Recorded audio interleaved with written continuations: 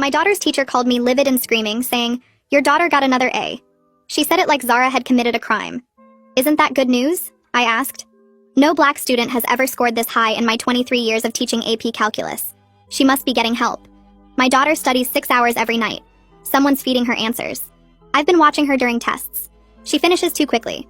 Because she knows the material. That's impossible. These concepts are extremely advanced. I had her solve problems on the board today. She got them right, but she must have memorized the solutions beforehand. Or she understands calculus. Mrs. Johnson, I know you want to believe your daughter is gifted. But let's be realistic here. I've separated her from other students, checked her calculator, watched her like a hawk. I can't figure out her system yet, but I will. Her system is studying. I've taught hundreds of students. I know when something's not right. She doesn't even ask questions in class. She doesn't need to. Everyone needs help with calculus. The white and Asian students ask questions constantly. Your daughter sits there pretending she understands everything. Maybe she actually understands. Mrs. Holloway sighed like I was a child. I'm going to request she take her next test in the principal's office. Alone, no calculator. Fine. Zara took the test in isolation. Got another A+. Mrs. Holloway called again. She memorized the test somehow. How would she do that? I don't know, but there's no other explanation. I'm changing her to a different test version next time. Do what you need to do. Different test version. A+. Another angry call. I'm recommending she be removed from AP Calculus. For getting perfect scores? For academic dishonesty I can't prove yet. It's disrupting the other students. They're questioning why they can't score as high. Maybe because my daughter's smarter than them. Mrs. Johnson, that's not helpful. I've had parents of other students complaining. They say if Zara's not cheating, then I must be giving her special treatment. So either she's cheating or you're helping her cheat? I would never. But she must be cheating because she's black? I didn't say that. You said no black student has scored this high in 23 years. That's just a fact. What happened to the black students who tried? They struggled like everyone else. Calculus is hard. Did you accuse them of cheating when they did well? They didn't do this well. But if they had? Silence. Then, I need to protect the integrity of my classroom.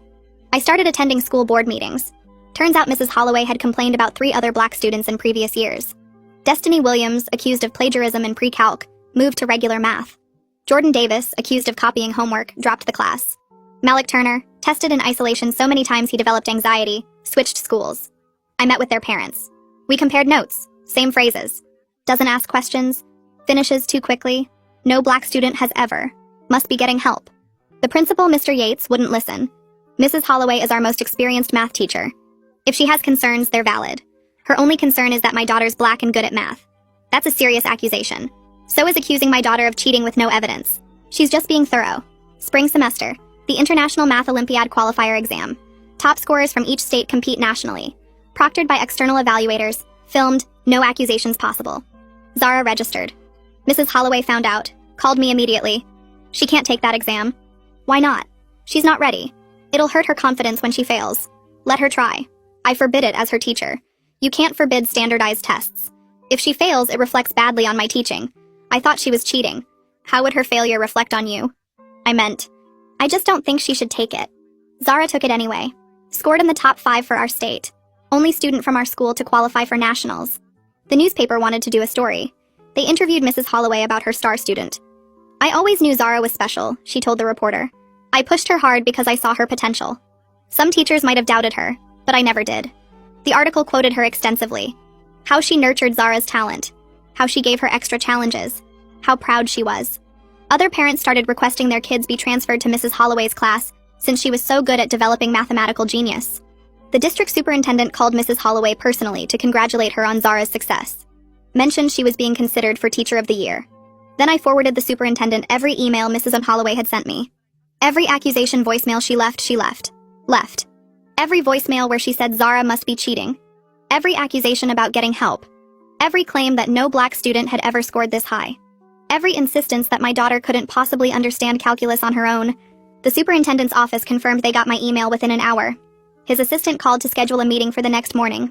I spent that evening organizing printed copies of everything, my hands shaking as I sorted through months of documentation. Each email felt heavier than the last, proof of what Zara had endured while I'd been trying to work within the system. Dr. Pearson's expression changed as he read through the emails at our meeting. Professional interest shifted to visible discomfort. He asked permission to forward everything to the district's compliance officer, explaining this fell under their discrimination investigation protocols. I agreed immediately. The compliance officer called that afternoon. Her name was Diane Hewitt. She scheduled a formal interview and explained the investigation would take several weeks. She asked me not to discuss details publicly, while they gathered information from multiple sources. I understood the need for discretion, even though part of me wanted to shout this from every rooftop. Zara came home from the school reporting that Mrs. Holloway seemed distracted during class. Nervous. Barely making eye contact with students. I didn't tell Zara about the investigation yet. I wanted to protect her from disappointment if nothing came of it. Diane interviewed me for 2 hours. She recorded everything and took detailed notes about each incident. She asked specifically about the other Black students Mrs. Holloway had mentioned. I provided contact information for the Williams, Davis, and Turner families. Over the next week, Diane contacted each family. Marlena called me excitedly to report that someone was finally taking their experiences seriously. She said Reed broke down crying during his interview because he'd felt so powerless watching Jordan suffer. 3 white parents came forward too, mentioning their children felt uncomfortable with how Mrs. Holloway spoke about Black students. Mrs. Holloway got placed on paid leave pending the investigation outcome. A substitute took over her AP Calculus class. Zara reported that the substitute was encouraging and supportive, treating all students with respect. The contrast highlighted how abnormal Mrs. Holloway's behavior had been. The newspaper reporter who wrote the original article contacted the district asking for comment. The district released a brief statement about reviewing concerns regarding a teacher, without naming Mrs. Holloway specifically. I received an anonymous email from someone claiming to be her former colleague, describing similar patterns with Black students over the years that previous administrators had dismissed. The person was afraid to come forward publicly, but wanted me to know this had been happening for a long time. Diane scheduled a follow-up interview to discuss the anonymous email. She asked if I knew of any other witnesses. I mentioned the white parents who recently came forward and suggested she speak with current and former students directly. The investigation expanded to include dozens of interviews. A pattern emerged of Mrs. Holloway treating Black students with suspicion, while praising white and Asian students for the same achievements. Several students described her making comments about who naturally excels at mathematics. 3 weeks in, Diane interviewed Mrs. Holloway. According to the compliance report summary I received later, Mrs. Holloway defended her actions as maintaining academic standards and insisted she treated all students equally. The Math Olympiad national competition happened while the investigation continued. Zara traveled with the state team to compete. She performed well, though didn't place in the top 10 nationally. Being around other mathematically gifted students who respected her abilities helped heal some of the damage from Mrs. Holloway's treatment. The school board held a closed session to review preliminary findings while Zara was at nationals. Marlena, Reed, and I attended the public comment period beforehand. Each of us spoke for 3 minutes about our children's experiences. The board didn't make immediate decisions, but scheduled a follow-up session for 2 weeks later. The board president acknowledged the investigation revealed concerning patterns that required careful consideration and appropriate response. Mrs. Holloway's lawyer sent a letter threatening legal action if she got terminated. The letter argued her teaching methods were protected by academic freedom, and the investigation was biased. The district's legal team reviewed the evidence and determined the discrimination case was strong enough to withstand challenge. Zara struggled with anxiety as the school year wound down. She had nightmares about being accused of cheating. She felt like she had to prove herself constantly. I found her a therapist who specialized in helping students of color process experiences with racism in educational settings. The therapy helped Zara articulate feelings she'd been suppressing all year. She admitted she'd started doubting her own abilities because Mrs. Holloway's accusations were so persistent. Hearing her say this broke my heart and strengthened my resolve to see this through. 4 weeks after the investigation began, Diane completed her report and submitted it to the superintendent with recommendations. She found substantial evidence of discriminatory treatment based on race. She recommended formal disciplinary action, including mandatory training and probationary status. Dr. Pearson scheduled another meeting with me to discuss findings before making them public. He acknowledged the district failed these students by not investigating the pattern earlier.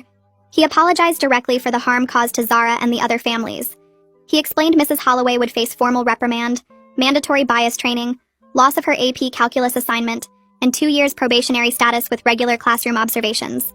She wouldn't be fired due to tenure protections and union contract requirements, but her career advancement was effectively ended. I felt conflicted about the outcome. Part of me wanted Mrs. Holloway fired completely. Dr. Pearson assured me the probationary status meant any future complaints would result in immediate termination proceedings. The Teacher of the Year nomination got withdrawn. The district issued a formal letter to Mrs. Holloway's personnel file documenting the discriminatory pattern. This became part of her permanent employment record and would follow her if she ever tried to transfer to another district. The school board voted to implement new policies requiring documentation of academic integrity concerns, mandatory bias training for all teachers, and a formal process for students and families to report discriminatory treatment without fear of retaliation. The district established a review committee to examine historical discipline and academic tracking data for racial disparities. This committee would report findings annually and recommend policy changes to address any patterns discovered. Marlena, Reed, and I met with the superintendent to discuss how the new policies would be enforced. He committed to quarterly public reports on implementation progress. The newspaper ran a follow-up story about the investigation outcome and policy changes. This time they interviewed us about our advocacy. We spoke carefully about holding institutions accountable while protecting our children's privacy. Several teachers reached out privately to thank us for speaking up. They said they'd witnessed Mrs. Holloway's behavior but didn't know how to address it. Their validation felt important even though I wished they'd spoken up sooner. Zara finished the school year with straight A grades, including her A+ in AP Calculus under the substitute teacher. She took the AP exam and scored a 5, the highest possible score, providing yet another external validation of her abilities. Mrs. Holloway submitted a brief written apology as part of her disciplinary agreement. The apology was short and didn't really acknowledge the specific harm she caused. It felt empty, like words written to satisfy a requirement rather than genuine remorse. I read it once and put it in a drawer. I didn't share it with Zara because it would feel more hurtful than healing to see such a hollow gesture after everything she endured. Summer arrived and Zara enrolled in a mathematics program at a nearby university for gifted high school students. The program ran for 6 weeks with classes 5 days each week. I drove her to campus that first morning and watched her walk into the building with her backpack. She turned back once to wave at me, smiling wider than I'd seen in months. When I picked her up that afternoon, she talked non-stop about the problems they'd worked on, and the other students in her class. She made friends with students who shared her passion for math, kids who understood what it felt like to see patterns in numbers and get excited about proofs. The environment celebrated her abilities rather than questioned them. She came home energized instead of drained. August brought the launch of the district's bias training program. All teachers had to complete it before the new school year started. The curriculum specifically addressed assumptions about student abilities based on race and the harm caused by unexamined biases. The training included case studies that looked familiar, though names were changed. I wondered if teachers recognized the patterns from their own schools. Marlena called me one afternoon in late August. Destiny had decided to return to advanced math classes for her senior year. She felt more confident that the new policies would protect her. Marlena's voice shook with emotion as she told me. This felt like a meaningful victory, even though Destiny had lost 2 years of advanced coursework she could never get back. Reed called a few days later with different news. Jordan chose to stay in regular math and focus on other subjects where he felt more confident. Reed respected that decision. Not every student wants to return to the environment where they were harmed. That's valid too. Jordan found his passion in history and literature instead. He was thriving in those classes. Malik's family decided not to participate beyond their initial interview. They chose to move forward at his new school rather than revisit trauma. I understood their choice even though part of me wished we'd had their voices as part of the public record. Sometimes healing means letting go rather than fighting. Zara's senior year began with a different AP Calculus teacher. Mr. Williams treated her with respect and encouragement from day one. He called on her in class without suspicion. He praised her work without surprise. She was still processing anxiety from the previous year, though. Therapy continued to help her separate Mrs. Holloway's racism from her own worth and abilities. Some days were harder than others. The district's data review committee released its first report in September.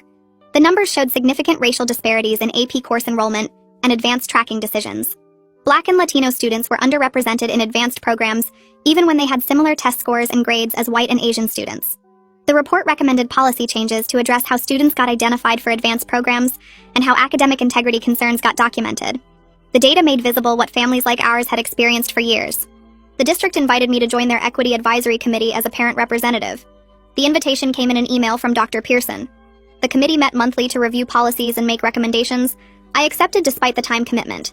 The work of changing systems is ongoing and requires sustained attention from people willing to push for accountability. I couldn't fix everything, but I could keep showing up. Mrs. Holloway transferred to teaching regular geometry classes at a different high school in the district.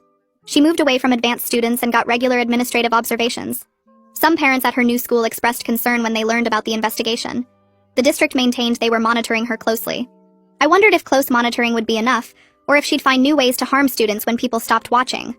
Zara started working on college applications in September, spending weekends at the kitchen table with her laptop open to application portals. She wrote essay after essay about her passion for mathematics, but the words felt incomplete without acknowledging what she'd survived to get here. The first draft avoided mentioning Mrs. Holloway entirely, focusing only on her love of problem-solving and abstract thinking. She showed it to me and asked if it felt honest. I told her the truth matters, even when it's hard to write about. She started over, this time addressing how she'd learned to advocate for herself, when authority figures questioned her abilities based on race rather than evidence. The essay described studying 6 hours every night not just to learn calculus, but to prove she deserved to be in that classroom. It explained how being accused of cheating taught her that excellence sometimes requires defending yourself against people who refuse to see your worth. Several months later, after acceptances started arriving, Admissions officers from 3 different universities mentioned her essay specifically during scholarship interviews. They said her resilience and self-advocacy impressed them as much as her perfect grades and test scores. One told her that many students face discrimination, but few develop the courage to name it clearly and keep pushing forward anyway. The following spring, our state's Math Olympiad team performed better than expected at the national competition. 2 students placed in the top 20, and the program received increased funding and support from the state education department. Zara volunteered to mentor younger students interested in competition mathematics, meeting with them twice a month to work through practice problems and competition strategies. She told me it felt important to create the supportive environment she wished she'd had from the beginning. The younger students looked up to her, asking questions without fear of being judged or accused. She encouraged them to trust their abilities and speak up when they knew the answer. Watching her help a nervous freshman work through a complex proof, I saw her transform pain into purpose. The mentoring gave her a way to take something harmful and use it to help others avoid similar experiences. 3 months into the new school year, Diane called me on a Tuesday afternoon. The district compliance office had received 2 complaints about Mrs. Holloway from parents at her new school. Both complaints described concerns about how she spoke to students of color in her geometry classes. One parent reported Mrs. Holloway questioning whether their son really understood the material, despite his consistent test scores. Another described Mrs. Holloway expressing surprise that their daughter could explain geometric proofs so clearly. The probationary status meant these complaints triggered immediate investigation, rather than being dismissed or delayed. Diane explained the district was taking the complaints seriously, because the pattern we'd documented was now part of Mrs. Holloway's official record. The previous investigation made it harder for administrators to ignore ongoing concerns or attribute them to misunderstandings. She assured me the new families would receive support, and that Mrs. Holloway's classroom practices were being observed more carefully now. Diane's call reminded me that our advocacy had created accountability mechanisms that protected other families. The pattern we documented followed Mrs. Holloway to her new position, making her behavior visible to administrators who might otherwise have dismissed individual complaints. The system wasn't perfect, but it was better than before when families faced discrimination alone without institutional memory or support. I thanked Diane for keeping me informed and asked her to let the new families know they weren't alone in this experience. She promised to connect them with resources and ensure the investigation proceeded thoroughly. The thick envelope from Zara's top choice university arrived on a Friday afternoon in December. She opened it at the kitchen table with shaking hands, pulling out the acceptance letter and scholarship offer. The letter specifically mentioned her demonstrated excellence in mathematics and her Math Olympiad performance. The scholarship covered full tuition plus a stipend for books and research opportunities. Zara read the letter twice, then looked up at me with tears running down her face. These were happy tears, relief tears, validation tears. She'd worked so hard for this moment, studying through doubt and accusation and isolation. The acceptance proved what I'd always known, but what Mrs. Holloway tried to deny. Zara belonged in advanced mathematics. She deserved to be there. Her abilities were real and recognized by people who actually understood mathematical excellence. I took the acceptance letter to a frame shop the next day and chose a simple black frame with a white mat. The framed letter went on the living room wall where we'd see it every day.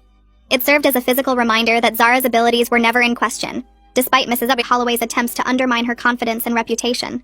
The external validation from a prestigious university felt like the final word on who was right about Zara's capabilities. Every time I walked past that frame, I felt grateful we'd fought back instead of accepting Mrs. Holloway's judgment. The letter represented more than college acceptance. It represented Zara's resilience and our family's refusal to let racism define our daughter's future. The school board recognized Zara at their January public meeting for her Math Olympiad achievement and college acceptance. They presented her with a certificate and took photos for the district website. After the public meeting ended, 3 board members approached me privately to apologize for not addressing the concerns about Mrs. Holloway sooner. They acknowledged the district should have investigated the pattern years ago when the first complaints emerged. Their apologies felt genuine even though they couldn't undo the harm Zara and the other students experienced. One board member admitted she'd heard rumors about Mrs. Holloway's treatment of black students, but hadn't pushed for investigation because Mrs. Holloway had seniority and strong support from some parents. She said our advocacy changed how the board thinks about responding to discrimination complaints.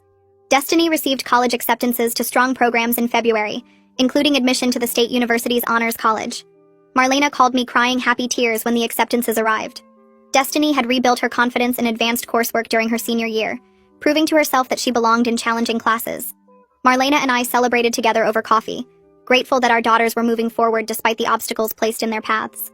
We talked about how different things might have been if we'd fought back years earlier, but we also acknowledged that we did what we could when we understood the full pattern. Our daughters were succeeding now, and that mattered more than dwelling on what we couldn't change about the past. The district's new academic integrity documentation policy released its first annual report in March. The data showed concerns were being raised more equally across racial groups now that teachers had to provide specific evidence rather than relying on feelings about who seemed capable. Before the policy, Black and Latino students received academic dishonesty referrals at 3 times the rate of white and Asian students, despite similar grade distributions. After implementation, the referral rates became nearly equal across groups. The data proved the policy was working to reduce discriminatory referrals. Teachers couldn't simply accuse students without documentation anymore. The numbers made visible what families like ours had experienced for years, but couldn't prove without systematic data collection. Mrs. Holloway submitted her resignation effective at the end of the school year. She cited personal reasons in her resignation letter, but everyone involved in the investigations understood she was leaving rather than continue teaching under probationary observation. The district accepted her resignation without protest. She left teaching entirely instead of trying to transfer to another district where her record would follow her. Some people might say we drove a dedicated teacher out of the profession, but I knew we held an educator accountable for harming students over decades. The resignation felt like incomplete justice, but more accountability than most discriminatory teachers ever face. The high school posted job openings for 2 new math teachers in early summer, and the hiring committee included parent representatives for the first time in the district's history. I served on that committee alongside 3 other parents, and we asked every candidate specific questions about supporting students of color in advanced classes. We asked how they'd respond to a high-achieving Black student, what they knew about culturally responsive teaching, whether they'd ever challenged their own biases about who belongs in advanced math. Some candidates gave textbook answers that sounded rehearsed. Others admitted they'd never thought much about race in teaching, which at least felt honest. 2 candidates stood out because they talked about specific training they'd completed and actual classroom experiences where they'd worked to make sure all students felt they belonged. The committee hired both of them. One had taught in a diverse urban district for 7 years and ran a summer math program specifically for underrepresented students. The other had completed a master's degree focused on equity and STEM education and talked passionately about breaking down barriers to advanced coursework. Neither had Mrs. Holloway's decades of experience, but they had something more important. They believed all students could excel at math regardless of race. Registration for Zara's senior year AP Calculus class showed something I'd never seen before. 12 Black students enrolled. The previous year, Zara had been one of 3. The year before that, the class had 2 Black students total. Families who'd kept their kids in regular math because they didn't trust how advanced classes worked were willing to try again now. Parents told me they felt safer sending their children into AP Calculus, knowing Mrs. Holloway was gone and the new teachers had equity training. Seeing those enrollment numbers felt like watching something shift. Not fixed, but moving in a better direction. Zara met some of the other Black students during summer orientation, and she came home talking about how different it felt to not be one of only a few in the room. She said it made her realize how isolated she'd felt the previous year, even though she'd never let herself think about it much at the time. The district invited me to speak at a parent meeting about advocacy in September, and I almost said no because public speaking makes me nervous. But Marlena convinced me that other families needed to hear what we'd learned. The meeting room held about 50 parents from schools across the district, and I stood at the front with printed copies of the timeline I'd created tracking Mrs. Holloway's accusations.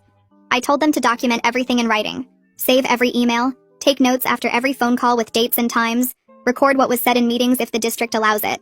I explained how building the coalition with Destiny's and Jordan's families had made the pattern undeniable in ways a single complaint never could. I emphasized that administrators often dismiss individual concerns, but have a harder time ignoring multiple families telling the same story. I talked about being persistent even when principals and superintendents act like you're overreacting or being difficult. I said the system counts on parents giving up, so refusing to give up is the most powerful thing you can do. Several parents took notes. A few wiped their eyes when I described how long Zara had endured Mrs. Holloway's treatment before we understood the full pattern. After the presentation, parents lined up to talk to me, and what they shared made clear that Mrs. Holloway was just one example of a much bigger problem. A mother from the middle school described her son being tracked out of advanced English despite high test scores, with teachers insisting he'd be more comfortable in regular classes. A father from the elementary school talked about his daughter being disciplined more harshly than white students for the same behavior. A parent from another high school mentioned their child being discouraged from taking AP chemistry because the teacher didn't think they were ready, despite having straight A's in previous science classes. Same patterns, different teachers, different schools, different subjects. The conversations lasted over an hour past the scheduled meeting end time. We exchanged contact information and talked about staying connected to address issues as they came up. I drove home that night understanding that the fight with Mrs. Holloway had been one battle in a war that wouldn't end anytime soon. The work of changing systems required constant attention from people willing to push back against discrimination wherever it appeared. Graduation day arrived in late May with clear skies and temperatures in the 70s. Zara finished as valedictorian with a perfect 4.0 GPA, and the school asked her to give the graduation speech. She spent 2 weeks writing and revising it, and she let me read drafts but made her own decisions about what to include. The final speech talked about perseverance when people doubt you, about proving yourself through excellence, about not letting other people's limited expectations define what you're capable of achieving. She never said Mrs. Holloway's name, but everyone who knew the story understood exactly who she meant when she discussed pushing through situations where teachers questioned whether she belonged in challenging classes. She talked about the importance of having people who believe in you, and she thanked me and her other supporters by name. Her voice stayed steady through the whole speech, strong and clear. When she finished, the audience stood and applauded for almost a minute. I cried watching her up there in her cap and gown, thinking about everything she'd survived to reach that moment. After the ceremony, several of Zara's teachers found her in the crowd to offer congratulations. Her chemistry teacher hugged her and said she'd been an absolute joy to teach. Her English teacher told her the college she was attending was lucky to have her. Her new calculus teacher, one of the ones hired to replace Mrs. Holloway, said Zara had set a standard of excellence that inspired the whole class. The math department chair pulled Zara aside and apologized for not recognizing Mrs. Holloway's pattern sooner, saying the department should have protected students better. Each conversation seemed to help balance out some of the damage from the teacher who'd spent a year trying to tear Zara down. Support from educators who actually believed in her abilities mattered, even if it couldn't erase what Mrs. Holloway had done. Marlena, Reed, and I sat together in the bleachers watching the graduates walk across the stage to receive their diplomas. Destiny walked with her head high, wearing the gold honor cords she'd earned. Jordan walked with a huge smile, waving to his family. Zara walked with quiet confidence, shaking hands with the principal and superintendent who'd eventually listened to our concerns. We talked about how different things might have been if we'd given up, if we'd accepted the district's initial dismissals, if we'd let Mrs. Holloway continue her pattern unchallenged. Our advocacy hadn't fixed everything. The system was still far from where it needed to be, but we'd protected future students from experiencing what our children had endured. We'd created accountability where none existed before. We'd proven that parents working together could force institutions to respond to discrimination they'd rather ignore. That felt like something worth celebrating even while acknowledging how much work remained. The summer before college, Zara got a job as a teaching assistant in a mathematics program for middle school students of color. The program ran for 6 weeks at a community center, focusing on building confidence and skills in students who'd been told they weren't math people. Zara worked with small groups, helping them solve problems and showing them that making mistakes was part of learning. She came home energized most days, talking about breakthroughs students had, or funny things kids said. One evening she told me that helping younger students see themselves as mathematicians felt like taking something painful and transforming it into something with purpose. She said Mrs. Holloway had tried to make her doubt her abilities, but now she could use her experience to help other students avoid that same doubt. She could be the encouraging voice she'd needed during her junior year. In early August, I received a message through social media from Malik Turner's mother. She said Malik was thriving at his new school and had decided to major in computer science in college. He'd rebuilt his confidence in his abilities and was excited about his future in a technical field. She thanked me for pursuing accountability with the district, even though their family had chosen not to participate actively in the investigation. She wrote that it had helped them heal to know someone fought back against Mrs. Holloway, that our advocacy had validated their decision to remove Malik from that toxic situation, that seeing consequences for Mrs. Holloway's actions had given them closure they didn't know they needed. I wrote back thanking her for reaching out and saying I was glad Malik was doing well. Her message reminded me that the impact of holding Mrs. Holloway accountable extended beyond just the families who'd been directly involved in the investigation. The district's Equity Advisory Committee met every month through the fall, and I brought research articles showing how teacher recommendations for gifted programs reflected racial bias more than actual student ability. The committee reviewed data from 3 neighboring districts that had switched to multiple measures for identifying talented students, and the results showed significant increases in Black and Latino enrollment in advanced classes. We drafted a proposal requiring schools to use standardized assessments, student work portfolios, and parent input alongside teacher recommendations. The school board reviewed our proposal in December and voted to implement the new identification process starting the following year. The policy wouldn't help Zara, but it would protect younger students from being overlooked, because teachers couldn't imagine them succeeding. Zara packed boxes in her room while I sat on her bed watching. She folded clothes and sorted through textbooks, deciding what to keep and what to donate. I asked what she'd learned from everything with Holloway. She stopped packing and sat next to me. She said the experience taught her that doing excellent work was the best way to answer people who doubted her, but she also learned she shouldn't have to work twice as hard just to be seen as half as good because of her skin color. She said proving herself over and over got exhausting, and future students shouldn't have to go through what she went through. Her voice stayed steady, but I saw how much the year had cost her. I told her she was right about both things. Excellence mattered, but the system needed to change so Black students didn't face constant suspicion and doubt.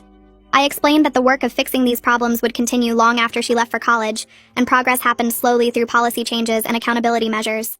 Zara picked up a calculus textbook and ran her fingers over the cover. She said she wanted to come back during college breaks and mentor high school students, especially kids who looked like her and needed to see someone who'd made it through. She wanted to create the supportive environment she wished had existed from the start, where students could focus on learning instead of defending themselves. A thick envelope arrived from the new AP Calculus teacher 6 days before move-in day. I opened it while Zara finished breakfast, and inside was a handwritten letter on the school stationery. The teacher thanked Zara for her leadership in class and her willingness to help other students understand difficult concepts. The letter described how Zara's presence had raised the level of discussion and made the class better for everyone.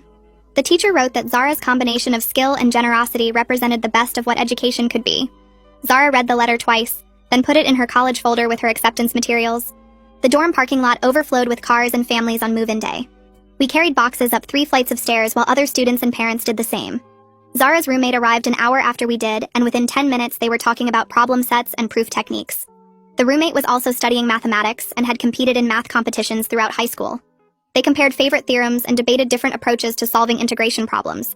Watching Zara excited and confident about her academic future, I felt grateful that Holloway's attempts to crush her spirit had failed. Zara belonged here, surrounded by people who celebrated her abilities instead of questioning them. My phone buzzed 3 days into the semester with a text from Zara. She'd just finished her first college calculus class and wanted to tell me about the professor. She wrote that he was brilliant and encouraging, treating every student like a capable mathematician regardless of their background. She described how he asked challenging questions and seemed genuinely excited when students engaged with the material. Her final text said, "Learning was supposed to feel like this," and I knew that despite the painful detour with Holloway, Zara had arrived exactly where she belonged, ready to excel without anyone questioning whether she deserved to be there. My roommate made her family stay just a week, but stayed 3 months and took over my apartment. So I invited my own loud, messy family to deal with them.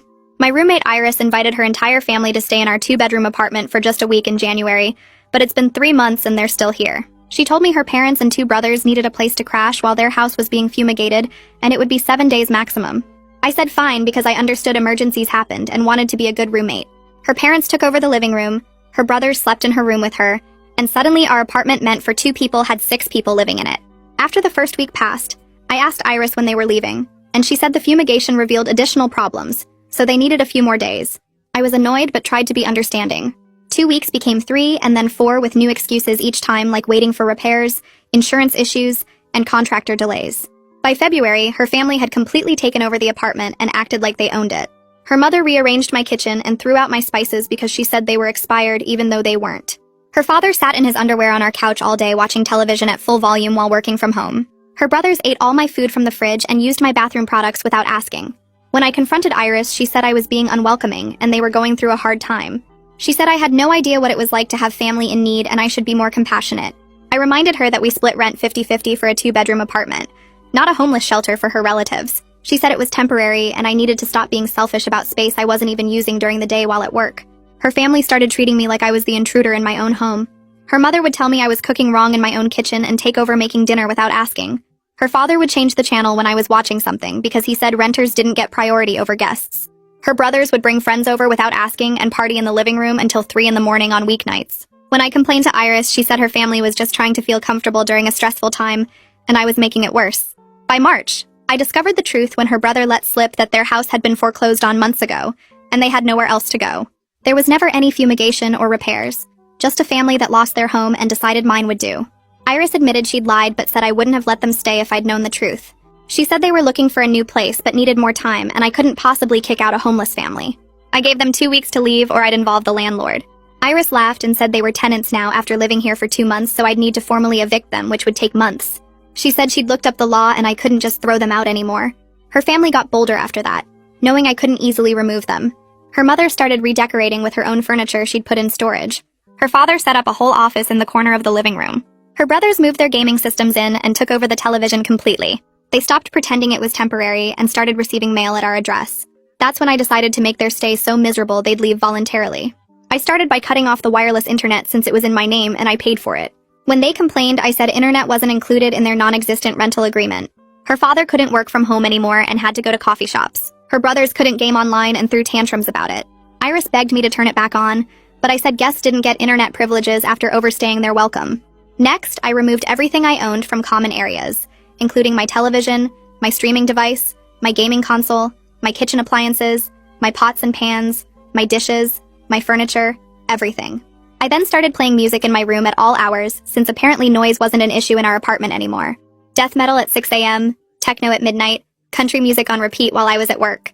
When they complained, I reminded them about all their late-night parties and said I was just trying to feel comfortable in my stressful living situation.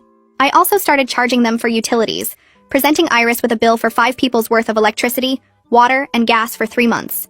When she refused to pay, I had the utilities transferred to her name since she claimed they were tenants. Suddenly, she was responsible for hundreds in deposits and past due amounts. The turning point came when I invited my own family to visit for a week. My parents, my sister, her husband, and their 3 kids all showed up to stay. I told Iris my family needed the living room so hers would have to share her bedroom. When she said that was impossible, I said she'd made it work before, and they could do it again. My family was loud, messy, and constantly in the way just like hers had been. My parents walked in first carrying their suitcases and sleeping bags, and my mom headed straight for the kitchen where Grace was standing. Grace's eyes went wide as my mom started opening cabinets and moving things around without asking, pulling out Grace's carefully organized spice rack and setting it on the counter. My dad dropped his bag on the couch right in Melvin's usual spot and sat down in his underwear spot like he owned it. Melvin was sitting there in actual pants for once and had to scoot over to make room, looking uncomfortable and confused. Ellen came in next with her husband and their 3 kids, and Kira and Sydney immediately started pulling out toys and spreading them across the living room floor. Grace and Melvin watched from their corner with horror on their faces as more and more people filled the small space. My mom found Grace's spice collection and started picking through it, holding up bottles to the light. Sebastian and Bruno emerged from Iris's bedroom to see what the noise was about, and stopped dead when they saw my entire family taking over their space. My dad turned on the television and cranked up the volume to watch sports, and Melvin flinched at the sudden noise. Ellen's kids were running around screaming and playing, and their toys were everywhere within minutes. Iris grabbed my arm and pulled me into the hallway outside the apartment, her face red and her voice shaking with anger. She said this was completely unacceptable and I couldn't just invite people to live here without asking her first. I smiled sweetly and reminded her that she did exactly that 3 months ago when she brought her entire family to stay. She said that was different because it was an emergency, and I said my family needed a place to stay for a week just like hers did. Iris said there wasn't room for all these people and someone was going to get hurt with kids running around everywhere. I told her she made it work with 6 people before, so we could make it work with 11 people now. She said I was being petty and childish, and I said I was being a good family member just like she was. Iris said her family had nowhere else to go, and mine probably had perfectly good homes to stay in. I reminded her that she lied about that, and her family never had an emergency in the first place. She looked like she wanted to argue more, but didn't have a good response, so she just stormed back inside. The first night was complete chaos with 11 people trying to exist in a space meant for 2. Everyone needed to use the bathroom at different times, and there was always someone waiting outside the door. Kira started crying around 8 because she was tired and uncomfortable sleeping on the floor. Sydney joined in crying a few minutes later because her sister was upset. Sebastian and Bruno couldn't get to their gaming systems because my family's stuff was piled in front of them. Ellen's husband tried to set up a sleeping area for his family but kept bumping into Grace and Melvin's stuff. My dad was snoring loudly on the couch by 9 and the sound echoed through the whole apartment. Iris's brothers looked miserable trying to navigate around all the new people to get to the bedroom. Grace kept trying to organize her corner, but my mom's bags were in her way. Nobody could watch television because my dad had claimed it and fallen asleep with it on full volume. Ellen was trying to calm down her crying daughters while her husband unpacked their things. Melvin retreated to Iris's bedroom early to escape the noise. Sebastian and Bruno followed him shortly after, and I could hear them complaining through the door about the invasion. Grace came out of Iris's bedroom the next morning to make breakfast, and found my mom already in the kitchen. My mom had pulled everything out of the cabinets and was reorganizing them her way, moving Grace's pots to different shelves and rearranging the spices. Grace asked what she was doing, and my mom said she was just making herself comfortable while she stayed here. My mom picked up Grace's cumin and said it looked expired even though the date on the bottle showed it was fine. Grace's face turned red and she said those spices were perfectly good and she'd just bought most of them recently. My mom tossed the cumin in the trash anyway and said better safe than sorry when it came to food safety. I watched from the doorway as Grace experienced the exact same frustration I'd felt months ago when she did this to my kitchen. My mom found Grace's paprika next and held it up to examine it. Grace tried to take it from her, but my mom moved it out of reach. My mom said she'd cook breakfast for everyone since she was already in the kitchen anyway. Grace said this was her kitchen, and she'd been planning to make food for her family. My mom said there were too many people now for Grace to cook for everyone, so she'd handle it. Grace looked at me like she wanted me to intervene, but I just shrugged and went to get coffee. Melvin set up his laptop at the small dining table to work from home like he did every day. My dad and Ellen's husband sat down right next to him and started talking loudly about last night's game. Melvin tried to ignore them and focus on his screen, but they kept getting louder. Ellen's husband asked my dad if he saw that play in the 4th quarter, and my dad launched into a detailed analysis. Melvin put in headphones, but the conversation was so loud he could still hear it through the music. He finally asked them politely if they could keep it down because he was trying to work. My dad looked at him and said, "Guests didn't get to dictate noise levels in someone else's home." Melvin said he wasn't a guest. He'd been living here for months, and my dad said that didn't give him any special rights. Ellen's husband asked Melvin if he wanted to join their conversation instead of working, and Melvin said no through gritted teeth. My dad and Ellen's husband went right back to their loud discussion about sports. Melvin tried to work for another 10 minutes before giving up and packing his laptop to leave. He muttered something about going to a coffee shop where he could actually concentrate. Grace watched him go with a worried expression. The second day was somehow worse than the first because everyone was tired and cranky from the bad night's sleep. Iris's family kept trying to escape to other rooms, but my family had spread out everywhere. Sebastian went to the living room and found Ellen's kids playing with toys all over the floor where his gaming setup was. Bruno tried to watch television, but my dad was already there watching his shows. Grace attempted to cook lunch, but my mom was still occupying the kitchen from breakfast. Melvin came back from the coffee shop looking exhausted, and found my dad in his spot on the couch again. Sebastian and Bruno both looked terrible with dark circles under their eyes from sleeping on Iris's bedroom floor with 4 people crammed in there. Iris herself looked like she hadn't slept at all. Ellen's kids were running around with endless energy despite the crowded conditions. My parents seemed perfectly comfortable and settled in like they planned to stay forever. Grace kept shooting angry looks at my mom whenever she walked through the kitchen. The apartment smelled like too many people living in too small a space. Everyone was getting on everyone else's nerves, and it was only day 2. I found my mom in the hallway and pulled her aside to thank her for helping me with this situation. I explained that this exact chaos had been my life for the past 3 months with Iris's family taking over. My mom hugged me tight and said no daughter of hers was going to be pushed around in her own home. She said they'd stay as long as I needed them to stay to make my point. I felt grateful to have family who understood what I was going through and was willing to help, even though it was uncomfortable for them too. My mom said Iris's family had taken advantage of my kindness, and it was time they learned some boundaries. She asked if I was doing okay emotionally with all this stress. I admitted it had been really hard, but seeing Iris's family experience what they put me through made me feel a little better. My mom said sometimes you had to fight fire with fire to get people to understand. She squeezed my hand and told me to let her know if I needed anything else. I thanked her again and felt less alone than I had in months. Iris cornered me in my bedroom later that afternoon with a desperate look on her face. She said her family would start paying for utilities and buying their own food if I made my family leave. I told her we were way past the point of negotiations about utilities and groceries. She said she was trying to compromise and find a solution we could both live with. I asked her when her family was planning to move out permanently like they should have done months ago. Iris said they were still looking for a place, but it took time to find something affordable. I said 3 months was plenty of time, and they clearly weren't trying hard enough. She said the housing market was tough, and they couldn't just snap their fingers and find an apartment. I reminded her that wasn't my problem since she lied about why they needed to stay in the first place. Iris started crying and said I was being cruel to people who were already struggling. I said she was being manipulative by using her family's situation to guilt me after months of taking advantage. She asked what it would take for me to make my family leave. I said nothing short of her entire family moving out immediately would make me send mine home. My phone rang while I was making dinner and I saw it was the landlord calling. I answered, and he asked if I knew anything about noise complaints and too many people coming and going from the apartment. I took a deep breath and decided to tell him everything honestly. I explained that Iris had invited her family to stay for a week 3 months ago, and they never left. He asked how many people were living in a 2-bedroom apartment, and I said 6 until recently when I was invited my own family to stay. He was quiet for a moment and then said that was way over the occupancy limits in the lease agreement. I said I knew, and I'd been trying to get Iris's family to leave for months.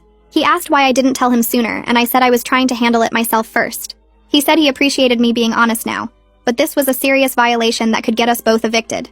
I explained that Iris lied about it being temporary, and her family actually lost their house to foreclosure. The landlord said that didn't matter because the lease clearly stated maximum occupancy, and Iris had been breaking it for months. He asked if Iris's family was still there, and I said yes. No. He said he'd be sending a formal notice and we'd need to fix this immediately. The next day, a notice showed up taped to our apartment door.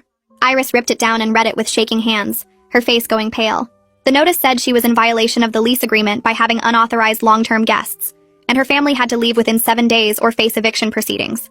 Iris ran to find me and shoved the paper in my face, asking if I told the landlord about her family. I said yes because he asked me directly, and I wasn't going to lie for her.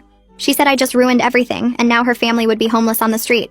I said her family was never supposed to be here in the first place, and she created this mess herself.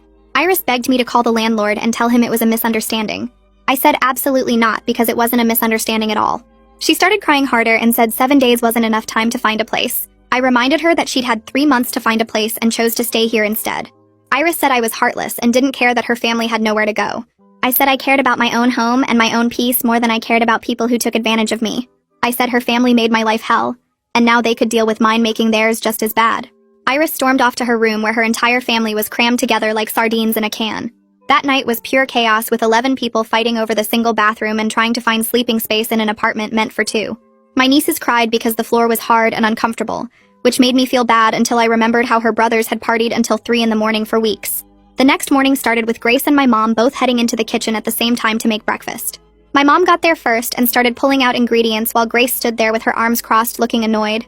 Grace moved my mom's eggs to the side and put her own pan on the stove, and my mom moved it right back. They kept shifting each other's stuff around without saying a word, just giving each other cold stares that could freeze water. My mom ended up making a huge spread of pancakes, bacon, eggs, and hash browns that filled the entire kitchen with amazing smells. My family descended on the food like locusts and ate every single bite while Iris's family sat in the corner of the living room watching with hungry eyes. Grace had only managed to make toast before my mom took over completely, and now there was nothing left for her family to eat.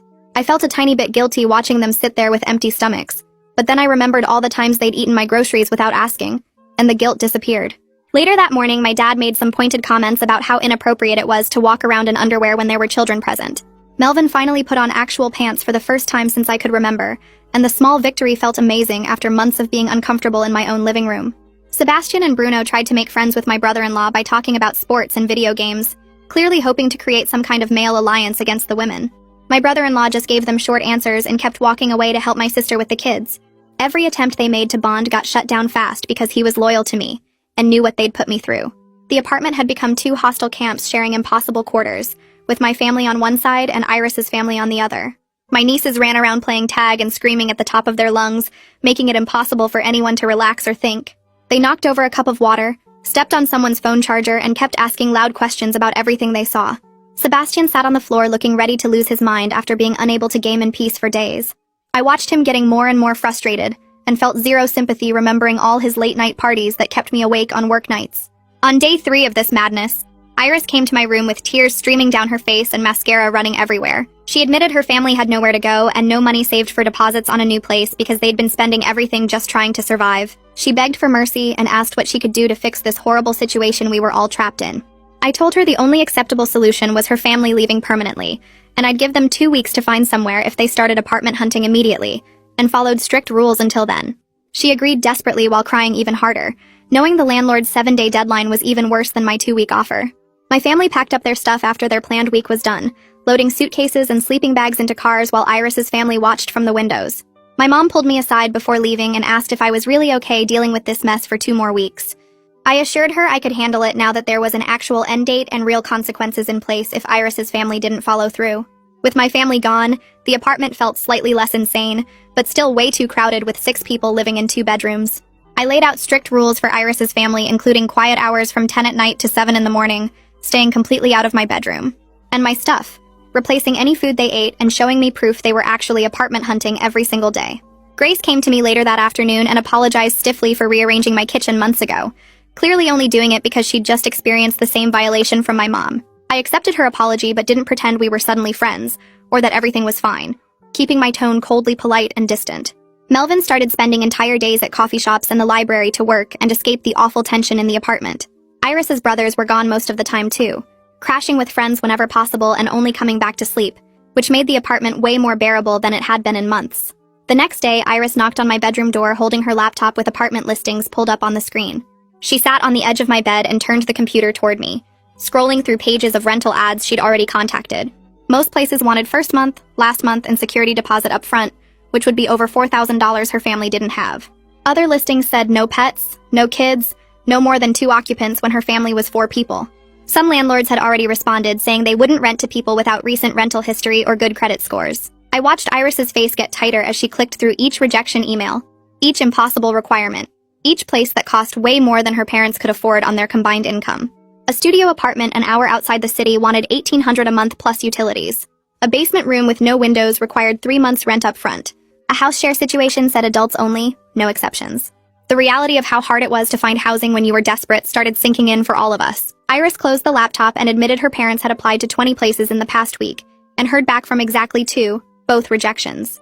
I felt a weird mix of satisfaction that my plan was working, and uncomfortable awareness that I was watching people struggle with actual homelessness. Grace had been calling numbers all morning from the living room, her voice getting more strained with each conversation as landlords turned her down or quoted prices she couldn't pay. Melvin had started looking at rooms for rent in people's houses, the kind of situation where you share a bathroom with strangers and can't have guests. But even those wanted deposits they didn't have saved up. 3 days later, I met my friend who works as a lawyer at a coffee shop downtown to ask about the legal situation. She ordered a latte and pulled out a notebook, asking me specific questions about when Iris's family arrived, what the lease said about guests, whether they'd received mail at the address, if they'd paid any rent or utilities. I explained the whole timeline from January through now, how the landlord had already sent an eviction notice, how Iris claimed they had tenant rights after 3 months. My friend nodded and said the law was complicated. But basically Iris was partly right that you can't just throw people out after they've lived somewhere that long. However, the landlord's eviction notice gave me serious leverage because it proved the lease was violated, and Iris had brought them in without permission. She said I could potentially sue Iris in small claims court for my portion of the increased utility bills over 3 months, plus compensation for the lease violation and stress of having my housing situation disrupted. The lawsuit probably wouldn't get me much money, but it would create legal pressure that might motivate Iris's family to leave faster. She warned me that actually going through with eviction proceedings could take 2 or 3 months minimum and cost money for court fees. The fastest solution was still convincing them to leave voluntarily, which my tactics seemed to be accomplishing already. I thanked her and paid for both our drinks, feeling more confident that I had legal options if Iris's family tried to dig in and refused to go. That evening, I found Iris in the kitchen making dinner and casually mentioned I'd talked to a lawyer about possibly suing her for the utility costs and lease violation. She dropped the wooden spoon she was holding and it clattered into the sink, sauce splattering everywhere. Her face went completely white, and she grabbed the counter like she needed it to stay standing. I kept my voice calm and explained that my lawyer friend said I had a good case for at least $800 in damages, maybe more if I could prove emotional distress from months of having my home invaded. Iris started crying right there in the kitchen, tears running down her face and her whole body shaking. She admitted she knew what she did was wrong, that she'd lied and manipulated me and violated our lease agreement.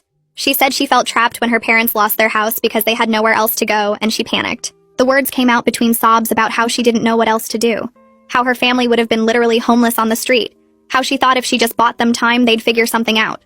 I felt a flicker of sympathy watching her break down completely, but I reminded myself she chose to lie from the very start instead of being honest and asking properly. She could have told me the truth about the foreclosure, and we could have made a real plan together. Instead, she trapped me with deception and let her family take over my home for months. I told her the lawsuit was still on the table depending on how cooperative everyone was about leaving, then walked away while she cried into her hands. 2 days later, the landlord showed up unannounced for a surprise inspection. He knocked on the door at 10 in the morning and I let him in, watching his face change as he walked through the apartment. He pulled out his phone and started taking photos of the crowded living room with sleeping bags and suitcases everywhere, the kitchen packed with too many people's food, the bathroom cluttered with 6 people's toiletries and products. Grace and Melvin stood awkwardly in the corner while he documented everything, making notes on a clipboard about occupancy violations and lease breaches. He counted the people present, asked who was actually on the lease, took more photos of Melvin's makeshift office setup in the living room. When he finished his inspection, he pulled me aside privately in the hallway outside the apartment. He told me he definitely wasn't renewing Iris's lease when it expired in 3 months, and asked if I wanted to stay with a different roommate he could help me find. I said I was seriously considering it, relieved to know I had options that didn't involve moving out myself. He said he'd start the formal eviction process if Iris's family wasn't gone within the deadline he'd already given them, and he'd be checking in regularly now to make sure they actually left. The inspection felt like validation that I wasn't crazy for being upset about this situation, that what Iris did was actually wrong and violated real rules. The very next evening, Grace and Melvin called everyone into the living room for an announcement. They'd found a room to rent in someone's house about an hour away in a cheaper area outside the city. It wasn't ideal because it was just 1 bedroom for both of them with a shared bathroom and kitchen, but it was something they could afford immediately with the money they had saved. The landlord only wanted first month's rent and a small deposit, and he was willing to accept their situation without perfect credit or rental history. Relief washed over everyone's faces when they said they'd be moving out in 3 days. Iris looked like she might cry from sheer gratitude that her parents had somewhere to go. Sebastian and Bruno actually smiled for the first time in weeks. Even I felt the tension in my shoulders release slightly, knowing this nightmare had an actual end date now. Grace started making lists of what they needed to pack and what could stay in storage. Melvin called the landlord back to confirm they'd take the room and arrange the move-in date. The apartment felt different that night, like everyone could finally breathe knowing the impossible situation was actually resolving. Over the next 3 days, Grace packed up all the storage furniture and decorations she'd moved into our apartment. I watched her wrap dishes in newspaper and load boxes, noticing how worn and tired she looked. Her hands shook slightly as she folded clothes and her face had deep lines I hadn't noticed before. Despite everything that happened, I recognized they were a family struggling with real hardship, even if they'd handled it terribly. Losing your home and scrambling to find housing while trying to maintain jobs and dignity would break anyone down. Grace caught me watching and gave me a small, sad smile that didn't reach her eyes. She said she was sorry for how things went and she understood why I was angry. I nodded but didn't say much back, still too hurt by the months of boundary violations to offer real forgiveness.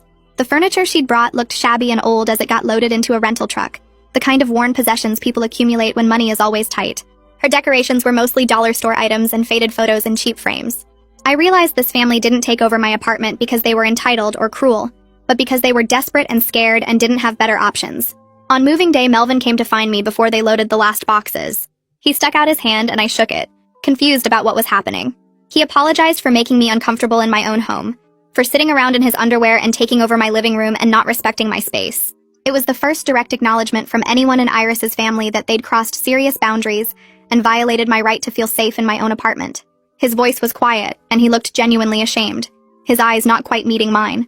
He said they'd been so focused on their own crisis they hadn't thought about what they were doing to me, and that wasn't fair or right. I accepted his apology and told him I hoped their new place worked out, meaning it more than I expected to. He nodded and went back to help Grace load the truck. Within 2 hours, they were gone. The living room suddenly empty and quiet in a way that felt almost strange after months of constant occupation. With Grace and Melvin gone, Sebastian and Bruno moved back to sleeping in the living room temporarily, while they kept searching for their own places. The apartment felt almost normal again with just 4 people instead of 6. We could use the bathroom without waiting in line. The kitchen wasn't constantly crowded. The television was available for everyone. But tension still hung in the air, thick and uncomfortable, everyone moving carefully around each other like we were all made of glass. Sebastian spent most of his time on his laptop looking at roommate-wanted ads and texting friends about housing leads. Bruno was gone during the day working and apartment hunting, only coming back late at night to sleep. Iris barely spoke to anyone, keeping to her room when she was home.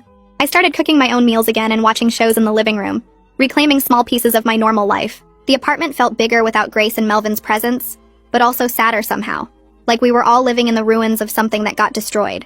A week after her parents left, Iris asked if we could talk and I agreed.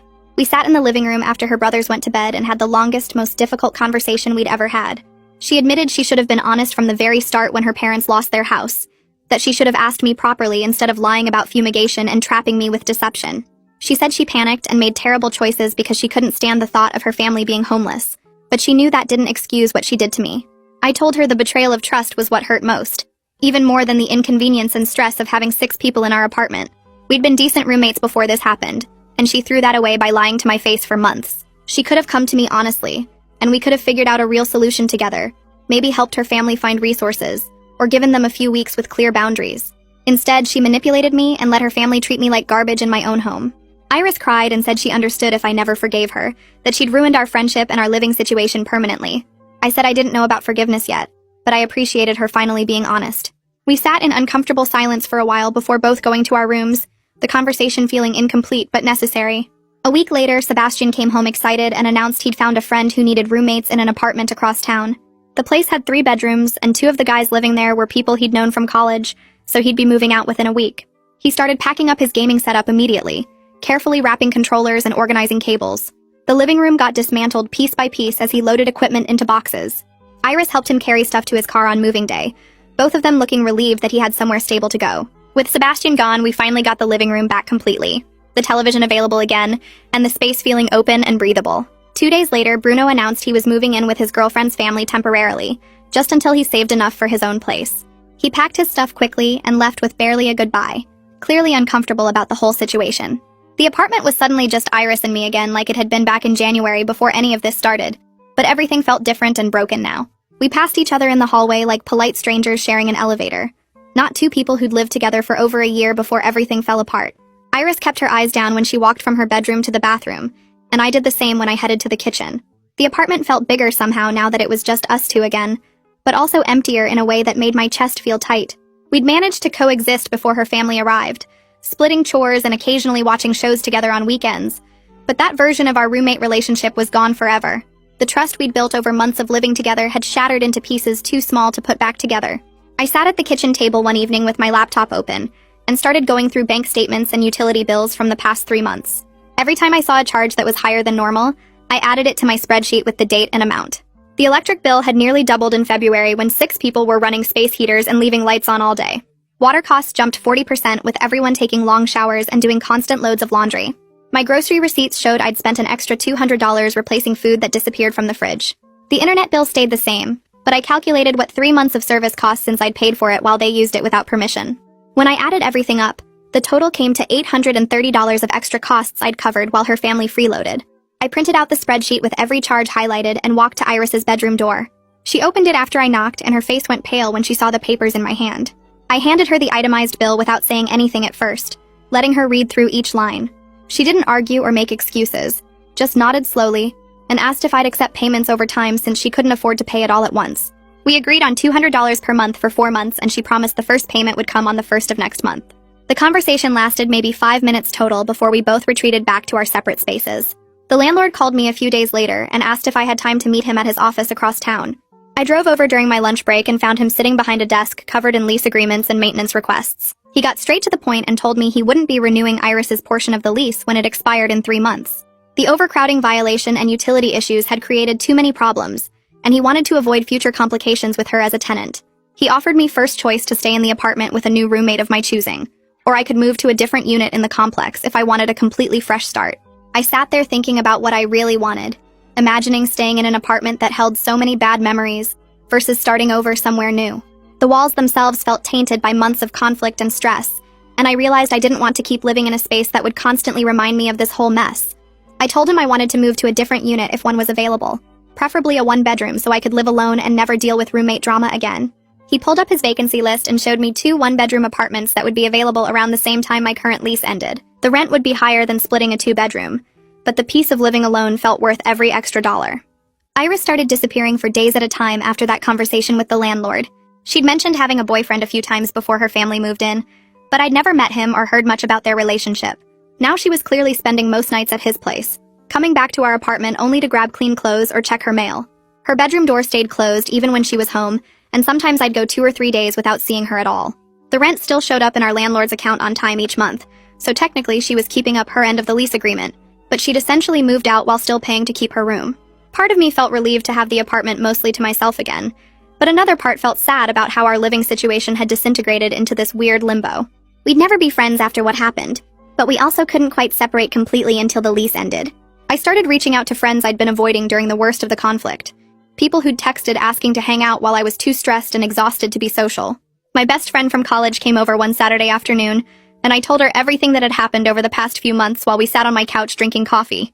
Her jaw literally dropped when I described how Iris's family had taken over the apartment and refused to leave, and she kept interrupting with questions about how I'd managed to stay sane.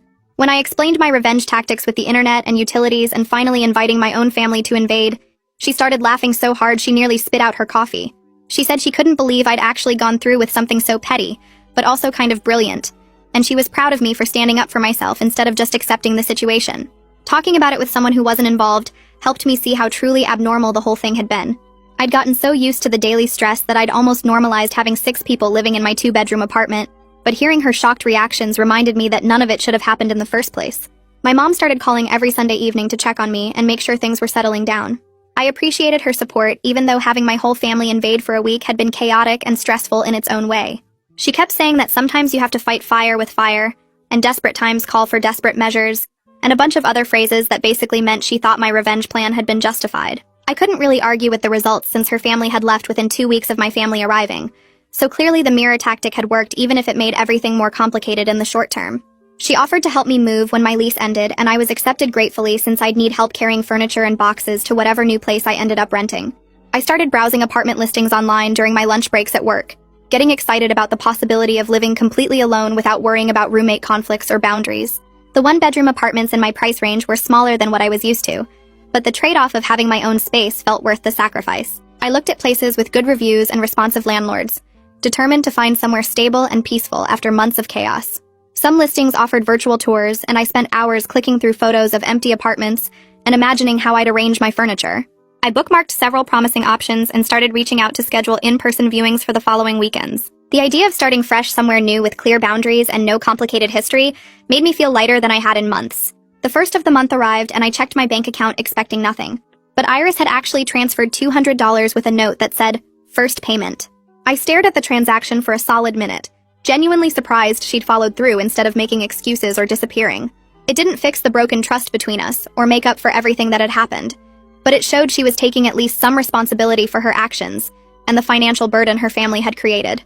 I sent her a brief text acknowledging I'd received the payment, keeping my message neutral and businesslike. We weren't friends and probably never would be again. But at least she was keeping her word about paying me back. I ran into Grace at the grocery store 2 weeks later while I was picking up milk and bread after work.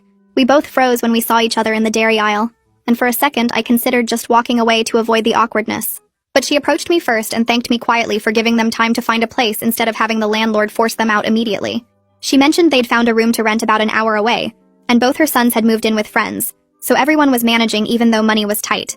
I didn't know what to say because part of me still felt angry about everything they'd put me through, but another part recognized they were a family dealing with real hardship even if they'd handled it terribly. I told her I was glad they'd found something stable, and we had a few more minutes of uncomfortable small talk, before both making excuses to leave. Walking back to my car with my groceries, I felt a complicated mix of relief that they were okay, and lingering resentment about the months of stress they'd caused. The apartment felt peaceful now, in a way it hadn't since January, with just me and my occasional glimpses of Iris when she stopped by for clothes. I could watch whatever I wanted on TV, cook without anyone criticizing my methods or stealing my ingredients, and sleep without worrying about late-night parties or people arguing in the next room. But the peace also felt empty and sad, like walking through a house after everyone's moved out, and only the echoes remain. The living room where we'd fought so many battles now just held my couch and television, all the conflict and chaos reduced to quiet furniture and bare walls. I realized the whole experience had taken a real emotional toll that wouldn't disappear just because the immediate problem was solved. Some nights I'd lie in bed thinking about how quickly everything had fallen apart, how a roommate relationship that seemed fine had hidden so much potential for disaster. The trust issues and boundary violations had left marks that would take time to fade, and I knew I'd be more cautious about who I lived with in the future. I scheduled an appointment with a therapist the following week, because I needed someone to help me understand how things got so bad. Sitting in her office felt strange, like admitting I couldn't handle my own problems, but I knew I needed help processing everything. The therapist asked me to walk through the whole situation from the beginning, and as I talked, she started pointing out patterns I hadn't noticed. She explained that I had trouble setting clear boundaries and saying no to people, which was why I let Iris's family stay even after the first week turned into obvious lies. I kept thinking I needed to be understanding and compassionate instead of protecting my own space and comfort. She said people with weak boundaries often let situations escalate way too far before they finally push back, and that's exactly what happened with me. The realization made me uncomfortable because I'd always thought of myself as someone who stood up for themselves, but the evidence showed otherwise. I'd let Iris's family walk all over me for months before fighting back, and even then I'd done it through petty revenge instead of direct confrontation. The therapist said learning to set boundaries early would prevent future situations from spiraling out of control like this one had. I left her office feeling both better and worse, relieved to understand myself but frustrated that I'd needed 3 months of hell to figure it out. Back at the apartment, Iris and I had to start coordinating our move out since we were both leaving when the lease ended in 2 months. We communicated almost entirely through text messages, keeping everything practical and avoiding any deeper conversations about what had happened between us. She texted asking when I planned to schedule movers, and I responded with a date. I asked if she wanted to split the cost of a cleaning service for the final walkthrough, and she agreed without discussion. Every interaction felt stiff and businesslike, like we were strangers handling a transaction instead of people who'd lived together for over a year. Part of me wanted to have a real conversation about everything, but another part knew we were both too raw, and the friendship was too damaged. The texts kept coming with logistical questions about forwarding mail, splitting remaining household supplies, and coordinating with the landlord. Neither of us suggested getting together to talk in person, or tried to bridge the emotional distance between us. It felt sad and final, like watching something die slowly instead of all at once. I spent my lunch breaks apartment hunting online, and finally found a nice one-bedroom place about 20 minutes from my current location. The rent was higher than what I paid splitting the 2-bedroom with Iris, almost $200 more per month, but the peace of living alone felt worth every extra penny. I scheduled a viewing after work and fell in love with the space immediately. It had big windows that let in lots of natural light, a small kitchen that was just mine, and a bathroom I wouldn't have to share with anyone. The bedroom was cozy, and the living room had enough space for my couch and television without feeling cramped. I filled out the application that same evening and provided references, pay stubs, and everything else they needed. 3 days later, the landlord called to say I was approved and could sign the lease whenever I was ready. I went to his office the next morning before work and signed all the papers, feeling excited and relieved with every page I initialed. Walking out with my copy of the lease felt like holding a ticket to freedom, proof that I'd have my own space where nobody could invade or take advantage. The security deposit and first month's rent took a big chunk of my savings, but I didn't care because it meant escape from the apartment that held so many bad memories. One evening when Iris actually came home instead of staying at her boyfriend's place, we ended up ordering pizza together almost by accident. Neither of us had eaten dinner and we were both too tired to cook, so I suggested splitting a pizza and she agreed. We sat on the couch watching some random comedy show on television, not talking much but not fighting either. For a little while it felt almost normal, like we were just regular roommates having a quiet night at home. I remembered that Iris wasn't actually a terrible person underneath everything that happened. She'd been funny and considerate before her family showed up. Someone I'd enjoyed living with and considered a friend. The situation had brought out the worst in both of us, turning her desperate and manipulative while making me petty and vengeful. Watching her laugh at something on the screen, I felt sad about how completely our relationship had broken down. She'd made really bad choices when her family lost their house, choosing lies and manipulation instead of honesty, and asking for help properly. But I understood that desperation made people do things they normally wouldn't, and homelessness was genuinely scary. When the pizza was gone and the show ended, we both retreated to our separate rooms without discussing the brief moment of normalcy we'd shared. A few days later, Iris knocked on my bedroom door and asked if we could talk for a minute. I let her in, and she sat on the edge of my bed, looking more relaxed than I'd seen her in weeks. She told me her parents had found more stable housing, a small apartment in a cheaper area about an hour away that they could actually afford. Her brothers were both doing okay too, with Sebastian working full-time and sharing a place with roommates while Bruno had moved in with his girlfriend's family temporarily. She seemed genuinely relieved that everyone in her family had landed somewhere safe and stable, even if none of the situations were ideal. I told her I was glad they'd found places, and that I meant it despite everything we'd been through. Homelessness was genuinely difficult and scary, and I wouldn't wish that struggle on anyone even after the nightmare they'd put me through.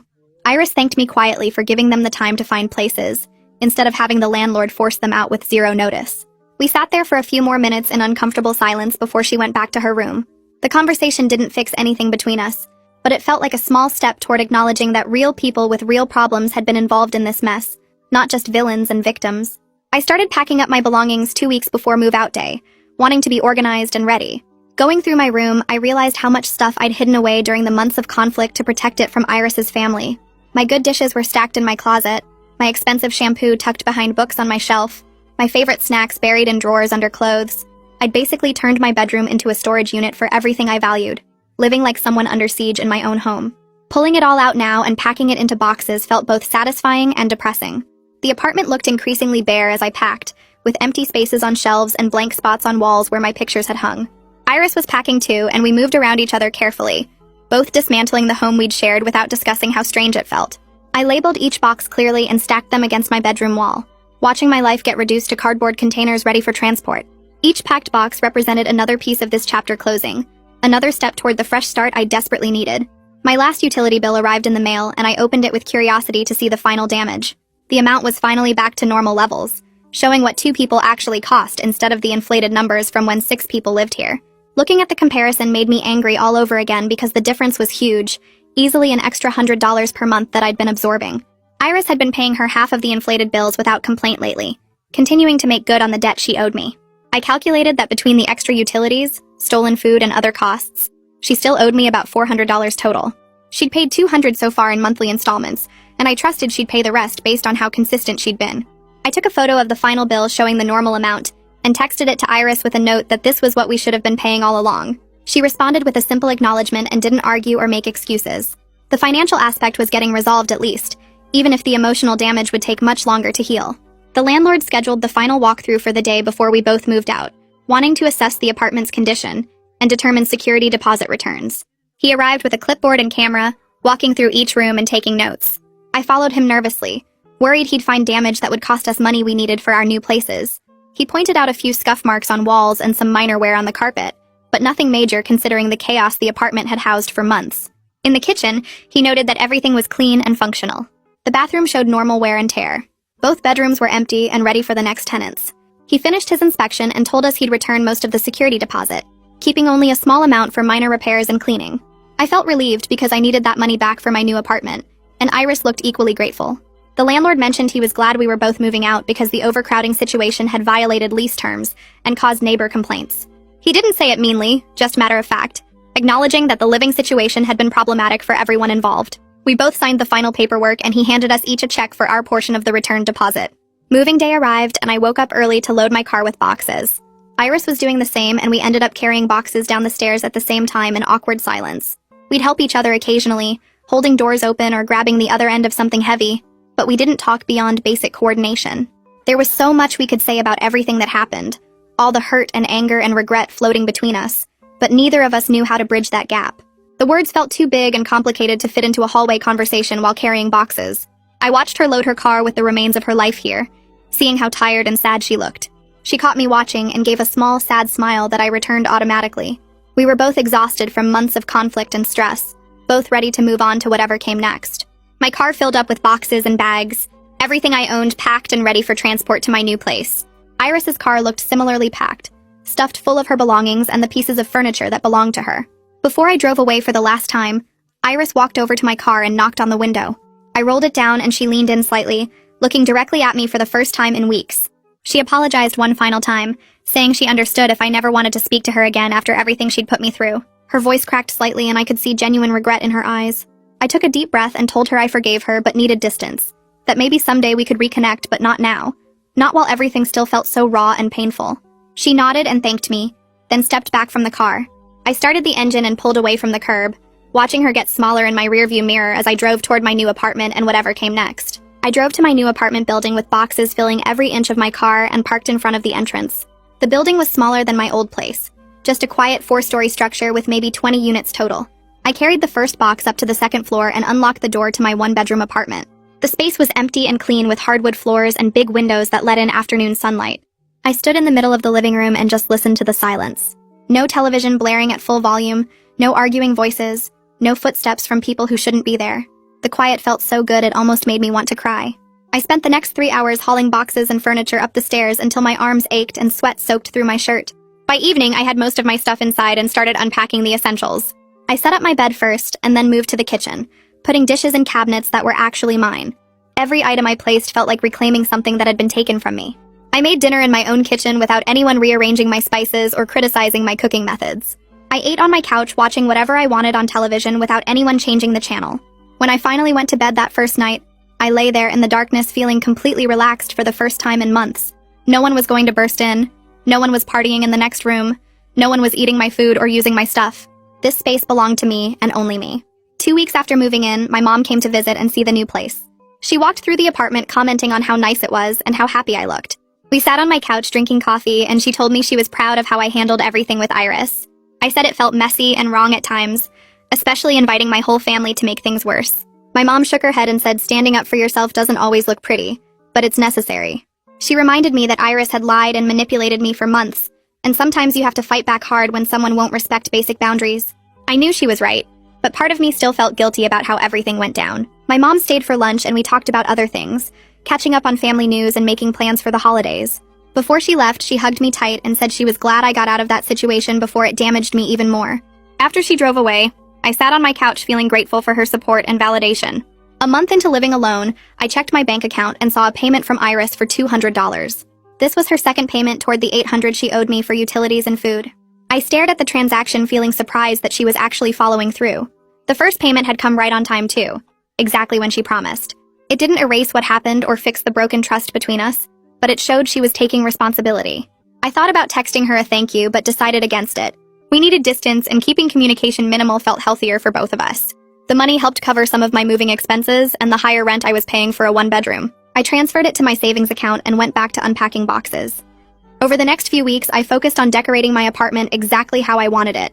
I bought new curtains in a color I loved without worrying if a roommate would hate them. I hung pictures on the walls wherever I wanted without asking permission. I arranged furniture in ways that made sense to me instead of compromising with someone else's preferences. Every choice felt like reclaiming control over my space and my life. I bought a new rug for the living room, plants for the windowsills, and colorful throw pillows for the couch. The apartment started feeling like home in a way my old place never did, even before Iris's family invaded. I could walk around in my pajamas all day if I wanted, cook at midnight without bothering anyone, play music as loud or quiet as I preferred. The freedom felt amazing after months of having no control over my own environment. One evening, a friend came over for dinner and we sat at my small kitchen table eating pasta. She looked around the apartment and said it was cute and cozy.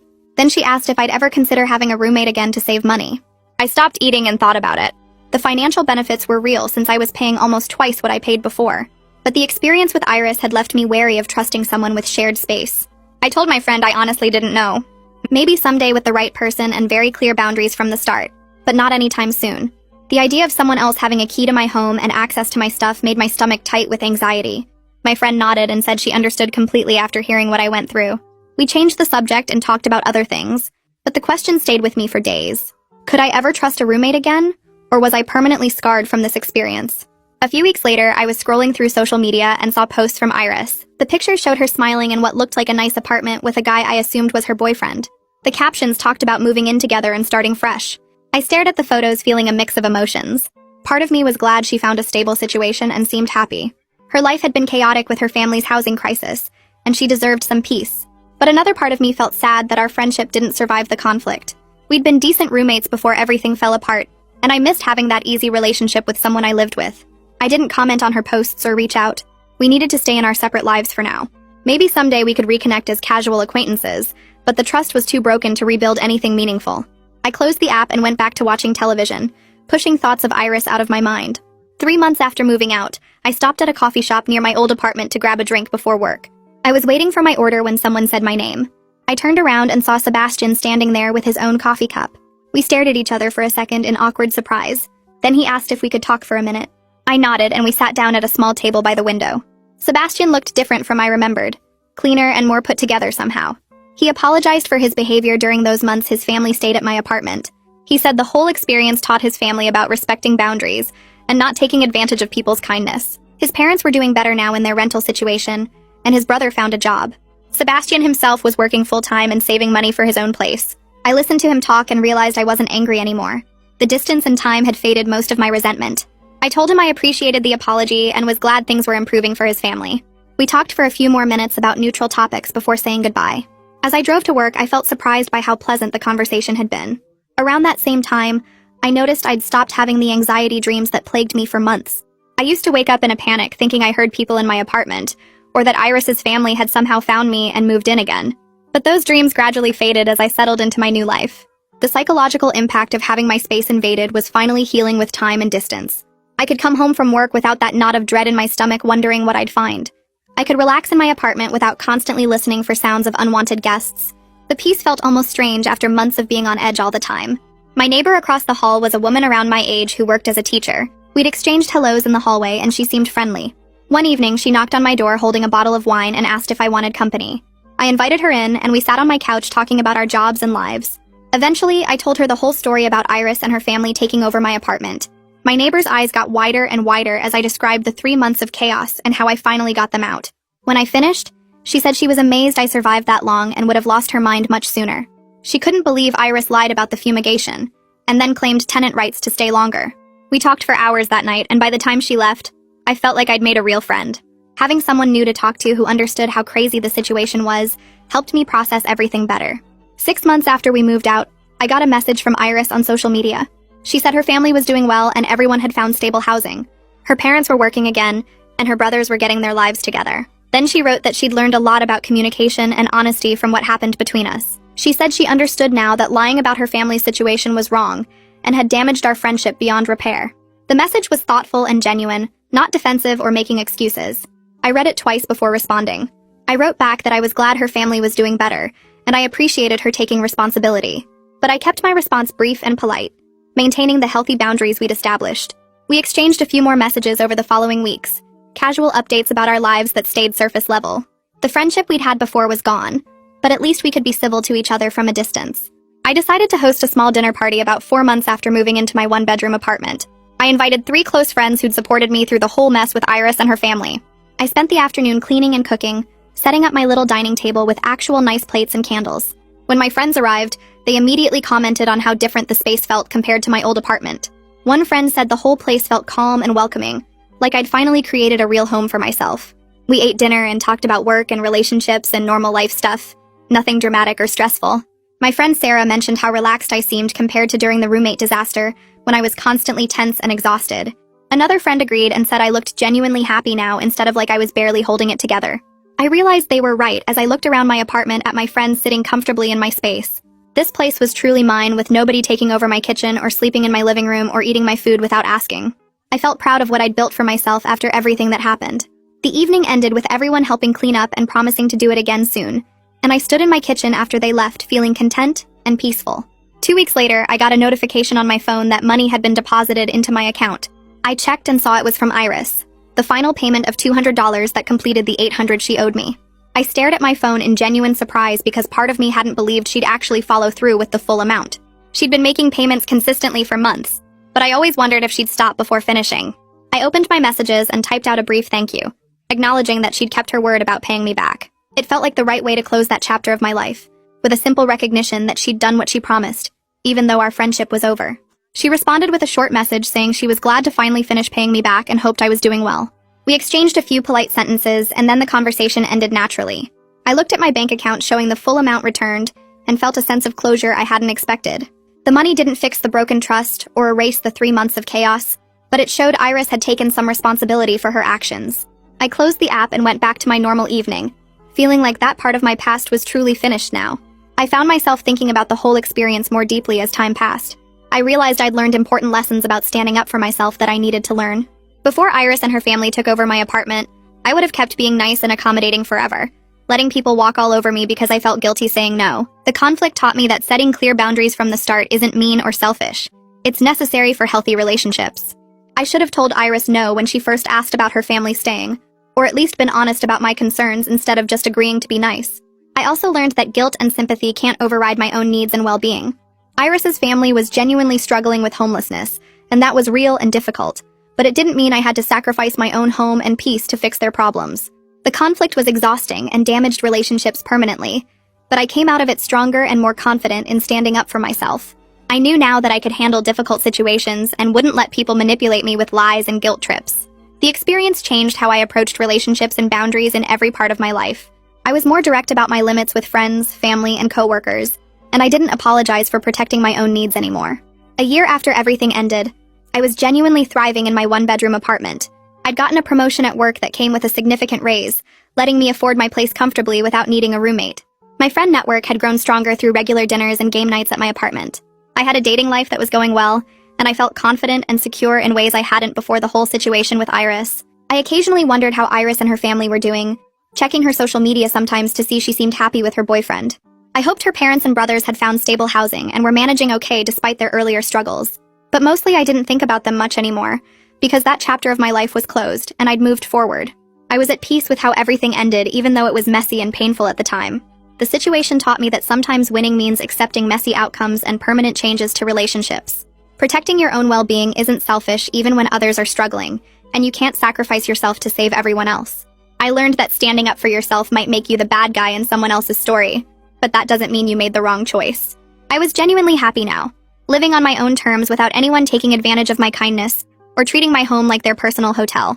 My apartment was my sanctuary, my space, my rules, and nobody could change that or invade it again. I'd built a life I was proud of and learned lessons that made me stronger, and that felt like the real victory from the whole terrible experience. At my house, you spoke 6 languages fluently, or you didn't speak at all.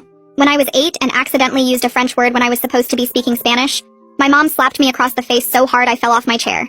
You see, neither of my parents spoke anything except English, but they were both completely obsessed with this idea that multilingual people were superior, and that they'd ruined their own lives by only knowing one language. They'd watch videos of people switching between languages, and Mom would literally cry about how beautiful it was and how stupid she felt. Dad would get drunk and rant about how if he'd learned languages as a kid, he could have been someone important instead of working at a warehouse. So when my older sister Louise was born, they decided their kids would be different. Every day of the week was assigned a different language, and we had to only speak that language all day long. Monday was French, Tuesday was German, Wednesday was Mandarin, Thursday was Arabic, Friday was Russian, Saturday was Japanese, Sunday was review day where we practiced all of them. If you accidentally spoke English or mixed up languages, you got punished immediately. It was either no dinner, locked in your room for hours, or sometimes Mom would make you write lines in the language you messed up. We had tutors coming to the house every single day after school. My parents couldn't understand anything the tutors were teaching us, but they'd sit there watching us like hawks to make sure we looked like we were learning. My brother Wyatt was 11 and already having panic attacks before his lessons because the tutors would report to our parents if we weren't progressing fast enough. Mom and Dad would record us and send the videos to distant relatives and post them online like, "Look at our genius children." If anyone complimented our language skills, they would act like they'd personally accomplished something amazing, even though they couldn't understand a word we were saying. When I turned 13, Mom and Dad sat me down and told me I had exactly 2 years to become fluent in all 6 languages, or they were sending me to a boarding school in Europe that specialized in intensive language learning. They showed me the brochure and it looked like a prison. Kids in uniform sitting in silent classrooms with no phone calls home and no visits for the first year. Dad said, "We've already contacted them and they're expecting you unless you prove you can do this." I was already studying like 4 hours a day after school, and I was exhausted all the time. My grades in regular school were tanking because I was too tired to focus on anything except languages. Wyatt was falling apart too, and he'd started having nightmares about the tutors. One day I just snapped. During my Mandarin lesson, I started making up complete gibberish that sounded vaguely like Mandarin, and told the tutor I'd been practicing with some advanced materials. The tutor looked confused and asked me to repeat myself. I just kept going with the fake language, stringing together sounds that meant nothing. When my parents asked how the lesson went, the tutor said I'd been speaking something he didn't recognize. I told my parents it was a regional dialect I'd learned from videos online, and that the tutor clearly wasn't educated enough to understand it. For like 2 weeks I got away with it. I'd just speak nonsense during my lessons and tell my parents the tutors weren't qualified to test me properly. Wyatt caught on and started doing it too. We were finally getting some relief. Then Mom and Dad brought in experts. Real linguistics professors from the university who spoke all 6 languages fluently. They tested us for hours and figured out immediately that we'd been faking. When the experts told my parents we'd been speaking gibberish, Dad went absolutely insane. He grabbed all our language books and threw them at us one by one. Mom was screaming about how embarrassed she was and how we'd made them look like fools. They grounded us for 2 months and doubled our study time. Now we had tutors in the morning before school and at night after school and all weekend. I was getting maybe 3 hours of sleep and I started falling asleep in class. I couldn't take it anymore. I went to my school counselor and showed her the bruises on my arms from where Dad had thrown books at me. She called Child Protective Services and they removed me and Wyatt that same day. We stayed with a foster family for 2 months and it was the first time in my life I could just speak English whenever I wanted. I didn't have to think about conjugating verbs or remembering tones. Wyatt started sleeping through the night and I actually started enjoying school again. Then Mom and Dad showed up at family court with their lawyer and all 6 of our tutors.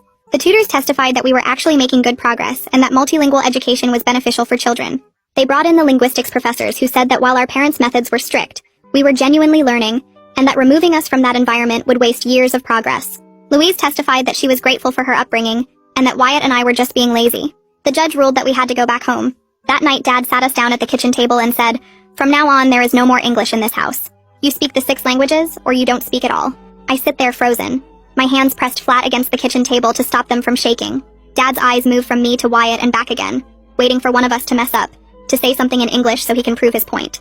Wyatt stares down at his lap, and I can see his chest moving too fast, like he's trying not to cry. The silence stretches out so long my ears start ringing. Finally, Dad pushes back from the table and walks out, and Mom follows him without looking at us. I grab Wyatt's hand under the table and squeeze it once before letting go, because even that feels dangerous now. We sit there for maybe 10 more minutes not moving, and then I get up and go to my room where the language schedule is already taped to my door. Monday French, Tuesday German, Wednesday Mandarin, Thursday Arabic, Friday Russian, Saturday Japanese, Sunday review. The same schedule that's been controlling my life since I was little, except now there's no escape at all. I change into pajamas and get into bed even though it's only 8 o'clock because I don't know what else to do. Through the wall I can hear Wyatt moving around in his room, and I press my palm against the wall wishing I could tell him we'll figure something out, but I don't even believe it myself. The next morning Mom wakes us up at 6 instead of 7, and when I stumble into the kitchen there are new schedules taped to every single wall. Kitchen, living room, hallway, bathroom, even inside the pantry. Everywhere I look I see those 6 languages staring at me. Mom points to the Monday French schedule and says something in French that I'm pretty sure means we're starting now. I force my brain to switch over and respond in French that I understand, and she nods and hands me a bowl for cereal. Wyatt comes in looking half asleep, and Mom snaps at him in French to wake up, and he flinches but answers back in French. We eat breakfast in French, get ready for school in French, and even though I've been doing this for years, it feels different now. Heavier. Like the words are made of rocks I have to carry around. At the school I can finally speak English again, and it's such a relief I almost cry in homeroom. But by Tuesday night I'm so tired I can barely think. The German tutor leaves at 7, and I still have 2 hours of homework in German, and I'm staring at verb conjugations that keep blurring together.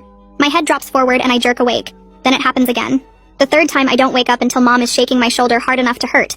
She's yelling at me in German, and I try to focus on what she's saying, but my brain feels like mud. She makes me sit at the table and finish every single problem, standing over me the whole time to make sure I don't fall asleep again. When I finally finish, it's almost midnight and I have to be up in 6 hours. I drag myself to bed and pass out immediately, and then the alarm is going off and I feel like I haven't slept at all. At the school the next day, I can barely keep my eyes open during math class, and my teacher asks if I'm feeling okay, but I just nod and try to sit up straighter. Wednesday night, I wait until everyone is asleep, and then I sneak into the kitchen where our backpacks hang by the door. My hands shake as I tear a tiny piece of paper from my notebook and write in English, "We'll get through this together." Just seeing English words that I chose to write, not because someone forced me, makes my throat tight. I fold the paper as small as it will go and slip it into the front pocket of Wyatt's backpack, then hurry back to my room before anyone catches me. Thursday morning is Arabic day, and I'm exhausted before breakfast even starts. We sit at the table conjugating Arabic verbs out loud while Mom watches us, and I see Wyatt's hand go to his backpack pocket. He pulls out the tiny folded paper and his eyes get wide. Mom is looking down at her phone so she doesn't notice when he reads it.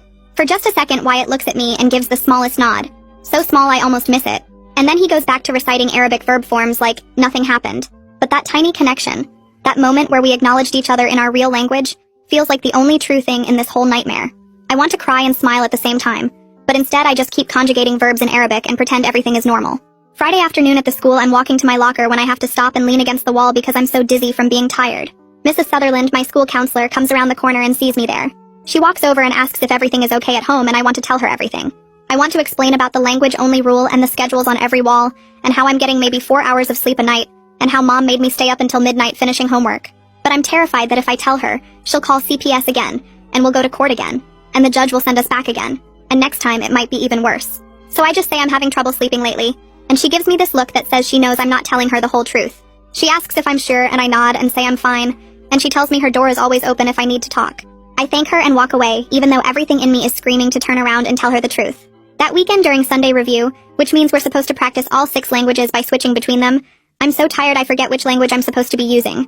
Dad asks me a question in French, and I start to answer in French, but then I turn to Wyatt and whisper in English that I can't remember the word for something. It's barely a whisper, just a quick, quiet word, but Dad hears it.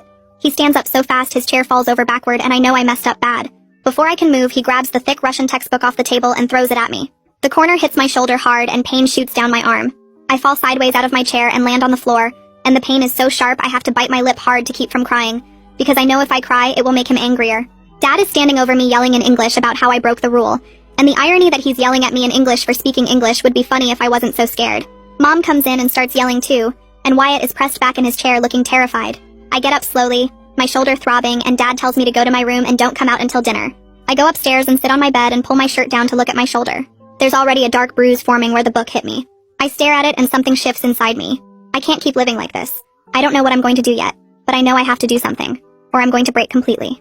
Monday morning, I'm back in French mode, my shoulder still aching under my shirt. During lunch, I go to the library instead of the cafeteria, and I find my science textbook in my locker. I open it up and look at the inside of the front cover where there's a pocket for papers. I take out a piece of notebook paper and start writing in English, and it feels like breathing after being underwater. I write the date, and then I write Dad threw a book at me yesterday, and it left a bruise on my shoulder. I write about the language-only rule, and about falling asleep during homework, and Mom making me stay up until midnight. I write about being so tired I can barely think. When I'm done, I fold the paper small and slide it into the textbook cover pocket where no one will find it. I decide I'm going to keep writing everything down. Every punishment, every time they hit us, or don't let us eat, or make us stay up too late. I don't know what I'll do with it yet, but at least I'll have proof.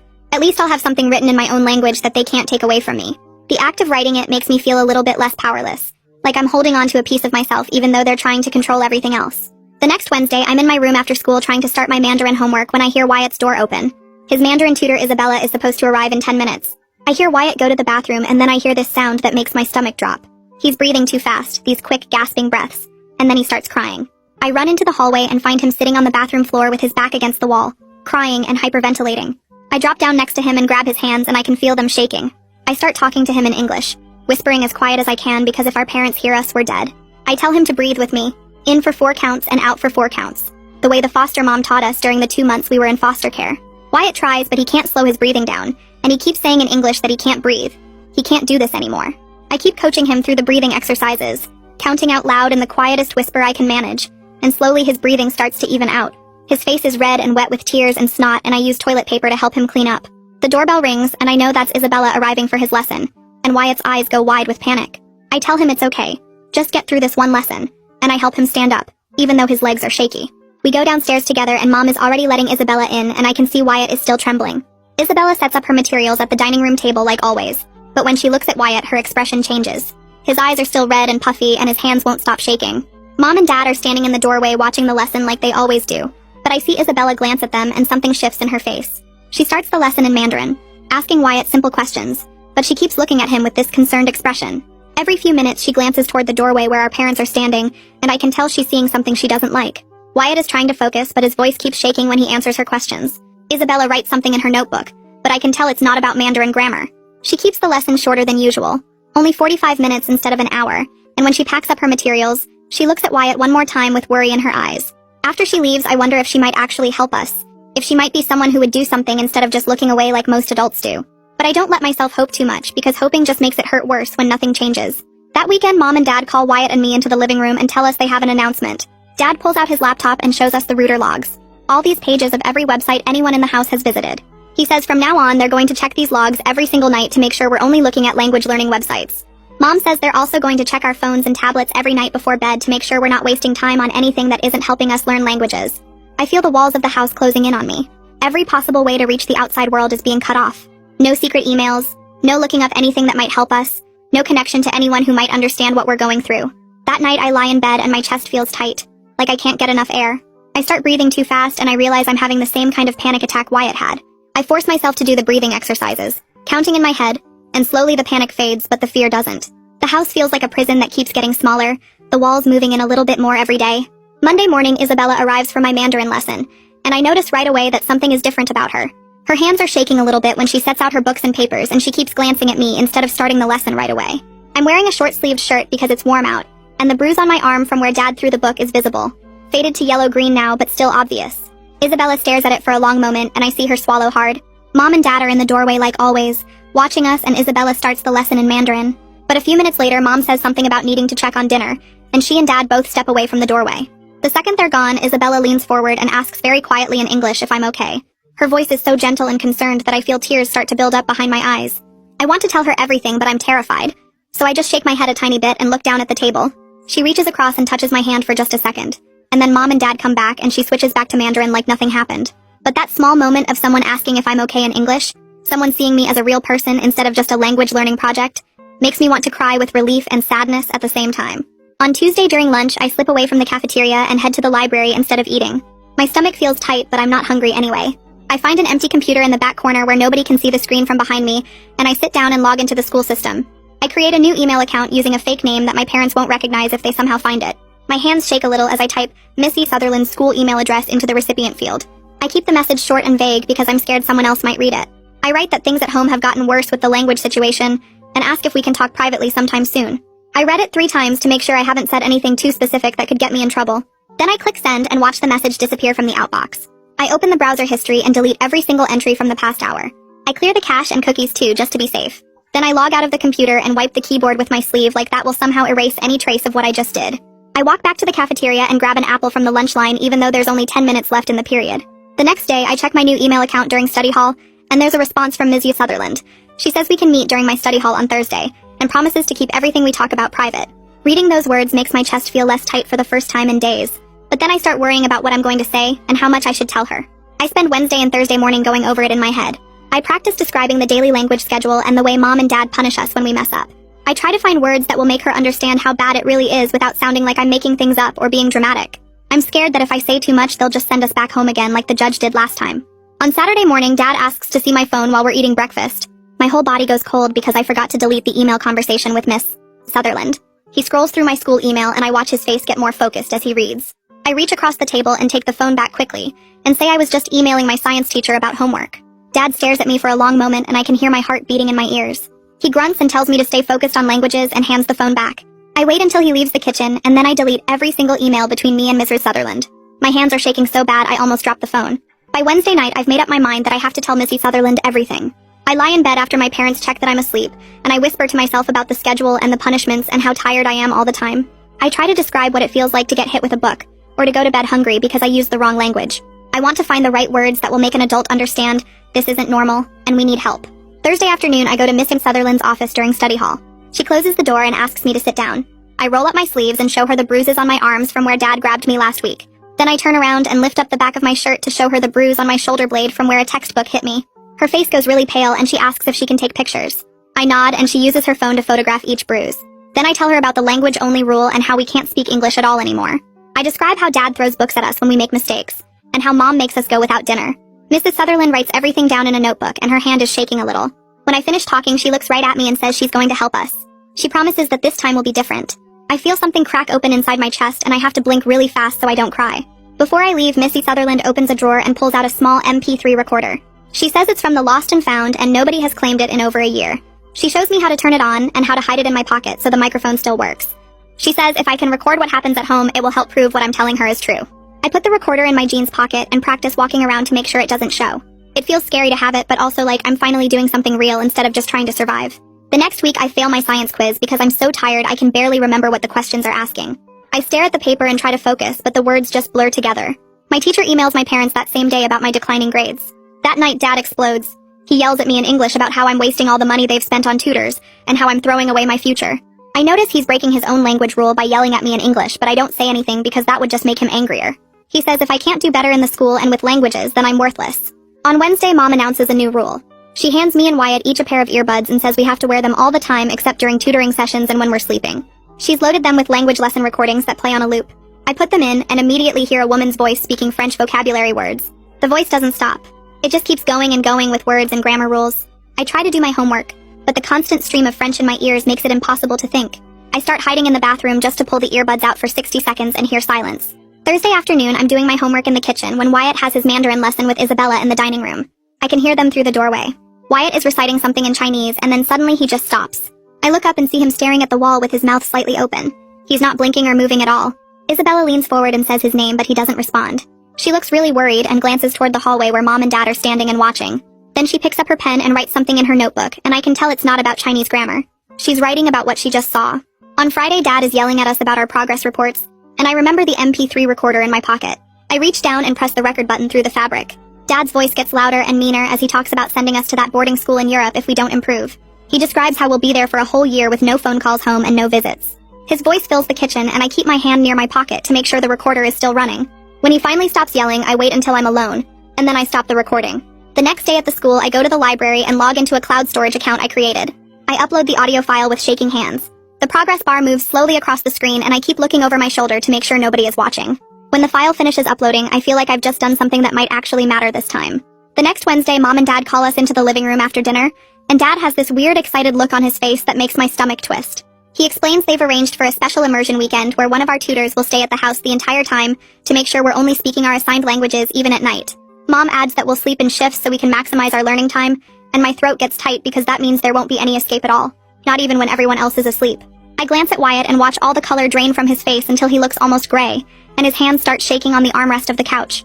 Dad keeps talking about how this will really push us to the next level, and Mom nods along like this is the most reasonable plan in the world. But all I can think about is how I won't even have my bed as a safe space anymore.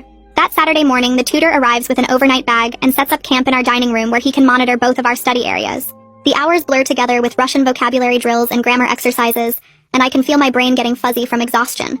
Around 3 in the afternoon, I hear Dad's voice getting louder from Wyatt's area, and I know my brother must have mixed something up. Dad is yelling about how Wyatt said an Arabic word when today is supposed to be Russian Day, and his voice keeps rising until I hear something crash. Then there's a knock at the front door and everything goes quiet. I peek around the corner and see Mr. Park from next door standing on our porch looking concerned. Dad opens the door and his whole face changes like someone flipped a switch. Suddenly all smiles and friendly neighbor energy. Mr. Park asks if everything is okay because he heard shouting, and Dad laughs this fake laugh and explains we're just doing some intensive study sessions. You know how kids are. They need firm guidance to reach their potential. I watch Mr. Park's face and he looks uncertain, glancing past Dad toward where I'm standing in the hallway. But then he nods slowly and says something about keeping the noise down. Dad thanks him and closes the door, and my brief, stupid hope that someone would actually do something dies right there in my chest. The rest of the weekend drags on with the tutor watching our every move, and I barely sleep at all during my designated rest periods. By Monday morning back at the school, I feel like a zombie walking through the halls. During lunch, I hide in the computer lab and create an anonymous account on a teen support forum I found last week. My hands shake as I type out a post describing the language schedule without using any real names or details that could identify us. I write about the constant pressure and the punishments and the feeling of never being able to relax even for a second. Just getting the words out to people who might understand makes something loosen in my chest that's been tight for weeks. I check back during study hall and there are already 3 responses, and they all say basically the same thing, that this isn't normal, that parents shouldn't treat their kids this way, that I'm not crazy for thinking something is wrong. Reading those words from strangers who have no reason to lie to me feels like someone finally turned on a light in a dark room. On Wednesday, Missy Sutherland calls me to her office during my free period, and when I get there, she's smiling in a way that makes me think something good might be happening. She tells me she's been making some calls and she connected with a child advocate attorney who works with kids in difficult family situations. The attorney agreed to do an informal consultation about our case, and Missy Sutherland already sent her copies of the photos and some of my documentation. She explains that just because the previous CPS case got closed doesn't mean we can't report again, especially now that we have new evidence of ongoing problems. The attorney thinks we might have a stronger case this time with all the documentation I've been gathering, and suddenly I have an actual plan instead of just collecting evidence and hoping. Mrs. Sutherland gives me the attorney's contact information written on a sticky note, and I fold it up small and hide it in my phone case. By Thursday morning, I wake up with a slight fever and my head feels heavy and achy. I tell Mom I think I'm getting sick and ask if I can skip my Arabic tutoring session, but she just feels my forehead and says I'm fine, that I'm probably just tired from the immersion weekend. The tutor arrives at 4, and I sit at the kitchen table trying to focus on conjugations while my head pounds and my throat hurts. Every Arabic word feels like it's scraping against sandpaper and I have to keep stopping to swallow. The tutor keeps glancing at me with this uncomfortable expression, but he doesn't say anything to my parents who are watching from the living room. I realize in that moment that most adults will just look away rather than get involved, even when they can see something isn't right. That That weekend I'm feeling better physically, but the house is tense because Dad is in a bad mood about something at work. On Saturday afternoon during my Japanese lesson, I hear him start yelling at Wyatt in the other room about his Russian pronunciation from yesterday. I reach into my pocket and press record on my phone just as something crashes against the wall. Dad's voice gets louder and I can hear him threatening to send Wyatt to that boarding school in Europe if he doesn't start taking this seriously. There's the sound of another crash and I realize he's throwing things. When it finally goes quiet, I wait until I'm alone in my room that night and listen to the recording with my earbuds in. Hearing Dad's voice that angry and out of control makes me shake, but I save the file carefully because this is exactly the kind of evidence that might actually make a difference to people who have the power to help us. On Tuesday of week 8, I'm in math class when the intercom crackles and asks for Wyatt to report to the nurse's office. I spend the rest of the period worried about what happened, and at lunch I find out from a kid in his grade that Wyatt had some kind of panic attack during science. Apparently he just started hyperventilating and couldn't calm down, and the teacher had to walk him to the nurse. The nurse called our parents to come pick him up, and I watch through the front office windows as Mom arrives looking annoyed. Later I learned from Missy Sutherland that the school nurse documented everything in Wyatt's file, and filed a report with CPS about concerns for his mental health, which means the system is finally starting to pay attention again, even if it's moving slowly. 2 days later on Thursday afternoon, I'm doing homework at the kitchen table when there's a knock at the door. Mom answers it and I hear her voice go high and fake pleasant as she greets someone. I look up and see a woman in business clothes with a CPS badge clipped to her belt, and my heart starts racing. This is an unannounced visit, which means they're actually taking things seriously. I watch Mom and Dad transform right in front of my eyes into concerned, reasonable parents who just want the best for their children. They invite the caseworker in and show her our study schedules posted on the walls, explaining their philosophy about the importance of multilingual education in today's global society. Dad pulls out the tutor's contact information and credentials like he's presenting evidence of their dedication to our future. Mom talks about high academic standards and how sometimes kids need structure and discipline to reach their full potential. The caseworker nods and takes notes and asks us a few questions, but with our parents standing right there, I can't say anything real. I watch the whole performance feeling hopeless because they're so good at this. At looking like normal parents who maybe push a little hard but only because they care. After the caseworker leaves and says she'll be in touch, I wait until I'm alone and text Missy Sutherland using the code phrase we agreed on. I write that I need to discuss my science project, which is our signal that something happened, and she should request another surprise welfare check. It feels good to have some control over the situation, even if it's just small moves in a bigger game where the adults hold all the real power. The next Monday, Isabella arrives for my Mandarin session and she seems nervous, fidgeting with her teaching materials more than usual. Halfway through the lesson when Mom steps into the kitchen to take a phone call, Isabella does something brave.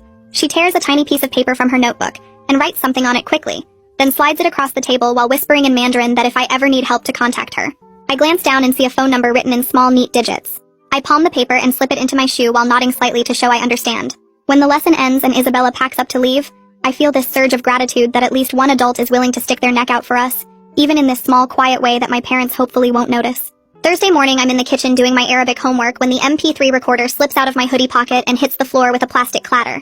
Dad's head snaps up from his coffee and he stares at the little black device lying there between us. I watch his face change as he realizes what it is, and my whole body goes cold. He grabs it before I can move and turns it over in his hands, pressing buttons until he hears his own voice yelling from 2 nights ago. The recorder explodes against the kitchen counter and pieces of plastic scatter across the floor like shrapnel. Dad's screaming about betrayal and spying and how dare I record my own family. His face turning red as he picks up chunks of the broken device and throws them at me. One piece hits my cheek and I feel a sharp sting, but I don't move or speak. I just stand there watching my evidence plan fall apart in front of me. All those hours of careful documentation destroyed in seconds. Mom comes running and demands to know what's happening, and Dad shows her the broken pieces, explaining what I've been doing. She starts crying about trust and how they've given us everything, and this is how we repay them. I keep my mouth shut about the cloud backups and the school Chromebook, because if they knew about those, they'd take everything away. I let them think they've won, that they've destroyed my only way of gathering proof. Dad grounds me for a month and takes my phone right there, going through it to delete anything suspicious. But he doesn't find the cloud account because I used a different login. That night, I lie in bed thinking about all the recordings that are still safe online, all the evidence they don't know exists. By Friday, I've completely changed my strategy, and I'm using the school Chromebook during study hall to record conversations through its built-in microphone. The technology teacher showed us how to use the recording software for a project last month, and now I'm putting that knowledge to work. I create a new folder with an innocent name like History Research, and save all my audio files there with timestamps. Every day, I upload everything to the cloud before I leave school, so even if they take the Chromebook away, the evidence is preserved somewhere they can't reach. The whole system feels like a lifeline, the only way to prove what happens behind our closed doors when no one else is watching. I become really methodical about it, keeping a spreadsheet of what I've recorded and when, making sure I capture different types of incidents so there's a pattern. During lunch, I sit in the library and organize my files, creating a timeline of abuse that someone official might actually believe. The librarian asks what I'm working on, and I tell her it's a family history project, which isn't exactly a lie. I test the microphone quality and figure out how to reduce background noise so the voices come through clearly. It's like I'm building a case against my own parents, and the thought makes me feel guilty and powerful at the same time. That weekend, Mom and Dad set up a live stream for distant relatives who want to see how much we've progressed with our languages. They position a camera in the living room and make us sit on the couch in nice clothes while cousins and aunts and uncles log in from different time zones. For 2 hours we perform, switching between French and German and Mandarin on command, answering questions about grammar and pronunciation. I can see the viewer count climbing and Mom and Dad beaming like they've created something amazing. During a break when they think the camera is off, Mom pulls me aside and hisses in English that I used a French word during the Spanish section. Her hand comes up fast and connects with my face before I can react, the sound sharp in the quiet room. My cheek burns, and I blink back tears while she adjusts the camera and calls everyone back for more demonstrations. What I don't know until later is that one of my online forum friends is watching the live stream and catches the whole thing. She screen captures the moment with Mom's hand in motion, and my face twisted in pain, then another shot showing the red mark on my cheek. She sends me the images through a private message with a note saying she's sorry this is happening and asking if I'm safe. The evidence I didn't even plan for lands in my inbox like a gift, proof that someone outside our house witnessed what goes on here. On Monday morning before school, Wyatt corners me in the hallway and whispers that he's been thinking about running away. His eyes are red like he's been crying, and he tells me he can't take it anymore, that he'd rather live on the streets than spend another day in this house. I pull him into the bathroom and lock the door, trying to talk sense into him while keeping my voice down. I remind him we're only 11 and 13 with nowhere to go and no money, that we'd end up in way worse situations than we're in now. He argues that anything would be better than this, but I can see the fear behind his words, the desperation of a kid who just wants the pain to stop. I convince him to trust my plan to build enough evidence for CPS to remove us permanently this time, even though I'm not completely sure I believe it myself. I show him some of the screenshots and tell him about the audio files saved in the cloud, about the child advocate attorney who's reviewing everything. Wyatt's hands shake as he looks at the images on my phone, and I realize how much pressure I'm putting on him by asking him to hold on. I promise him that if the plan doesn't work in 2 more weeks, we'll figure something else out together. He nods slowly and wipes his eyes, and we leave the bathroom separately so no one gets suspicious. All day I watch him in the hallways between classes, making sure he doesn't bolt, praying he can hold it together just a little longer. That Wednesday, I lock myself in the bathroom after dinner and carefully photograph the bruises on my ribs from where Dad shoved me into the table edge the night before. I make sure the date and timestamp are visible in the corner of each image, taking multiple angles to show the full extent of the damage. The bruises are dark purple and yellow, spreading across my side in the exact shape of the table corner. I pull up my email on my phone and compose a message to the child advocate attorney through the secure address Miss Sutherland gave me. Writing out exactly how I got each injury makes me feel clinical and detached, like I'm reporting on someone else's life instead of my own. I describe the argument that led to the shove, the impact of my body against the wood, the pain that made it hard to breathe for the next hour. I attach all the photos and hit send before I can second-guess myself. The email disappears into the internet, and I sit on the bathroom floor wondering if anyone will actually do anything with this information, or if it'll just get filed away with all the other reports that didn't help us the first time. Mom bangs on the door asking what's taking so long, and I flush the toilet for effect before washing my hands and coming out. That night, the bruises throb every time I move, but I don't take any pain medication because I want to remember exactly how this feels. By Thursday afternoon, I get an email from the attorney saying she's filed an emergency motion for an in-camera interview, where Wyatt and I can talk to the judge privately without our parents present. She explains that this is our chance to tell our story directly to the person who makes decisions about our placement, that the judge will ask us questions about what's been happening, and we need to be completely honest. I feel hope and terror in equal measure because this could either save us or make everything so much worse if it doesn't work. If the judge doesn't believe us or thinks we're exaggerating, we'll go right back home and our parents will know we tried to get away again. The thought of their reaction if we fail makes my stomach hurt. I forward the email to Wyatt with a short message telling him to be ready to tell the truth when the time comes. He responds with just a thumbs up emoji, but I know he's as scared as I am. That night I can't sleep, running through everything I want to say to the judge, trying to find words that will make an adult understand how desperate our situation really is. Everything changes on Friday when Mom and Dad call us into the living room before breakfast and announce they're withdrawing us from the school to homeschool us. Dad explains that public school is interfering with our language education, and they've decided we'll learn better at home with full-time tutors. Mom adds that this way they can monitor our progress more closely and make sure we're not wasting time on subjects that don't matter. I realize immediately what's happening, that they somehow know something is going on, and they're trying to cut off our access to mandated reporters like Mr. Sutherland. Without school, we'll have no way to contact anyone outside the house, no opportunity to document what happens or send evidence to the attorney. We spend the whole weekend trapped inside with no phone access and no computer time except for supervised language practice. The walls feel like they're closing in, and I watch Wyatt retreating into himself, barely speaking even during meals. I try to catch his eye to signal that we'll figure something out, but he won't look at me. Sunday night, I lie awake thinking about how perfectly they've isolated us, how smart they were to realize the danger and shut it down before we could escape. What I don't know is that Mrs. Sutherland files a new report with CPS on Monday morning, citing the suspicious timing of our sudden withdrawal from the school. She documents the pattern of our parents pulling us out right after the emergency motion was filed, noting that this appears to be retaliation, and an attempt to prevent us from accessing help. She includes copies of all the evidence I've given her, and requests an immediate welfare check. I have no way of knowing any of this is happening because I'm stuck at home with no contact with the outside world. But later, I'll learn that she refused to let our case drop just because we disappeared from campus. She calls the attorney and they coordinate their efforts, building a case even without our direct involvement. Mrs. Sutherland tells the caseworker about the bruises she photographed, the audio recordings, the pattern of escalating abuse, and insists that our removal from the school is itself evidence of danger. The homeschool schedule is absolutely crushing, with tutors arriving at 8 in the morning and staying until 8 at night. Mom or dad supervises every single moment, sitting in the room during lessons and watching us during breaks. I can't even go to the bathroom without one of them standing outside the door, asking what's taking so long if I'm in there more than 2 minutes. Wyatt and I communicate only in desperate glances across the table, trying to convey support and solidarity without words. The French tutor comes at 8, followed by German at 10, Mandarin at noon, Arabic at 2, Russian at 4, and Japanese at 6. We get 15-minute breaks between sessions to eat something quick and use the bathroom. My brain feels like mush by the end of each day, unable to absorb any more vocabulary or grammar rules. At night, I collapse into bed too exhausted to even think about escape plans or evidence gathering. The isolation is complete and suffocating. Every hour accounted for. Every moment monitored. Late Tuesday night, I wake up at 2 in the morning and realize everyone else is asleep. I slip out of bed as quietly as possible and creep downstairs, avoiding the creaky spots on the stairs that I've memorized over the years. I unlock the back door and step into our backyard, the grass cold and wet under my bare feet. I pull out my phone, which I'd hidden in my pillowcase, and check for Wi-Fi signals. Our neighbor's network isn't password protected, and I connect immediately, my hands shaking as I open my email. I send quick updates to Miss Sutherland and the attorney explaining that we've been withdrawn from the school and are being homeschooled with constant supervision. I tell them I have no way to gather more evidence or communicate regularly. I attach the screenshots from the live stream that my forum friend sent me.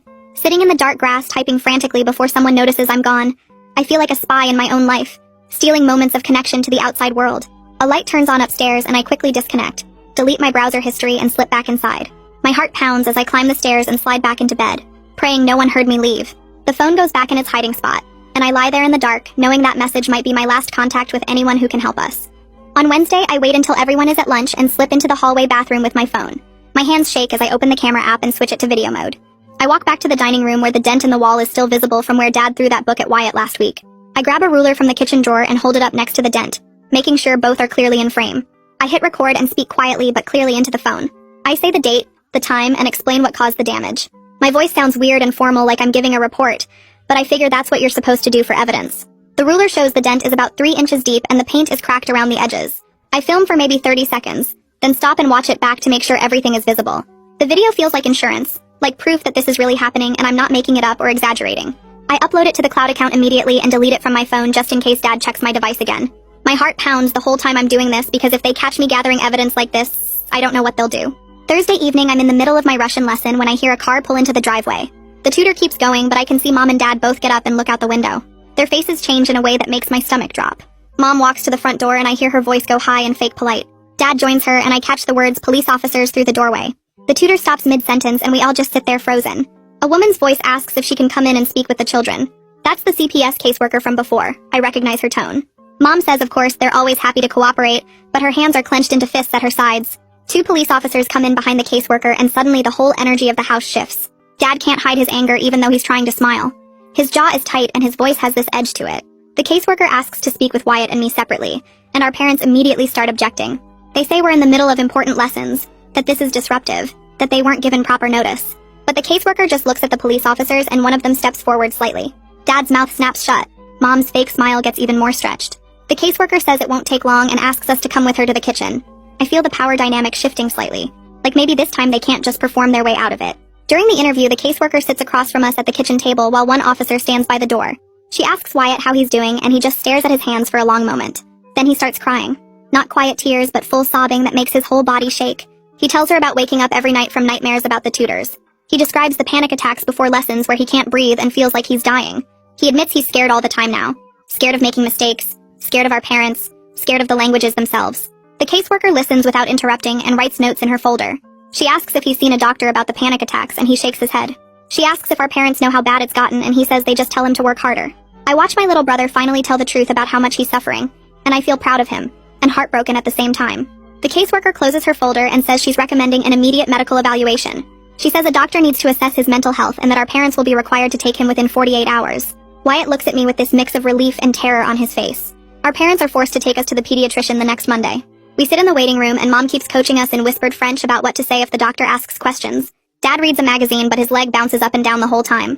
When we finally get called back, The doctor examines Wyatt first while I wait outside with our parents. The appointment takes almost an hour.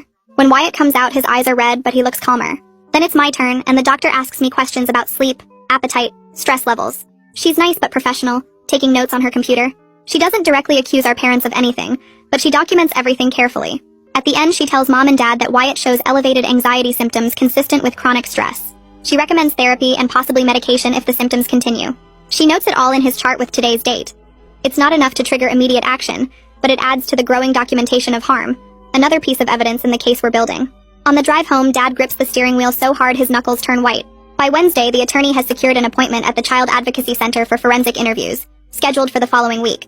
The caseworker calls to tell us and explains what will happen. Someone specially trained will talk to us about our home situation in a comfortable room with recording equipment. She says to just tell the truth and that the interview will be used to help the court understand what we're experiencing. After she hangs up, I spend days preparing myself mentally to tell everything to a stranger. I practice in my head what I'll say about the language schedule, the punishments, the fear that's constant now. I think about which recordings to play and which photos to show. Knowing this might be our last real chance to escape makes every moment feel heavy. Wyatt asks me what he should say, and I tell him just to be honest about the panic attacks and nightmares. At night, I lie in bed going over every detail I need to remember, every piece of evidence I've collected, every moment that proves this isn't normal. My mind won't shut off because I'm terrified of forgetting something important. Early Monday morning, before anyone else is awake, I sneak out of the house and walk to the school to retrieve a flash drive I'd hidden in my locker with copies of all my evidence.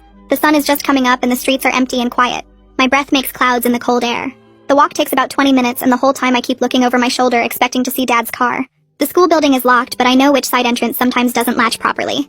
I slip inside, and the hallways are dark and echo with every step. My locker combination takes 3 tries because my hands are shaking. The flash drive is right where I left it, taped to the back panel behind my textbooks. I grab it and shove it deep in my pocket. Getting it feels like a small victory, like I've outsmarted them at least in this one small way. Dad has confiscated my bags and devices, but he doesn't know about this backup. On the walk home, I take a different route just in case, cutting through yards and side streets. I make it back inside and upstairs before anyone wakes up. The flash drive goes into a new hiding spot inside the lining of my winter coat that's hanging in the closet. Louise visits on Sunday, and I hope she'll finally see what's really happening. She arrives around noon and brings groceries like she's trying to be helpful. Mom and Dad are all smiles and gratitude, playing the role of reasonable parents with a successful adult daughter. We sit in the living room and Louise asks how our studies are going. I want to tell her everything, but Wyatt shoots me a warning look. Instead, I say it's fine, and she seems satisfied with that. Then she launches into this speech about how grateful she is for her upbringing. She talks about how the language skills have helped her career and made her stand out in job interviews. She says Mom and Dad pushed her hard, but it made her stronger and more disciplined. She looks right at me and Wyatt and tells us we're ungrateful for not appreciating what they're trying to do for us. I feel something break inside my chest. She admits she felt the same pressure growing up, that there were times she wanted to quit, but she pushed through and now she's glad she did. I realize she's so deep in denial about her own trauma that she can't acknowledge ours. She's convinced herself that the fear and exhaustion and punishment were worth it, and admitting we're suffering would mean admitting she suffered too. After she leaves, I go to my room and cry. The forensic interview on Wednesday is terrifying and relieving at the same time. The Child Advocacy Center doesn't look scary from the outside, just a regular building with a small waiting area. A woman introduces herself as the interviewer and leads Wyatt and me to separate rooms. Mine has comfortable chairs and soft lighting and toys on shelves, even though I'm too old for toys. The interviewer sits across from me and explains that everything is being recorded, but it's just for the court, not for my parents to see. She asks me to tell her about my home life, and I start with the language schedule. I explain Monday through Sunday, the different languages, the punishments for mistakes. She doesn't interrupt or look shocked, just nods and asks gentle questions. She wants to know specifics about the punishments, so I describe the slapping, the thrown books, the bruises. I show her photos on the flash drive. Then I tell her about the recordings I've made, and she asks if I can play some. I choose the one where Dad is threatening us about the boarding school. His voice fills the room, angry and mean, and when it ends, she just nods like she understands exactly how serious this is. We talk for almost 2 hours. She asks about school, friends, sleep, food, everything. By the end, I feel wrung out, but also lighter somehow, like I finally told someone who actually listened. 2 days later, Isabella submits a formal affidavit to CPS detailing the directives she received from our parents and her concerns about our welfare. I don't know this is happening until the caseworker mentions it during a phone call. She says the tutor provided a detailed statement about what she observed during her time in our home. Reading her statement later through the attorney, I learned she documented Wyatt's panic attacks during lessons, the visible injuries she saw on both of us, and the extreme pressure we were under. She wrote about how our parents monitored every session but couldn't understand what was being taught. She described the fear she saw in our faces and the way we flinched when our parents entered the room. She noted that the language instruction was far beyond age-appropriate levels, and that the schedule allowed no time for normal childhood activities. Knowing she was paying attention the whole time makes me feel less invisible, like at least one adult saw what was really happening and decided to do something about it. The emergency hearing happens the following Tuesday, and the attorney tells us to dress nicely. We sit in a courtroom that's smaller than I expected. Just the judge and some lawyers and a court reporter. The judge reviews all the evidence, including the recordings, photos, medical documentation, and witness statements. She listens to parts of the audio files through headphones, and her face stays neutral, but her eyebrows go up at certain points. She reads Isabella's affidavit and the pediatrician's notes. She asks the caseworker questions about the home visits and the sudden withdrawal from the school. Our parents sit with their lawyer looking tense and angry. When the judge finally speaks, she says she's ordering a safety plan. Our parents have to re-enroll us in the school immediately, attend parenting classes twice a week, and submit to unannounced home visits from CPS. She says any violation of the plan will result in immediate removal. She also orders that we continue therapy and that the language tutoring schedule must be reduced to no more than 1 hour per day total. It's not removal, and part of me is disappointed, but it's more protection than we had before. Mom and Dad have to sign the plan right there in front of the judge. Walking out of the courthouse, I feel like maybe things might actually get better, or at least less worse. That night at home, Mom and Dad barely speak to us except to say the schedule resumes tomorrow, and we better not give them any reason to violate the plan. I can see the anger in their faces, the way Dad's jaw clenches when he looks at me, the way Mom slams dishes in the kitchen. After they go to their room, I pull out my phone and search for safety alert apps like the caseworker mentioned. I find one that connects directly to the local police dispatch and lets you trigger an emergency response with just 2 taps. Setting it up takes maybe 10 minutes, but my hands shake the whole time because this feels huge. The app sits on my home screen now, a little red button that means I have power I never had before. I can call for help instantly if Dad throws something or Mom locks us in our rooms. The thought makes my chest feel less tight, like I can actually breathe properly for the first time since we came back from foster care. Wyatt asks what I'm doing and I show him the app, explaining how it works. His eyes go wide and he nods slowly, and I can tell he feels the same relief I do. We're not completely helpless anymore. The safety plan the judge ordered means our parents have to be careful now, and this app means we can prove it if they're not. The court paperwork includes a referral to a trauma therapist, and by Wednesday I'm sitting in her office for my first session. The therapist is maybe 40 with glasses and a calm voice, and her office has soft lighting and comfortable chairs that don't feel like a doctor's office. She asks me to tell her about what's been happening, and I give her the short version about the languages and the punishments and the removal, and having to go back. She listens without interrupting, and when I'm done, she explains that what I'm experiencing is a normal response to ongoing stress and fear. She teaches me this grounding exercise where you name 5 things you can see, 4 things you can touch, 3 things you can hear, 2 things you can feel, can smell, and 1 thing you can taste. We practice it together, and by the end I feel more present in my body instead of floating somewhere above it. She says my racing heart and trouble sleeping and constant anxiety aren't signs that I'm broken or weak. They're my body trying to protect me from danger that's actually real. Hearing that helps somehow. Like maybe I'm not as messed up as I thought. Maybe if I get away from the danger, my body will calm down eventually. She gives me a worksheet with more exercises to practice at home, and we schedule another session for next week. Everything falls apart the following Saturday during Wyatt's morning tutoring session. I'm in my room doing homework when I hear Dad's voice getting louder downstairs. That particular tone that means he's about to lose control. I grab my phone and open the safety alert app just in case, then creep to the top of the stairs to listen. Dad is yelling at Wyatt for messing up a grammar structure in Mandarin, saying he's not trying hard enough and wasting everyone's time. The tutor tries to calm him down, but Dad ignores her. Then I hear the sound of something hitting the wall and Wyatt crying out. I don't even think. Just hit the emergency button on my phone twice like the app showed me. A message pops up saying police have been notified and my location has been sent. I run downstairs and find Wyatt on the floor holding his arm, and Dad standing over him with a textbook in his hand. The tutor looks shocked and scared. Mom comes running from the kitchen asking what happened. I step between Dad and Wyatt and tell him I called the police and they're coming right now. Dad's face goes from red to pale in about 2 seconds. He starts saying it was an accident and Wyatt is fine and I need to call them back and cancel. I don't move. Wyatt is still crying and I can see a red mark forming on his shoulder where the book hit him.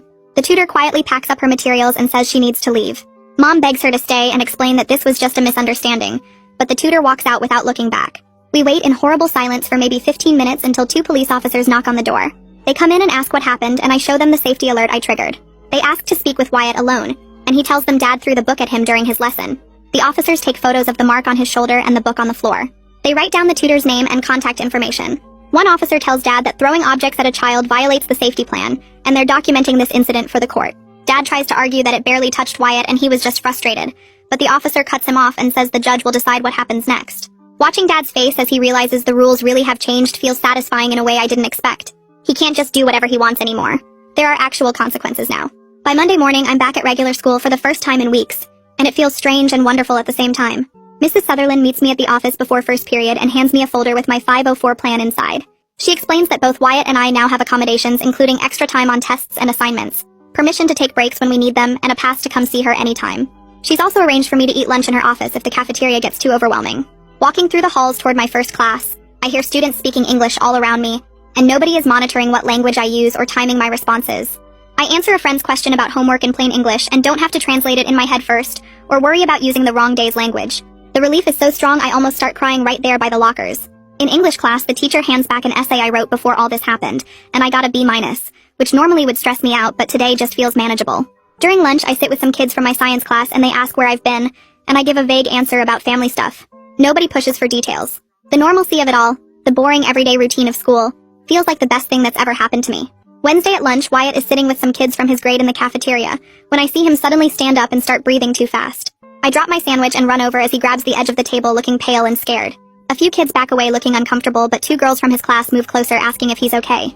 I get down next to him and use the grounding exercise my therapist taught me, talking him through naming things he can see and touch.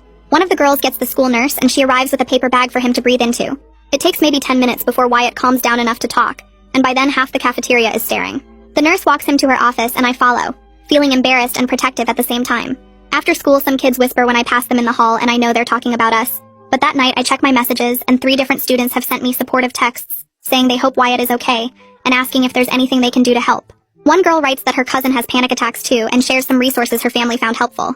It's weird having people know our business, but also kind of nice not carrying this huge secret alone anymore. Maybe having witnesses means we're safer somehow. Friday afternoon, the CPS caseworker pulls Wyatt and me out of class for a meeting in Missy Sutherland's office. She brings documentation of the weekend incident with Dad and explains that combined with the previous violations, she's recommending we be placed in foster care again. She says our parents have shown they can't follow the safety plan, and our welfare is at risk if we stay in their home.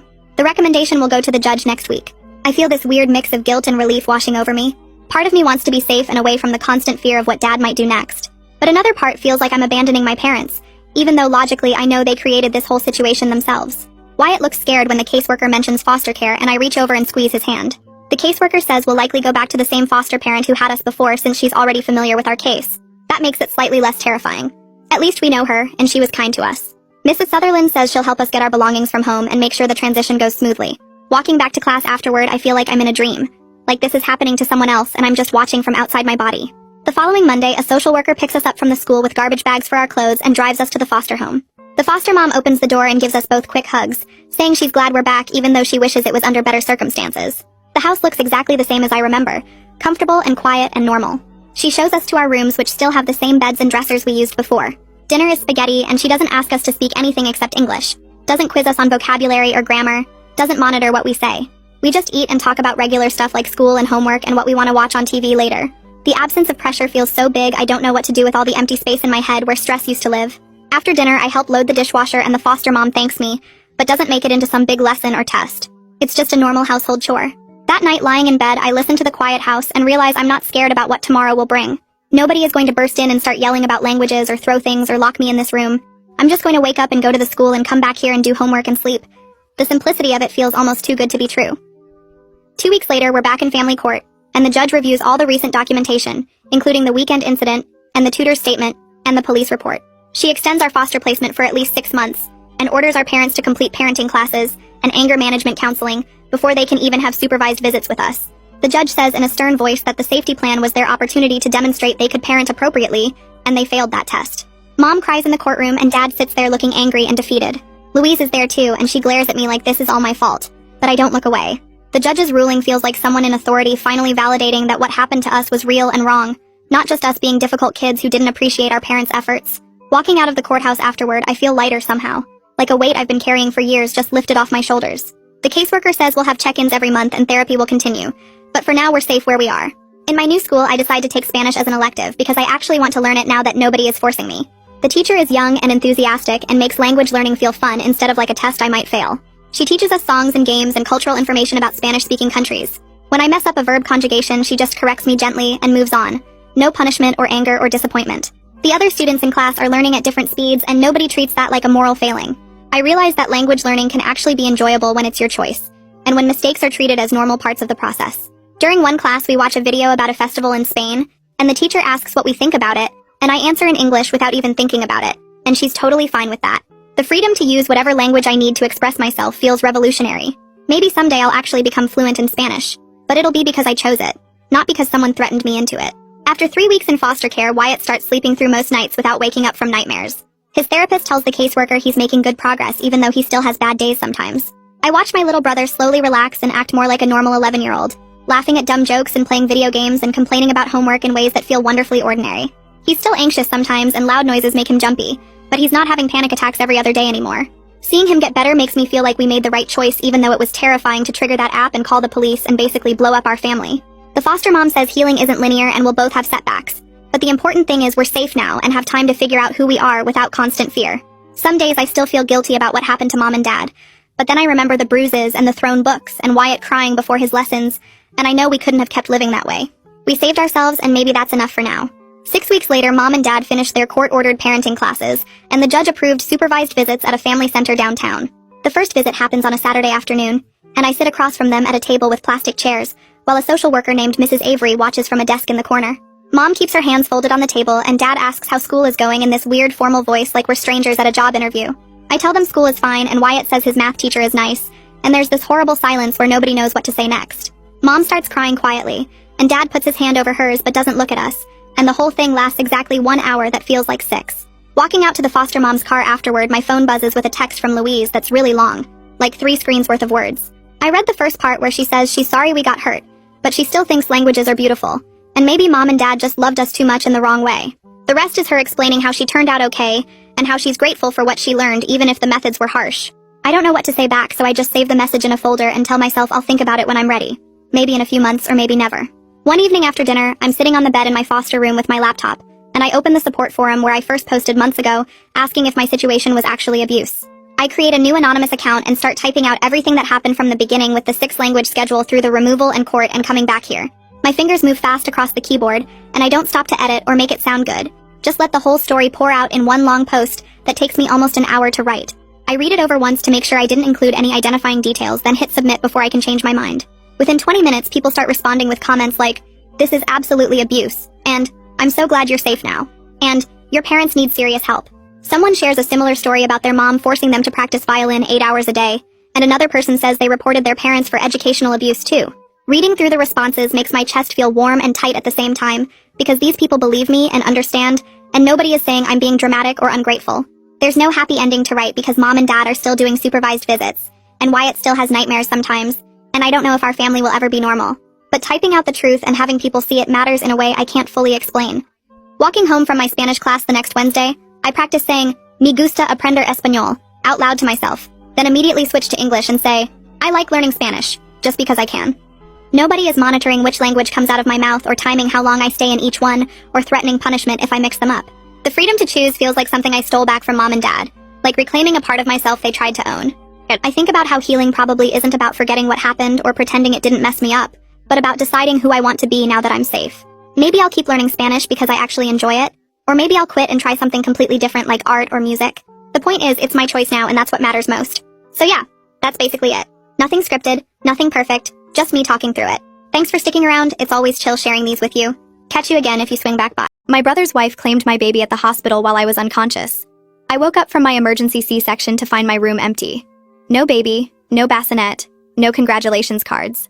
Just my husband Mark, looking devastated. "Where's our daughter?" My voice was hoarse from the breathing tube. Mark couldn't meet my eyes. "Your brother's wife. Rachel. Where is my baby?" "She's in the nursery. With Rachel and Tom. They're claiming she's theirs." I thought the drugs were making me hallucinate. What? Here's what happened while I was unconscious. Rachel had been admitted to the same hospital in labor 2 hours after my emergency surgery. She'd been faking a pregnancy for 9 months, complete with prosthetic belly, forged ultrasounds, and a fabricated due date matching mine. When our daughter was born, the nurses took her to the NICU for observation, standard after traumatic delivery. Rachel intercepted them in the hallway, hysterical, claiming there'd been a mix-up with the babies. She had paperwork, medical records showing she'd been my doctor, ultrasounds with her name, even a birth plan. My brother Tom backed her completely. They convinced the confused night staff that I was the one who'd been faking my pregnancy, that I was mentally unstable and trying to steal their baby. By the time Mark arrived from parking the car, Rachel was holding our daughter, had changed her into clothes she'd brought, and was breastfeeding her with some kind of supplemental nursing system that made it look real. "She can't just take our baby." I tried to get up, but pain shot through my incision. Hospital security is involved. They're reviewing the footage, but Rachel somehow has documentation. Birth certificate applications, insurance cards, everything with their names. I was wheeling myself to the nursery before Mark could stop me. Through the window, I saw Rachel holding my daughter while Tom spoke to hospital administrators. Rachel looked up, made eye contact with me, and smiled. That's when I remembered her words from 6 months ago. Must be nice being the family favorite, getting pregnant so easily while others struggle. Rachel had 3 miscarriages in 5 years. Each one destroyed her more. The last one, 4 months before I got pregnant, nearly ended their marriage. She'd begged me not to tell anyone I was expecting, saying it was too painful. I burst through the nursery doors. "That's my baby!" Rachel clutched my daughter tighter. "Security! She's trying to take our baby!" "DNA test!" I screamed. "Do a DNA test right now!" The administrator, Mrs. Klein, looked uncomfortable.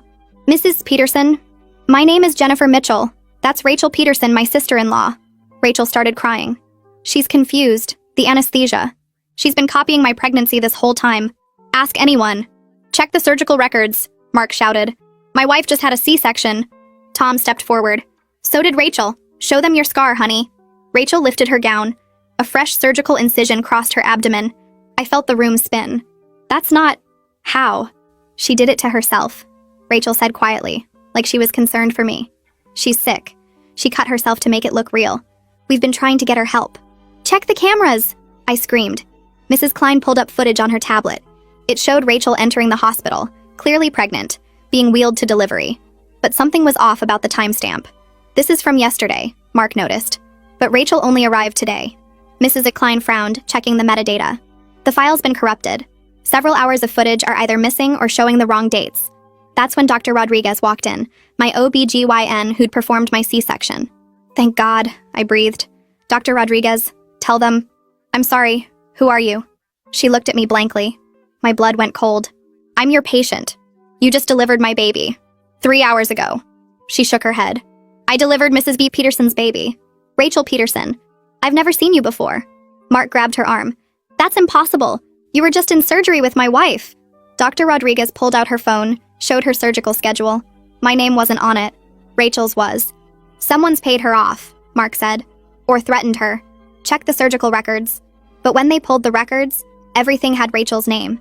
The anesthesiologist's notes, the nursing documentation, even the baby's footprints were filed under Baby Girl Peterson. I was sobbing now. "Please, please, she's my baby. I carried her for 9 months. Please." Rachel stood up, still holding my daughter. "We should go. This is too stressful for the baby." As they walked past, Rachel whispered something only I could hear. "You announced your pregnancy at my miscarriage support group. In front of everyone. You humiliated me." I grabbed her arm. "Rachel, please." "Security." 2 guards pulled me back. Rachel walked out with my baby while I screamed. Mark was on the phone with our lawyer, but it was Sunday night. No judge would see us until morning. Meanwhile, Rachel and Tom were leaving with our daughter. That's when my phone buzzed. An unknown number had sent a video. It was Rachel, filmed months ago, talking to someone off camera. "I've been planning this for months. Fake pregnancy, matching her due date, hacking the hospital system. Tom doesn't know. He thinks I'm really pregnant. By the time anyone figures it out, we'll be gone." The person behind the camera spoke. "What about your brother-in-law? Won't he fight?" "Not from prison, he won't." "Prison?" Rachel smiled.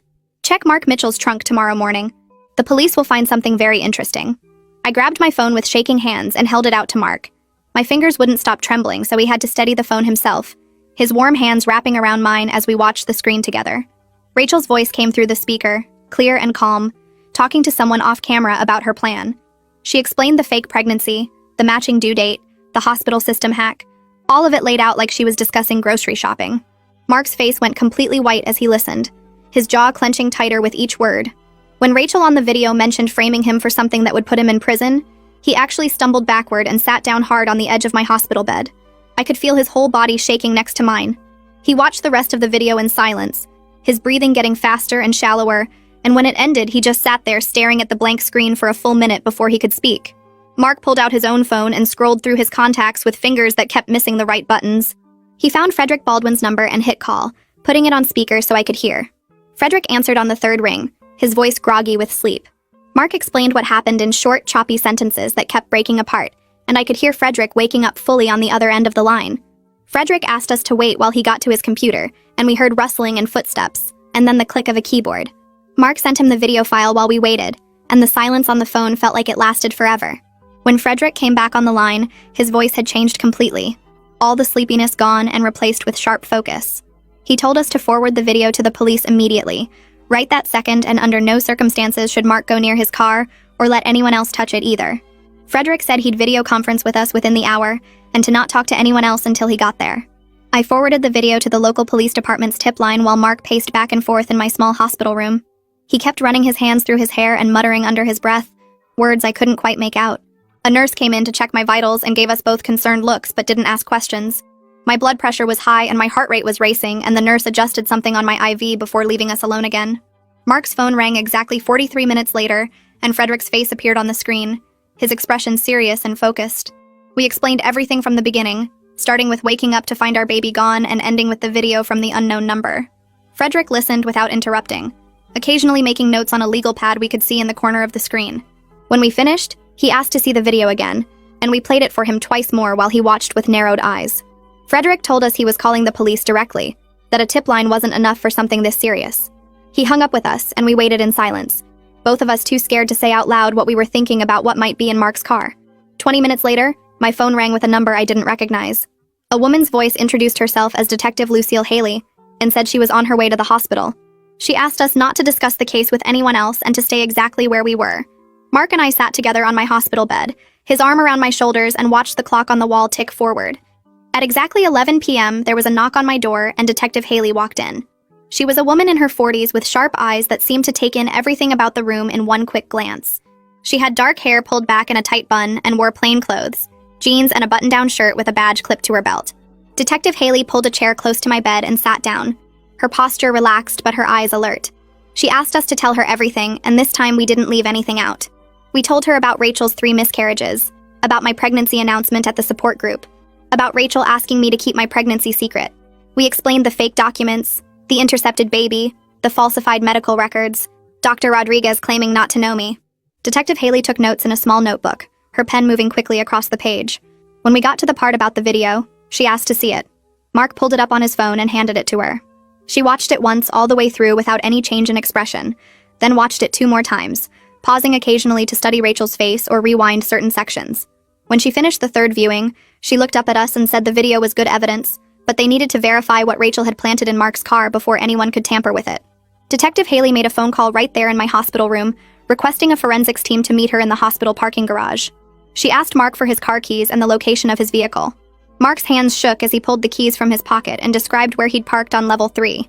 Detective Haley told us to stay in the room and that she'd be back as soon as they'd processed the vehicle. She left and Mark and I were alone again with nothing to do but wait. I kept thinking about our daughter upstairs with Rachel, wondering if she was hungry or cold or scared. Mark seemed to read my mind because he squeezed my hand and said our baby was too young to be scared, that she didn't understand what was happening. I wanted to believe him, but I couldn't stop picturing Rachel holding her, touching her, pretending to be her mother. An hour and 40 minutes later, Detective Haley came back into my room. Her expression was grim, and she closed the door firmly behind her before speaking.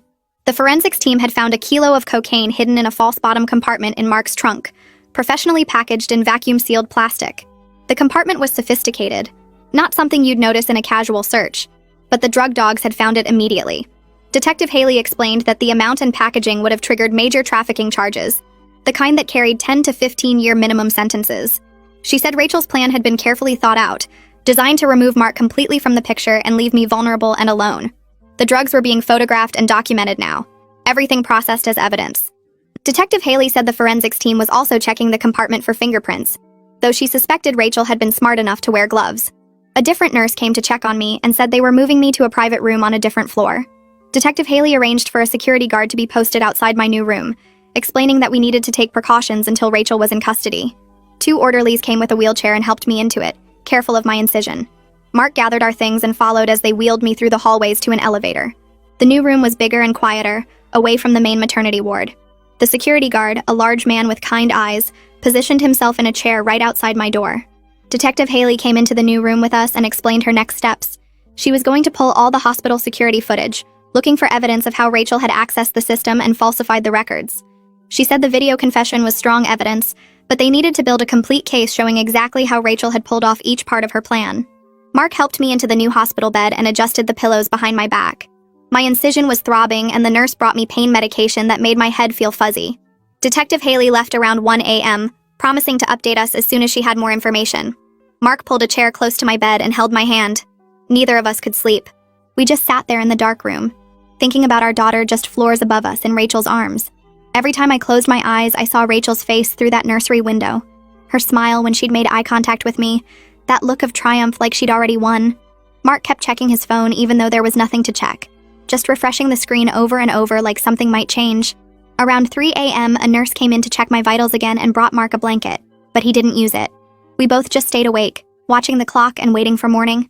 At 6 a.m. exactly, there was a soft knock on my door and Detective Haley came back in. She looked tired but alert, like she'd been up all night too.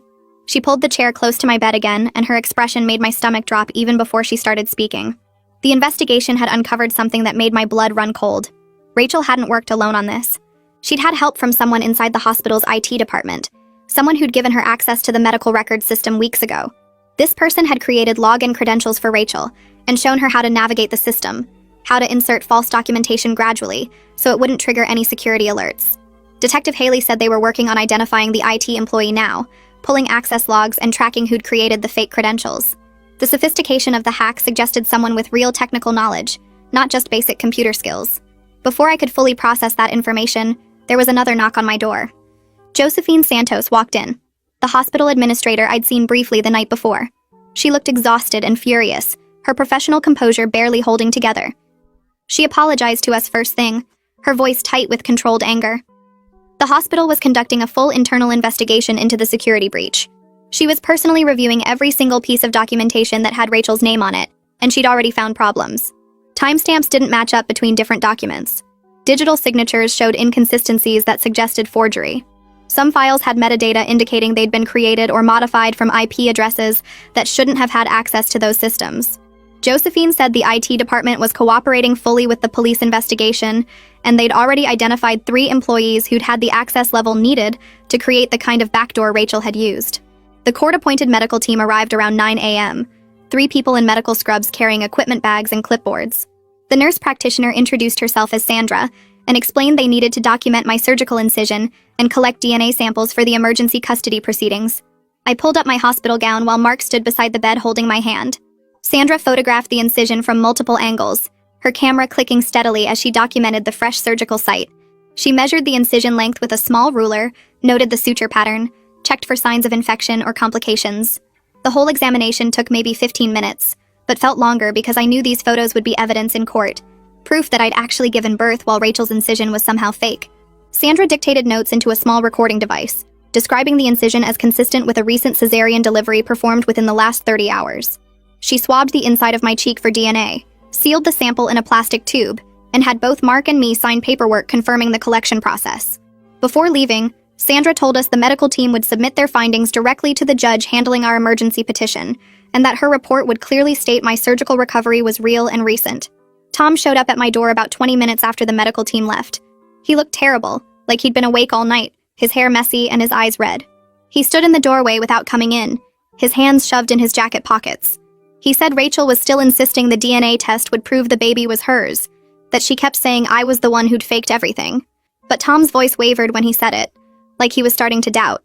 He told me he'd noticed Rachel's incision looked weird this morning, that it seemed to be healing way too fast for surgery that supposedly happened 2 days ago. The edges looked almost sealed already, not red and fresh like mine. He asked if he could see my incision to compare, and I showed him without saying anything. Tom stared at the clear difference between my fresh surgical wound and whatever Rachel had done to herself. His face went pale and he backed up against the door frame like his legs might give out. I wanted to scream at him right there. I wanted to ask how he could have believed Rachel's story even for a second, how he didn't question his wife suddenly being pregnant with a due date that perfectly matched mine. But looking at Tom's face, seeing him actually break down in real time, I realized he was another one of Rachel's victims. He'd been lied to just like everyone else, manipulated into thinking his wife was carrying their baby when she was really planning to steal mine. Tom asked me in this cracked voice if I really thought Rachel could do something this extreme, if his wife was actually capable of this level of deception. I told him about the comment Rachel made at her miscarriage support group 6 months ago, how she'd said it must be nice being the family favorite and getting pregnant so easily. Tom's face changed when I said that, recognition dawning like he was remembering other comments Rachel had made, other small signs he'd ignored. He told me Rachel had been obsessed with my pregnancy from the start, asking constant questions about my due date and my doctor and every detail of my prenatal care. He'd thought she was just being supportive, trying to stay involved despite her own pain, but now he was seeing it all differently. Detective Haley spent most of the morning interviewing the night nurse who'd been on duty when Rachel intercepted our baby. Mark and I weren't there for the interview, but Haley came to our room afterward to tell us what she'd learned. The nurse had broken down crying during questioning, explaining that Rachel's paperwork looked completely legitimate when she showed up claiming there'd been a mix-up. The documents had the right hospital logos, the right format, even the right reference numbers that matched the hospital's filing system. The nurse had no reason to doubt someone who knew specific details about the delivery, details that only someone with access to the medical records would know. Rachel had known the exact time of birth, the baby's weight and length, even the name of the anesthesiologist who'd been in the operating room. The nurse said she'd been confused when I showed up afterward claiming to be the mother, because Rachel's story was so detailed and her documentation looked so real. Detective Haley explained that this level of planning showed premeditation, that Rachel had spent months preparing for this moment, studying the hospital's systems and creating perfect forgeries. Milo Navarro from the hospital IT security came by around noon with his laptop to show us what he'd found. He'd been analyzing the system breach all morning, tracing digital fingerprints through the medical records database. Milo explained that Rachel's accomplice had created a backdoor into the system 3 months ago, a hidden access point that bypassed all the normal security protocols. The accomplice was a contractor named Derek who'd worked in the hospital's IT department until 2 weeks ago, right before my due date. Derek had disappeared after his last day of work, probably paid off by Rachel to vanish once the plan was in motion.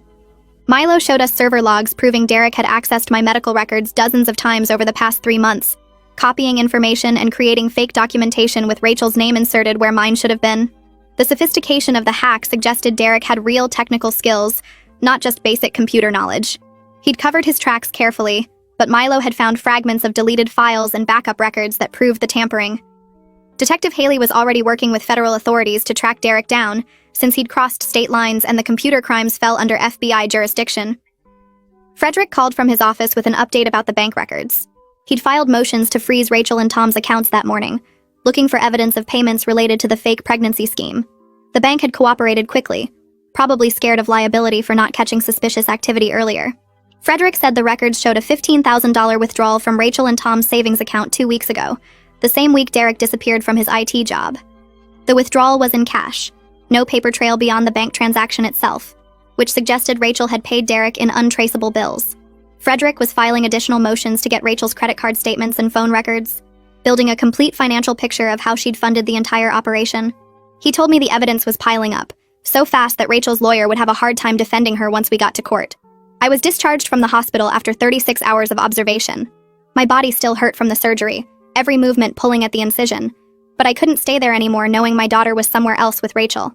Mark helped me get dressed in the clothes he'd brought from home, moving slowly because bending was painful. We packed up the few things we'd accumulated during the hospital stay and checked out through the main entrance instead of the maternity ward because I couldn't handle walking past the nursery again. Mark drove us to a hotel near the courthouse, a decent place with a kitchenette and a comfortable bed. I couldn't face going home to our house, to the nursery we'd spent months preparing with the crib and changing table and all the baby clothes hanging in the closet. Our daughter should have been coming home with us, starting her life in the room we'd made for her, but instead she was with Rachel, and we were hiding in a hotel room waiting for the legal system to fix what had been stolen. The DNA results came back 41 hours after the samples were collected, 7 hours faster than the 48-hour estimate we'd been given. Frederick called us at the hotel with the news, his voice tight with controlled excitement. The results were exactly what we knew they would be, but seeing it confirmed in official laboratory documentation felt huge. I was the biological mother, Mark was the biological father, and Rachel had zero genetic connection to our daughter. Frederick said he was filing for emergency custody immediately, attaching the DNA results and the medical team's documentation of my fresh C-section incision. He told us to stay near our phones because the judge might want to see us in court within hours, that this kind of evidence usually moved cases very quickly through the system. Rachel's lawyer tried to claim the DNA test results were contaminated or falsified somehow. Frederick called us with this update sounding almost amused by how desperate the argument was. The court-appointed medical team's documentation made it impossible to argue the test was wrong, because they'd photographed my incision and verified it was consistent with recent delivery. Rachel's lawyer was grasping at anything to delay the inevitable, but the judge wasn't having it. The judge ordered Rachel to surrender our daughter immediately to Child Protective Services, pending a full custody hearing scheduled for 3 days from now. Frederick said the judge had been harsh in her ruling, clearly angry about the deception and the hospital system breach. Rachel had until 6 p.m. that evening to comply with the court order, or she'd be held in contempt and possibly arrested. Rachel didn't comply. 6 p.m. came and went with no word from her or her lawyer. By 7 p.m., police had surrounded the house Rachel shared with Tom, trying to negotiate with her to come out peacefully with our daughter. Tom had called me from outside his own house, where police had cordoned him off for his safety and told me Rachel had barricaded herself inside. She'd locked all the doors and windows, pulled the curtains closed, and refused to answer her phone. Mark and I watched it unfold on the news from our hotel room. Local stations covering the standoff with helicopter footage showing police cars surrounding the suburban house. The news anchors were calling it a custody dispute turned standoff, showing old photos of Rachel and Tom from their social media accounts. I sat on the hotel bed staring at the TV screen, feeling like I was trapped in some kind of nightmare where nothing made sense anymore. My daughter was inside that house with a woman who'd proven she was capable of anything, and all I could do was watch it happen on television while police negotiators tried to talk Rachel into surrendering. My phone rang. Tom's name flashed on the screen. I grabbed it so fast I nearly dropped it. His voice came through broken and raw, like he'd been crying for hours. Police had him standing outside his own house behind yellow tape. Rachel had locked herself inside with our daughter. He kept saying he was sorry, the words tumbling over each other. He'd found something in their attic that morning. A fake pregnancy belly, the kind used in movies. It was hidden in a box under old Christmas decorations. Next to it was a journal filled with Rachel's handwriting. 9 months of planning. Every detail written down. How she'd match my due date. How she'd hack the hospital systems. How she'd convince everyone I was the crazy one. Tom's voice cracked when he told me he'd believed her completely. She'd worn that belly around the house. She'd talked about baby names. She'd made him feel the fake kicks. His whole marriage was built on lies and he hadn't seen it. I wanted to feel sorry for him, but I couldn't. Not yet. Not while Rachel still had our baby. Mark and I sat frozen in that hotel room watching the news coverage. Helicopter cameras showed Tom's house from above. Police cars surrounded it. Officers crouched behind their vehicles. A negotiator stood near the front door with a phone pressed to his ear. The news anchor kept using words like standoff and barricaded. They showed old photos of Rachel from her social media. In every picture, she looked normal, happy, not like someone who would steal a baby. The clock on the news broadcast showed it had been 2 hours since police arrived, then 3 hours, then 4.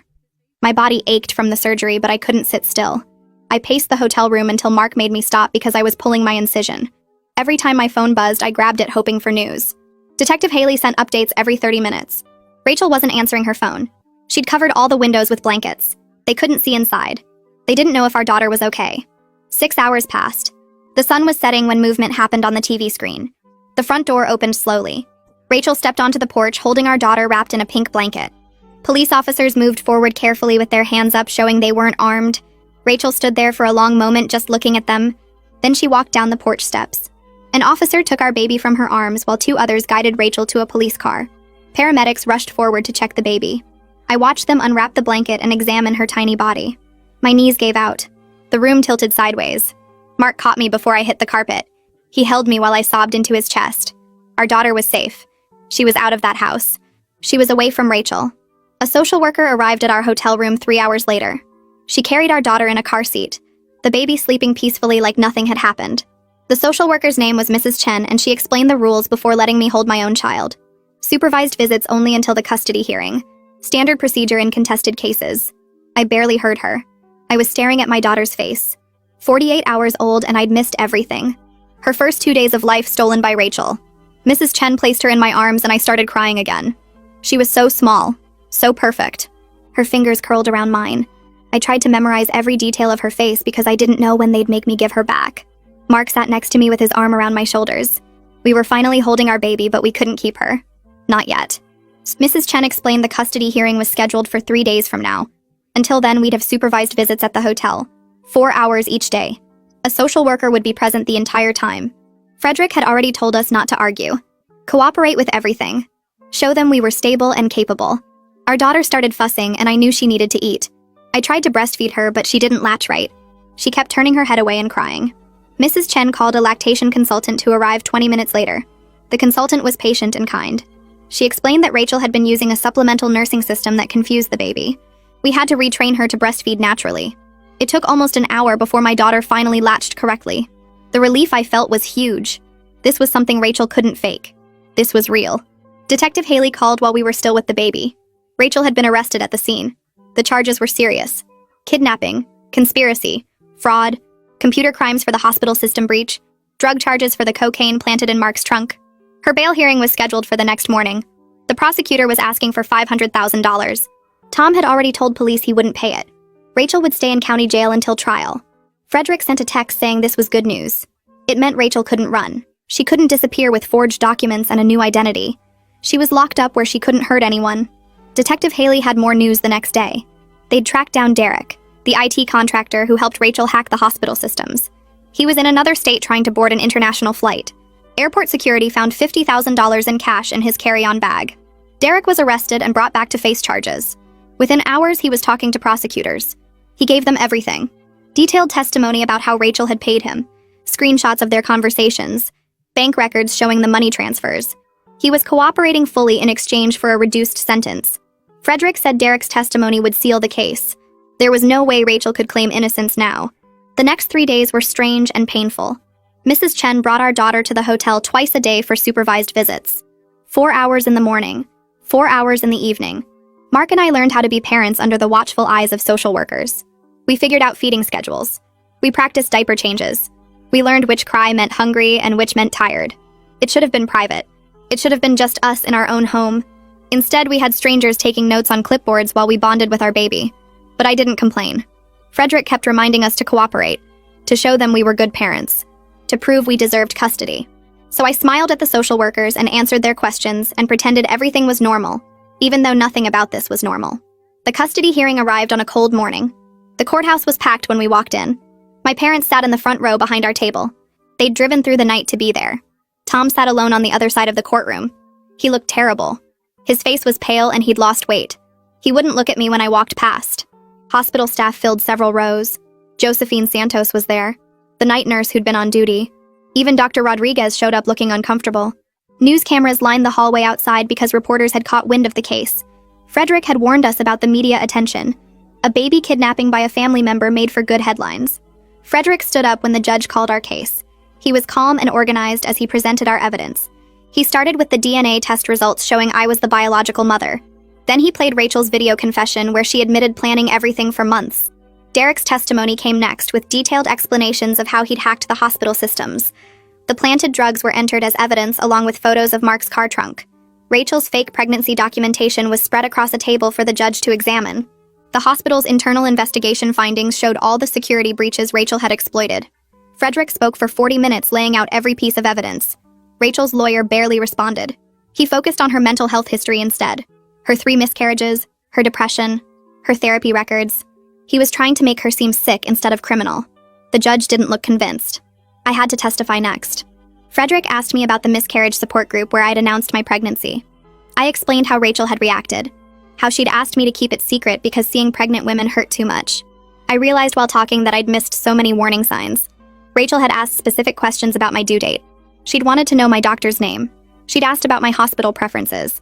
I thought she was just being interested, just trying to be supportive despite her own pain. I didn't see she was gathering information to build her fake pregnancy story. I felt stupid admitting this out loud. Frederick kept his questions simple and clear. He made me explain exactly what Rachel had whispered to me in the nursery about announcing my pregnancy at her support group, about being the family favorite. The judge wrote notes while I spoke. Her expression was hard to read, but she kept her eyes on me the entire time. Witness stand was hard to sit in. Mark squeezed my hand when the judge asked about Rachel's state of mind during the planning phase. Frederick stood and presented the mental health evaluation that had arrived 2 days earlier. The psychologist had spent 6 hours with Rachel over 3 sessions. The report described severe depression that started after her first miscarriage and got worse with each loss. Rachel had developed what the doctor called complicated grief that twisted into something dangerous. She'd convinced herself that I didn't deserve to be a mother because I got pregnant easily while she suffered. The evaluation showed Rachel believed taking my baby would fix everything wrong in her life. Her lawyer jumped on this immediately and argued that Rachel needed psychiatric care in a hospital instead of prison. He talked about how grief can break a person's mind and make them do terrible things they wouldn't normally consider. The prosecutor wasn't buying it. She pointed out that Rachel had planned everything for 9 months with careful detail. Rachel had researched hospital security systems and found someone to hack the records. She'd ordered a prosthetic belly online and practiced wearing it for months. She'd created fake ultrasound images using photo editing software. She'd timed her fake due date to match mine exactly. She'd even cut herself to create a surgical scar that would look recent. Those weren't the actions of someone too mentally ill to understand right from wrong. Those were the calculated steps of someone who knew exactly what she was doing and worked hard to get away with it. The judge listened to both sides and said she'd issue her ruling within a week. 3 months passed between that hearing and the day Rachel's plea deal came through. Frederick called me at home while I was feeding our daughter her afternoon bottle. Rachel had accepted 12 years in prison followed by mandatory psychiatric treatment. When she got out, she'd have permanent restraining orders keeping her at least 500 feet away from our family forever. I sat there holding my baby and trying to figure out how I felt about 12 years. Part of me wanted Rachel locked up for life. She'd stolen my daughter and tried to destroy my husband's future with those planted drugs. She'd corrupted hospital records and manipulated staff and lied to everyone, including her own husband. But another part of me felt sad that 12 years wasn't enough to fix what she'd broken inside herself. No amount of prison time would give Rachel back her lost babies or heal the grief that had twisted her into someone capable of kidnapping. I realized sitting there that no sentence would ever feel right. Too harsh and too light at the same time. Tom called me a week after Rachel went to prison. He'd sold the house where they'd lived together for 8 years. He was moving to Oregon for a job opportunity and a chance to start over somewhere nobody knew about his wife, the kidnapper. His voice sounded tired and older than his 34 years. He asked if he could send gifts for our daughter on her birthday and Christmas. He wanted to know if maybe someday when she was older she could know she had an uncle who cared about her, even though his wife had done something horrible. I told him yes to the gifts and yes to staying in touch. I was learning slowly that Tom had been fooled, just like the hospital staff. Rachel had shown him fake ultrasound photos and worn that prosthetic belly around the house for months. She'd researched pregnancy symptoms online and faked morning sickness and food cravings. Tom had believed he was going to be a father right up until the police arrested his wife for kidnapping. He was a victim too, just in a different way than me and Mark. Our daughter turned 4 months old on a Tuesday in late October. I was sitting in the pediatrician's office for her checkup when I realized we'd finally found something close to normal life. She was eating every 3 hours on a predictable schedule. She was sleeping 6-hour stretches at night. She smiled when Mark came home from work. She grabbed at toys hanging from her play gym. The doctor said she was hitting all her milestones right on track. Her weight and height were in the 50th percentile. Her reflexes looked good. Her eyes tracked movement properly. The doctor asked if I had concerns about her early trauma, and I explained about the first 48 hours. The doctor reviewed her chart and said babies that young don't form memories the way older children do. Our daughter showed no signs of attachment issues or developmental delays. She was healthy and happy and completely unaware that someone had tried to steal her life before it really started. The hospital's internal investigation wrapped up the same week our daughter turned 4 months old. Josephine Santos called to tell me they'd fired 3 administrators whose mistakes had allowed Rachel to execute her plan. One administrator had approved Derek's system access without proper background checks. Another had failed to update the security protocols that should have caught the falsified records. A third had ignored multiple red flags in the footage timestamps that might have exposed Rachel's scheme earlier. Josephine kept her job because she'd handled the crisis well once Rachel's video confession surfaced. She'd immediately locked down the maternity ward and preserved evidence and cooperated fully with the police investigation. She sent me detailed updates about the new security measures every few weeks. The hospital had installed biometric scanners for all maternity ward access. They'd hired additional IT security staff to monitor the medical record system in real time. They'd implemented new protocols requiring multiple staff members to verify any baby leaving the ward. Josephine seemed genuinely committed to making sure no other family went through what we had experienced. Mark and I talked about having another baby one night after we'd put our daughter down to sleep. We were sitting on the couch drinking tea and watching some mindless TV show when he brought it up. He said he wanted more children eventually, but not yet. We needed time to heal from everything that had happened. We needed time to enjoy our daughter without constantly looking over our shoulders waiting for the next crisis. Our therapist agreed when I mentioned it at my next session. She said trying for another baby too soon would feel like we were rushing to replace the stolen time instead of processing the trauma properly. She wanted us to wait until we felt emotionally ready instead of letting fear or anger drive our family planning decisions. I went back to work part-time when our daughter was 5 months old. My boss had been incredibly understanding through the whole kidnapping ordeal and the court proceedings that followed. She'd told me to take whatever time I needed, and my job would be waiting. I started with 3 days a week working from home while our daughter napped or played in her bouncer next to my desk. Having the structure of work helped me feel like myself again. I'd spent 5 months focused entirely on being a mother and fighting to keep my baby. Getting back to projects and deadlines and normal workplace problems felt almost relaxing compared to everything else I'd been dealing with.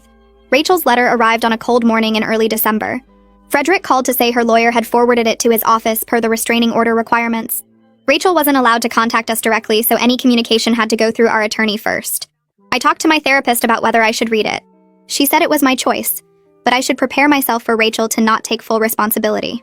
People who commit crimes like kidnapping often struggle to see past their own pain to understand the harm they caused others. I decided to read the letter sitting in Frederick's office with Mark next to me. Rachel's handwriting was messy and slanted. The letter rambled for 3 pages about her miscarriages and her depression and how much she'd wanted to be a mother.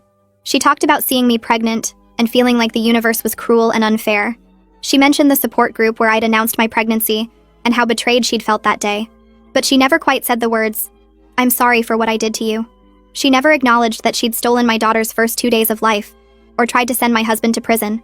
The letter was all about Rachel's pain, with barely any recognition of mine. I folded it back up and told Frederick to file it away.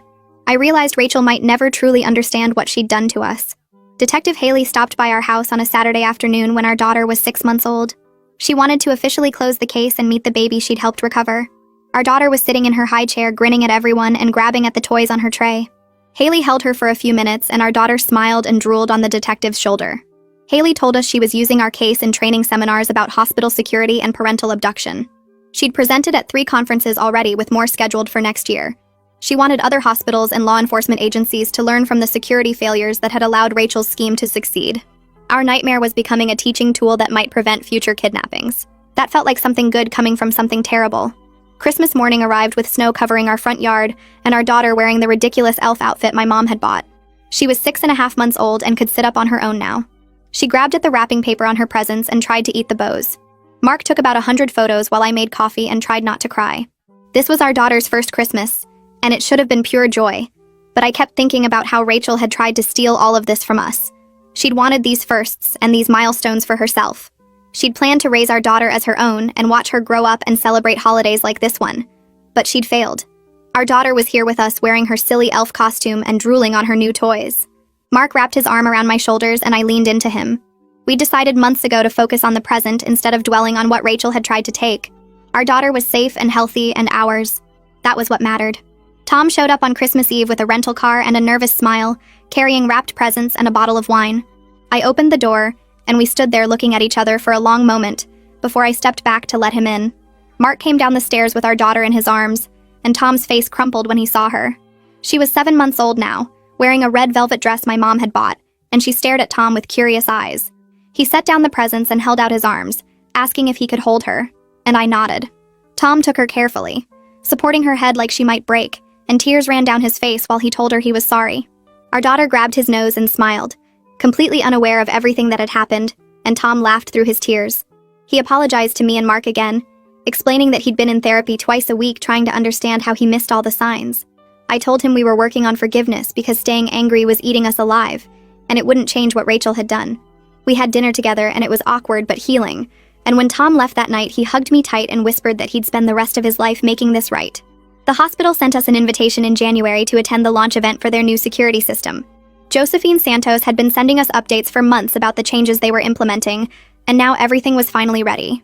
Mark and I walked into the conference room where they'd set up displays showing the biometric scanners, the real-time monitoring systems, and the enhanced baby identification protocols. Josephine gave a presentation to the hospital board members and local media, explaining how our case had exposed critical security gaps that could have allowed other kidnappings. She publicly credited us with driving the improvements, thanking us for our cooperation during the investigation and our willingness to share our story. Several reporters asked us questions afterward, and I explained that while I wished none of this had been necessary, I was glad something good was coming from our nightmare. The new system required fingerprint scans for anyone accessing medical records, real-time alerts when records were modified, and electronic tags on all newborns that would trigger alarms if they left the maternity ward. Mark squeezed my hand while we toured the upgraded nursery, both of us thinking about how different things might have been if these protections had existed 7 months ago. 3 weeks later, I sat in a government building waiting to testify before a state legislative committee about hospital security regulations. My hands were shaking and my mouth was dry, and I kept reading over my prepared statement even though I'd memorized it days ago. Frederick had helped me write it, focusing on specific security failures and practical solutions rather than getting too emotional about what happened to us. A legislative aide called my name, and I walked into the hearing room where 12 lawmakers sat behind a long table, looking at me with expressions ranging from sympathetic to skeptical. I introduced myself and started reading my statement, describing how Rachel had accessed the hospital computer system, falsified medical records, and walked out with my daughter while staff had no way to verify who was telling the truth. My voice cracked when I talked about watching Rachel leave with my baby, but I kept going, explaining that better security protocols could prevent this from happening to other families. When I finished, several committee members asked questions about specific security measures and how much they would cost to implement. One lawmaker told me afterward that our case would definitely influence the legislation they were drafting, and another said she was a mother herself and couldn't imagine what we'd been through. Walking out of that building, I felt like the vulnerability had been worth it if it meant protecting other parents.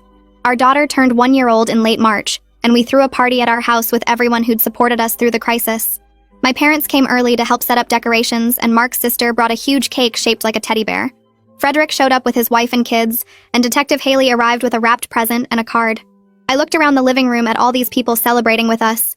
People who'd answered phone calls at midnight, who'd sat through court hearings, who'd brought us food when we were too stressed to cook. Our daughter sat in her high chair smashing cake into her face while everyone laughed and took pictures, and I realized how much community we had.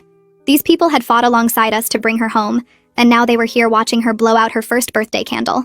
Mark put his arm around my waist and pulled me close, and I leaned my head on his shoulder while our daughter grinned at everyone with frosting all over her face. A letter came from the prosecutor's office in April informing us that Rachel's first parole hearing was scheduled for 7 years from now. I called the prosecutor immediately, anxiety flooding through me at the thought of Rachel getting out early, but he assured me it was standard procedure to schedule the hearing, even though she was unlikely to be released. He explained that given the severity of her crimes and how calculated the scheme had been, the parole board would almost certainly deny her request. We were welcome to testify at the hearing if we wanted to, and he recommended we do so, to make sure the board understood the lasting impact of Rachel's actions. I told Mark about it that night after our daughter was asleep, and we agreed we'd testify at every parole hearing if necessary. Rachel had stolen our daughter's first 2 days of life and tried to destroy our family, and we weren't going to let the parole board forget that, just because time had passed. Mark came home from work in May with news that made both of us cry with relief. He'd gotten a promotion with a significant raise, and the financial stability meant we could finally stop worrying about the future. The hospital settlement had helped, but we'd been careful with that money, putting most of it away for our daughter's college fund and using only what we needed for therapy and legal fees.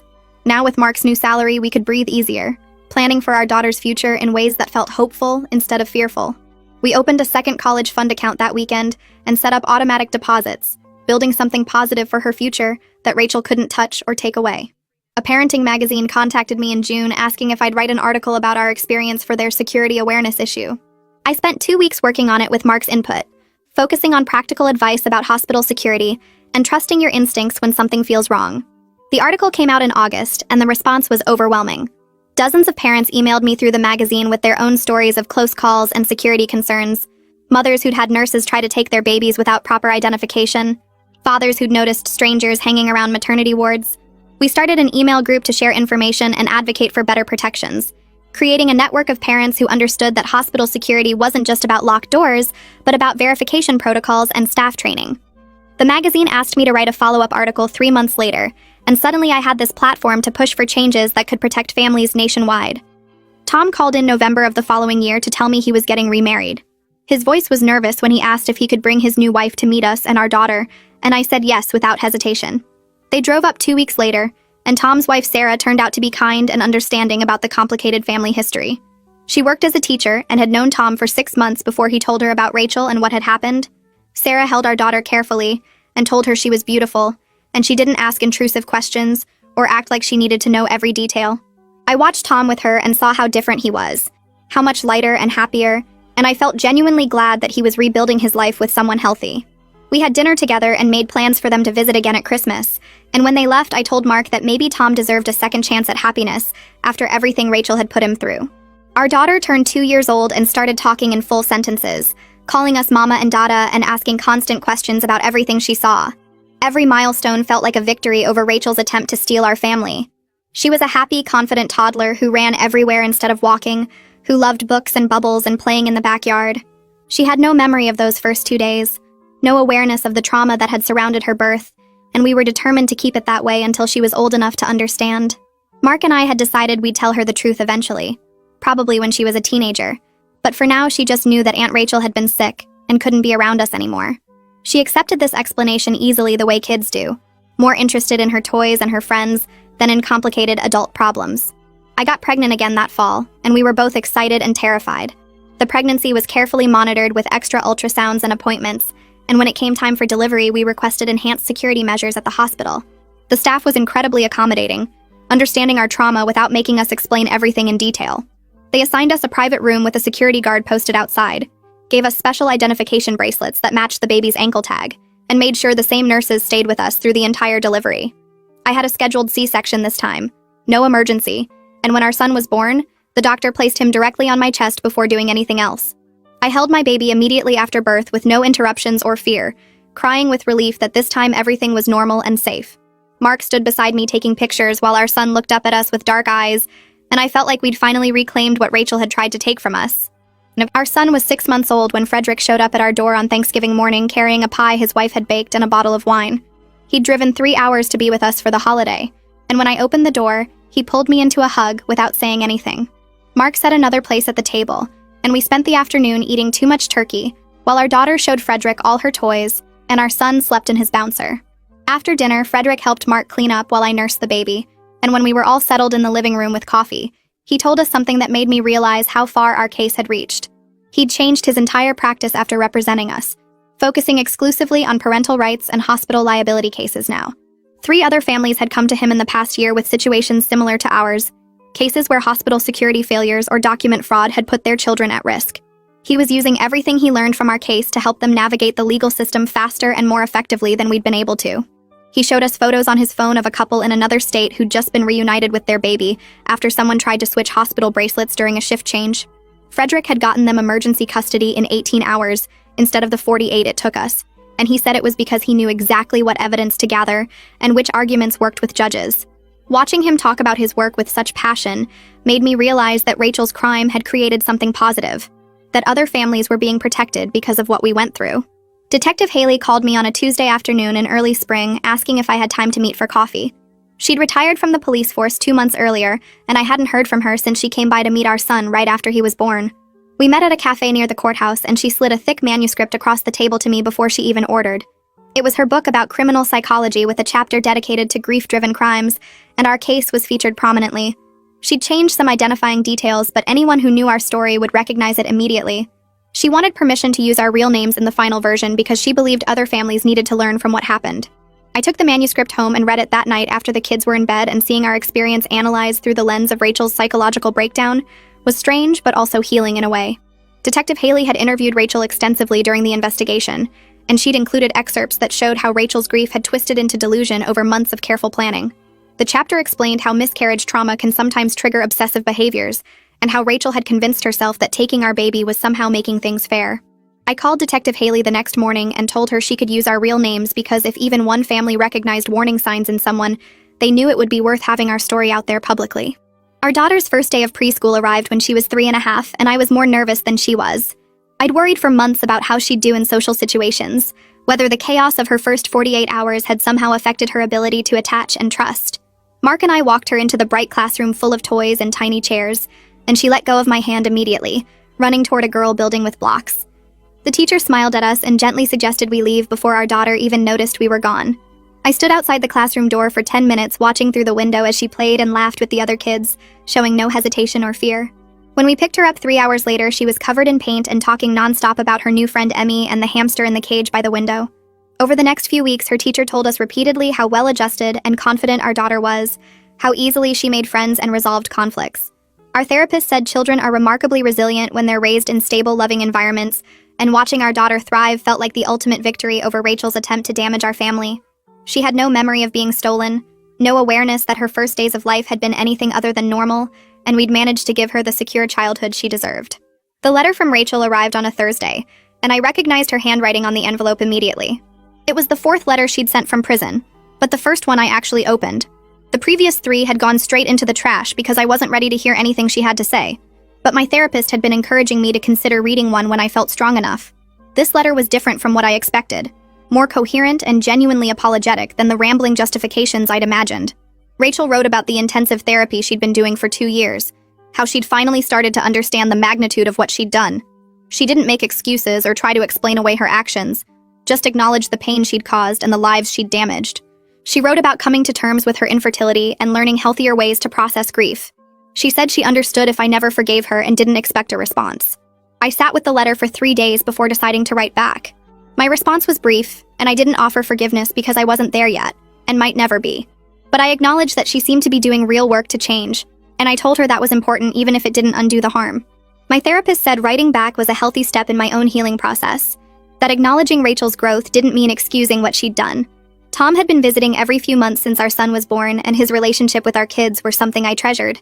He'd video call every Sunday evening, and our daughter would tell him about preschool while our son babbled at the screen. Tom always remembered their favorite snacks and brought thoughtful gifts when he visited. Nothing expensive, but things that showed he paid attention to what they liked. Our daughter knew him as Uncle Tom and asked when he was coming to visit the same way she asked about my parents. Our son was learning his name, pointing at the phone and saying something that sounded like Tom when the video calls started. I'd never told the kids that Tom was married to the woman who tried to steal our daughter because that was too complicated for them to understand and might make them afraid of him. As far as they knew, Uncle Tom was just our family member who lived far away, but loved them very much. Mark and I had worked hard to separate Tom from Rachel's actions and preserve the family connection because Tom had been a victim too. He'd lost his wife and his marriage and spent years dealing with guilt over not seeing the warning signs. Watching him play with our kids during his visits made me proud that we'd managed to salvage something good from the wreckage Rachel had created. 5 years after the kidnapping, I got an email inviting me to speak at a national conference on the hospital security and patient safety. The organizer had read Detective Haley's book and wanted me to share our story with healthcare administrators from across the country. I almost deleted the email because the thought of standing in front of hundreds of people and reliving the worst days of my life made me feel sick. But Mark encouraged me to consider it, and my therapist thought it could be empowering. I spent 3 weeks preparing my presentation, working with the conference organizers to focus on specific security failures and systemic changes, rather than just the emotional trauma. The day of the conference, I stood on stage looking out at an auditorium full of hospital administrators and told them exactly how Rachel had exploited their security gaps. I explained the falsified records, the corrupted footage, the ease with which she'd accessed systems that should have been secure. I showed them the timeline of how quickly everything fell apart once Rachel set her plan in motion. After my presentation, dozens of administrators approached me with questions about their own protocols, and several hospitals reached out in the following weeks, asking me to consult on their security systems. Turning our trauma into meaningful systemic change felt like taking back power Rachel had tried to steal from us. Our daughter was 5 years old when she came home from kindergarten and asked why she didn't have an Aunt Rachel like her friend Sophie had an aunt who took her to the zoo. Mark and I had been preparing for this conversation for years, knowing eventually she'd notice the gap in our family structure. We sat down with her that evening and told her an age-appropriate version of the truth. We explained that Aunt Rachel had been very sick in her mind and had made bad choices that hurt our family. We told her that Aunt Rachel was getting help now in a special place and that we were all safe and happy together. Our daughter processed this information the way 5-year-olds do, asking a few clarifying questions about what kind of sick and whether Aunt Rachel would get better. We answered honestly but simply, saying we didn't know if Aunt Rachel would get completely better, but that she was trying. Our daughter seemed satisfied with this explanation and went back to playing with her toys. She mentioned it once more a few days later, asking if Aunt Rachel was still sick, and when I said yes, she just nodded and moved on to asking what was for dinner. Looking at our family now, I could see how completely Rachel had failed in every way that mattered. She'd tried to steal our daughter and destroy our family, but instead we were stronger and closer than we might have been without the trauma. Our daughter was thriving in kindergarten, our son was learning to walk, and Mark and I had a marriage that had survived an unimaginable crisis. We had a network of support that included Frederick and Detective Haley and Tom, people who'd helped us rebuild and stayed in our lives. Every ordinary moment felt precious because we knew how easily it could have been taken from us. Weekend mornings when both kids climbed into our bed, family dinners where our daughter told elaborate stories about her day, bath time when our son splashed water everywhere and laughed. These simple moments were our victory over Rachel's attempt to destroy us. We'd built a beautiful life despite her worst efforts, and that felt like the best revenge and the truest justice we could have hoped for. Our daughter would grow up knowing she was loved and safe, and our son would never know a time when our family wasn't whole. Rachel was in prison dealing with the consequences of her choices, while we were home living the life she'd tried to steal, and that was exactly how it should be. Hubby made me a cup of coffee which had a very strange smell. "Made you a special coffee, honey," he said. I answered, "How sweet," and quietly swapped the mugs with my sister-in-law, who always bullied me. 30 minutes later, "Don't you want to try the coffee I made especially for you, honey?" my husband James asked with an odd smile that didn't quite reach his eyes. I was sitting at my sister-in-law Nina's elegant dining table in her Nashville home where we gathered for our monthly family brunch. The coffee cup in front of me had a strange, almost metallic smell that made my stomach turn. My name is Christina, and at 29, I never imagined I'd be questioning whether my own husband was trying to poison me. But after 3 years of marriage and countless incidents of accidental food poisoning, I had learned to be cautious, especially around Nina. She had a way of orchestrating situations that left me sick or humiliated, always with that same innocent smile James was wearing now. "How thoughtful of you," I replied, forcing a smile while my mind raced. The aroma wafting from the cup was unlike any coffee I'd smelled before. It reminded me of the time last month when I'd ended up in urgent care after drinking tea at Nina's house. The doctors couldn't explain my symptoms, and Nina had insisted she'd made the tea exactly the same way she made her own. Nina watched me intently from across the table, absently stirring her own untouched coffee. "James has become quite the barista lately," she said with a smirk. "He's been practicing different brewing methods just for you." The way she emphasized "for you" sent chills down my spine. I had noticed James spending more time at Nina's house lately, claiming they were planning a surprise for our upcoming anniversary. But something felt off. The whispered conversations that stopped when I entered the room, the strange text I'd glimpsed on his phone, and now this coffee with its peculiar scent. I lifted the cup, pretending to take a sip while studying their expressions. James and Nina exchanged a quick glance that confirmed my suspicions. Making a show of checking my phone, I stood up abruptly. "Oh, would you look at that? I need to make a quick call for work. Nina, would you mind if I use your study?" As I walked past Nina's place setting, I deliberately stumbled, quickly switching our coffee cups in the confusion of steadying myself. "I'm so sorry," I exclaimed, straightening up. "I'm such a klutz sometimes." Nina waved off my apology with a tight smile. "Just try not to break anything in the study." I nodded and hurried away, my heart pounding. Through the study's doorway, I could still see them at the table. Now I just had to wait and watch. From the study doorway, I watched Nina lift a coffee cup to her lips, and my stomach clenched with anxiety. Part of me wanted to stop her, to warn her, but I needed to know the truth. I'd spent too many nights in emergency rooms, too many hours doubled over in pain, always after sharing meals with them. It wasn't always like this. When I first met James at a friend's wedding in Nashville 3 years ago, he was charming and attentive. Nina had seemed welcoming too, inviting me to family gatherings and offering to help plan our wedding. But looking back, I should have noticed the red flags. The way she would accidentally spill things on my dress at important events, or how my food always seemed to have extra seasoning when she helped cook. The incident started small. An upset stomach here, a mild allergic reaction there. James always had an excuse ready. Maybe it was something you ate earlier, or you must be coming down with something. But the pattern was becoming clear. The worst was 2 months ago when I ended up hospitalized after eating breakfast at their house. The doctors found traces of something in my system they couldn't identify. But James convinced everyone I must have taken some expired medication. I gripped the doorframe, watching as Nina took another sip of the coffee. James was typing on his phone, seemingly unconcerned. My own untouched cup sat cold on the table where I'd left it. The metallic smell still lingered in my nose, making me shudder. A slight tremor in Nina's hand caught my attention. She set down the cup, her face suddenly pale. "James," she said, her voice shaking. "Something's wrong." James looked up, his expression changing from confusion to horror as he realized which cup she was drinking from. He jumped up, knocking over his chair. "Nina, what's happening?" Nina's hands were trembling violently now. I feel she tried to stand but stumbled, grabbing the edge of the table for support. "James, what did you put in that coffee?" I stepped out of the study, my phone already recording. James was beside Nina now, his face ashen. "That wasn't supposed to be your cup," he whispered. But in the silence of the dining room, his words carried clearly. Nina's eyes widened with realization and fear. "Call an ambulance," she gasped, sliding to the floor. "Please, I can't." I dialed 911 immediately, my hands steady despite the chaos unfolding before me. Nina was on the floor now, her body racked with violent tremors.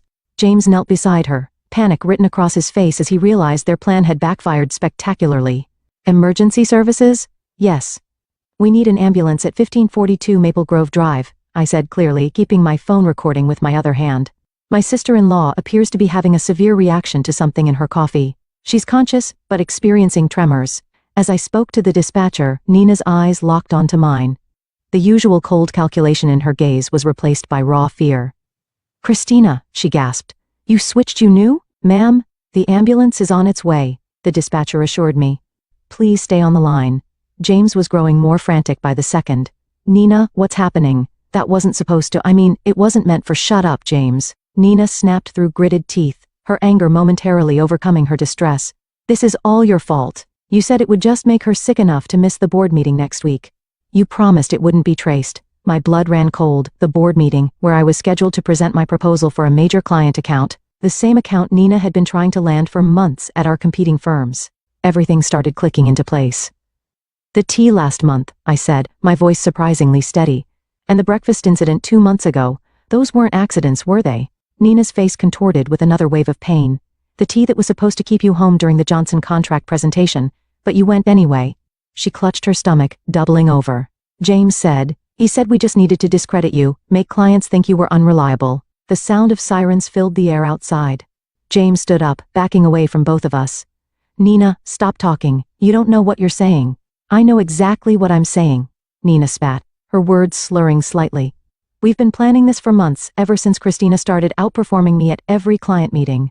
You were supposed to make sure she drank it today. The paramedics burst through the front door, and I quickly stepped aside to let them work. As they loaded Nina onto a stretcher, I stopped recording and sent the video to my private email, then to my lawyer.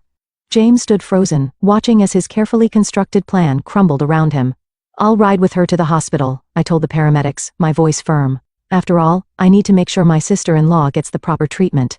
I met James's terrified gaze, and I'm sure the doctors will be very interested in knowing exactly what was in that coffee. The emergency room at Nashville General Hospital was a flurry of activity as doctors rushed to treat Nina. I sat in the waiting room, my phone clutched in my hand, replaying the recording of Nina's confession. The tremors in her voice, the panic in her eyes. It was all the evidence I needed to prove this wasn't just paranoia on my part. "Family of Nina Anderson?" a nurse called out. I stood up, noting James's conspicuous absence. He'd mumbled something about parking the car 20 minutes ago and hadn't returned. "I'm her sister-in-law," I said, following the nurse through the double doors. "How is she?" "She stabilized, but we found concerning levels of toxins in her system." The nurse's expression was grave. "The doctor would like to speak with you about some unusual findings in her blood work." Dr. Phillips, a tall woman with graying hair and sharp eyes, was waiting by Nina's room. "Mrs. Bennett, could you tell me exactly what happened before your sister-in-law became ill?" I took a deep breath, pulling out my phone. "I think you should listen to this first." I played the recording from brunch, watching the doctor's expression change from professional concern to alarm. "This is very serious," she said, making notes on her tablet. "The substance we found isn't something that accidentally ends up in coffee. We're looking at deliberate contamination." Just then James appeared at the end of the hallway, his face pale and sweaty. He'd clearly overheard the doctor's words. "Christina," he started, taking a step toward me. "Let me explain." "Stay back," Dr. Phillips warned, pressing the nurse's call button. "Security to room 412, please." James raised his hands in surrender. "This is all a misunderstanding." Nina was confused. She didn't know what she was saying. "Really?" I pulled up the text I discovered on his phone last week, the ones I'd secretly forwarded to myself. "So these messages between you and Nina about making sure she's out of commission before the Henderson presentation were just friendly conversation." His face drained of color. "You went through my phone after I found the strange pills in your desk drawer?" "Yes, I did." I turned to Dr. Phillips. "Doctor, I've been hospitalized 3 times in the past 6 months with unexplained symptoms. I'd like to know if they match what you found in Nina's system today." The doctor's eyes narrowed. "We'll need to run some tests to compare. Security will make sure your husband remains available for questioning." 2 security guards appeared, positioning themselves on either side of James. He looked trapped, his carefully constructed facade crumbling. "Nina and I," he stammered. "We were just trying to help you slow down. You were working too hard, taking all the big clients. Nina said if we could just make you take some time off." "By poisoning me?" My voice was steady, even as my hands shook with rage. "How long have you been doing this? Was it you who tampered with my food at the Christmas party too?" James's silence was all the answer I needed. Behind him, I could see Nina's room, where she lay connected to various monitors. Her earlier bravado was gone, replaced by the fear of someone who knew their schemes had finally caught up with them. "Detective Mendoza is on her way," Dr. Phillips said quietly. "She'll want to take statements from everyone involved." I nodded, feeling a strange sense of calm. The truth was finally coming out, and there was no going back. Detective Mendoza arrived within the hour, her presence commanding attention in the sterile hospital corridor. She was a seasoned investigator who specialized in domestic abuse cases, and she listened intently as I played the recording from brunch and showed her the text messages. "Mrs. Bennett," she said, reviewing her notes. "You mentioned previous hospitalizations. Can you tell me more about those incidents?" I pulled out my phone again, opening a document I'd been quietly maintaining for months. The first time was in February after a dinner at Nina's house. I had severe stomach pains and dizziness. The second was in April, the tea incident, and then in June after breakfast with them. My voice remained steady as I continued. Each time the symptoms were similar, but just different enough that the doctors couldn't pinpoint a cause. The detective's eyes narrowed as she looked at my detailed log of dates, symptoms, and circumstances. "And you've been keeping records?" "Ever since I noticed the pattern." I hesitated before pulling out another phone from my purse. I also started carrying a backup phone with a different number. I used it to record conversations when I was around them. I have several where Nina and James discuss their plans, though they're careful not to be explicit. In one of the recordings, Nina's voice came through clearly. "The Henderson account is worth millions, James. We can't let her ruin everything we've worked for. Just stick to the plan. A few days of illness should be enough." James's response was equally damning. "I've got something stronger this time. She won't make it to the presentation." Detective Mendoza's expression hardened as she listened. Through the window of Nina's room, I could see my sister-in-law was now awake. looking significantly less confident than she had at brunch. The hospital is running toxicology screens, the detective informed me. Dr. Phillips has already identified several substances that don't occur naturally. We'll need samples from your home as well. A commotion down the hall caught our attention. James was arguing with the security guards, his voice rising in desperation. "I need to speak with my wife," he shouted. "Christina, please, you don't understand. We were trying to protect you." Detective Mendoza stepped between us. "Mr. Bennett, you're not helping your case. We've already found evidence of premeditated. James laughed, a hollow sound that echoed through the corridor. "We were just trying to slow her down. She was working herself to death, taking all the major accounts. Nina said if we could just make her take some time off, by poisoning her." Detective Mendoza's voice was sharp. "That's not protection, Mr. Bennett. That's attempted murder." The color drained from James's face. "Murder? No. That's not, we never meant to." "Then what exactly did you mean to do?" I asked, my voice surprisingly calm. "When you put something in my coffee this morning, what was supposed to happen?" James's silence spoke volumes. Behind him, I could see Nina watching through her hospital room window, her face a mask of fear and calculation. I wondered if she was trying to figure out how to spin this, how to explain away months of systematic poisoning as some sort of misguided attempt at helping me. "We'll need both of their phones," Detective Mendoza told the security guards, "and I want officers posted at both doors. Nobody leaves until we get the toxicology results." Dr. Phillips entered Nina's room with a tablet in hand, her expression grim as she reviewed the test results. Detective Mendoza and I followed while James remained outside with the guards. Nina tried to sit up straighter in her hospital bed, but the tremors hadn't completely subsided. "The toxicology report shows elevated levels of several substances," Dr. Phillips announced, her voice clinical. "Most concerning is the presence of a particular compound that's typically used in pharmaceutical testing. It's not something the general public should have access to." Nina's face paled. "That's impossible. James said it was just something to cause mild symptoms." "Mild symptoms?" Detective Mendoza interrupted, taking out her notebook.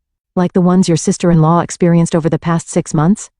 The door opened and another detective entered holding an evidence bag. "We found these in Mr. Bennett's office desk at the Anderson marketing firm," he reported, presenting several small bottles with clinical labels, along with detailed notes about dosages and reactions. I felt my knees weaken as I realized the full scope of their plan. "You were documenting everything, like some kind of experiment?" "It wasn't like that," Nina protested, but her voice wavered. "We just needed to track what worked. The first few attempts weren't effective enough. You kept showing up to meetings anyway. So you increased the dosages," Detective Mendoza concluded, examining the bottles. "Did you know these substances could be lethal in higher concentrations?"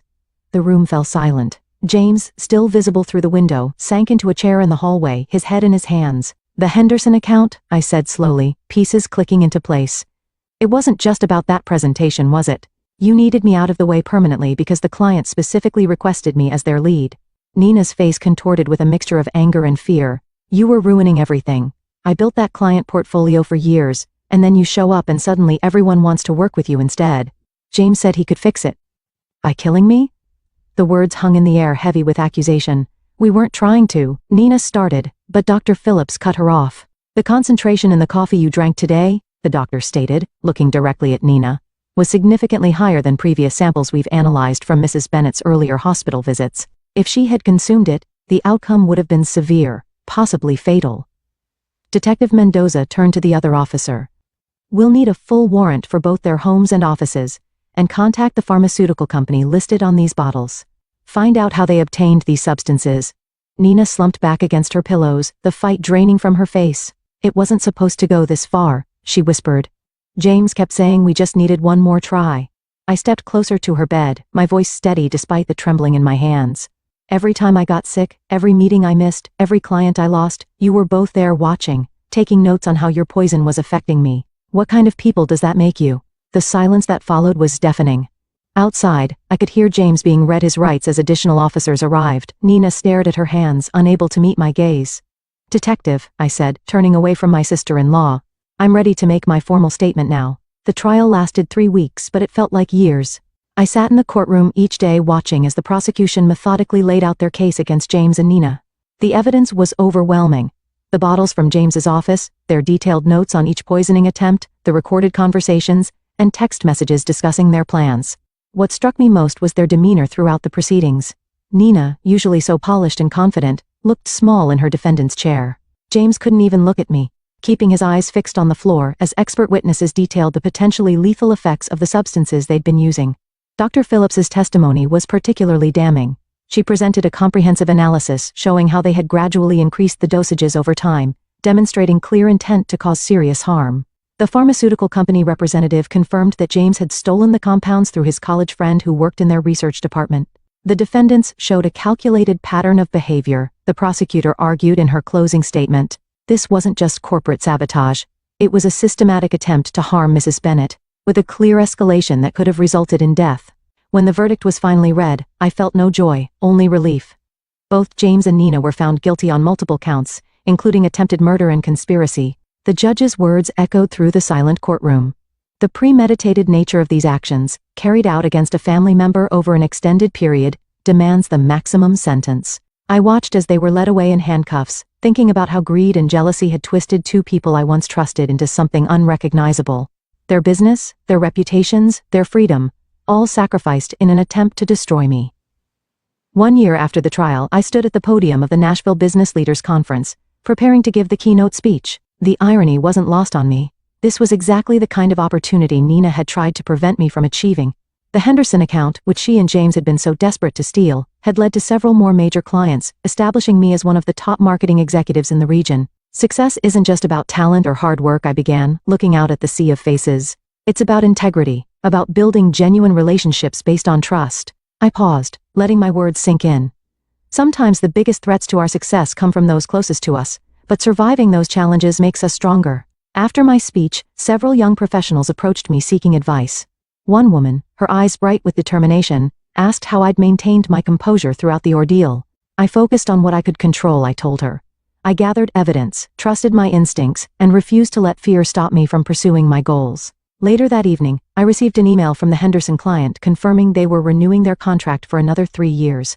I smiled, thinking about how differently things might have turned out if I hadn't trusted my instincts that day at brunch. The local paper had run a small article that morning about Nina and James beginning their prison sentences. I didn't read it. Instead, I focused on the proposal for my newest client project, knowing that the best revenge wasn't about getting even. It was about moving forward and succeeding despite those who tried to hold you back. How did your dad lose his custody rights? My dad's first holiday with full custody almost became my last. I was reaching for the mashed potatoes when the pain hit, like someone was twisting a knife in my lower right side. "Dad," I whispered, gripping the table. "My stomach really hurts." "Not now, Mason," he said, not even looking at me. "We're about to do the family toast." This was our first Thanksgiving at Grandma Fiona's house in 3 years. The first one since Dad won partial custody. The first one without Mom. "I want to make a toast," Grandma Fiona began, raising her wine glass, "to having our family back together, away from certain negative influences." Everyone knew she meant Mom. The pain was getting worse. I pressed my hand against my side and felt heat radiating through my shirt. "Dad," I tried again. "I think something's wrong. Mason's trying to ruin dinner," my cousin Sinan announced. "Just like last time. When I was 8 and threw up at Easter because Mom had just told me about the divorce. They still hadn't forgiven me for making a scene. I'm not trying to—" A wave of nausea hit me so hard I doubled over. "Oh, here we go," Aunt Linda sighed. "Fiona, didn't I tell you? The mother probably coached him to do this." "My mom's not even here," I protested, then immediately regretted raising my voice as another stab of pain shot through me. "Watch your tone," Dad warned. "Your mother's not here because she lost that privilege, and you're not going to manipulate your way out of family time." I stood up, planning to go to the bathroom, but the room tilted. I grabbed the chair to steady myself. "Sit down." Grandma Fiona's voice was ice. "We do not leave the table during the family toast. It's disrespectful." "I think I'm going to throw up." "Of course you are." Uncle Robert laughed. "Just like your mother. Always so dramatic. Always the victim." My 10-year-old sister Alice looked at me with worried eyes from across the table. She'd been silent since we arrived, intimidated by Dad's family. "Please," I whispered. "I need to lie down." "You need to show respect," Dad said firmly. "This is the first holiday we've had without your mother's interference. You're not ruining it." The pain was spreading now, like fire across my abdomen. I could feel sweat dripping down my back. "Maybe he really is sick," my cousin Bethany said quietly. "Don't you start," her mother snapped. "He's fine. Just wants attention because Mommy's not here to baby him." I tried to sit back down, but my legs wouldn't cooperate. The chair scraped loudly against the floor as I missed it and stumbled. "Mason James!" Dad stood up. "That's enough. Dad, please." Tears were streaming down my face now. "It hurts so bad." "You know what hurts?" Grandma Fiona stood too. "Having to watch my son deal with your behavior. Having to see what that woman turned you into." Alice suddenly pushed back her chair. He's not faking, she screamed. Look at him. He's white. Alice, sit down, Dad ordered. No! She was sobbing now. Mom said if we ever needed help to call 911. She said you wouldn't listen. She said, your mother said a lot of things, Aunt Linda interrupted. Most of them lies. The room started spinning. I dropped to my knees, clutching my side. It felt like my insides were on fire. He's being ridiculous, Uncle Robert said. In my day, kids didn't pull these stunts. It's not a stunt. Alice was hysterical. Please, someone help him. I'm calling his mother, Aunt Linda announced. Through my tears, I saw Alice crawling under the table toward the kitchen. Smart girl. There was a landline in there. Where do you think you're going? Grandma Fiona grabbed Alice's ankle. Let go of her. I tried to yell, but it came out as a whisper. That's when I threw up. All over Grandma Fiona's Persian rug. My rug! She shrieked. Do you see? Do you see what these children are? Just like their mother, someone muttered. The pain was unbearable now. I curled into a ball on the floor, shaking. Get up, Dad said coldly. You're embarrassing me. I can't. Everything was going dark around the edges. Alice bit Grandma Fiona's hand and ran for the kitchen. That wild animal bit me. Someone stop her! Dad shouted. But Alice was already dialing. I could hear her screaming our address into the phone. Hang up that phone! Dad roared. No! Alice sobbed. You're letting him die. Just like Mom said you would. What did that woman tell you? Grandma Fiona demanded. But that's when I started convulsing. Real, violent shaking that I couldn't control. Oh my gosh, someone whispered. He's having a seizure. That's not fake, Bethany said, her voice shaking. Finally, I heard Dad's voice crack. Call 911. Now. The last thing I remember was Alice's small hand in mine and her whispering, I'm sorry, Mason. I'm so sorry. Mom said to be brave. She said she loves us. Then everything went black. I woke up after emergency surgery. My appendix had burst. The doctor said if we'd waited another hour, I might not have made it. The infection had already started spreading. Dad couldn't look at me. He just kept saying, I didn't know, over and over. But Alice knew. Mom knew.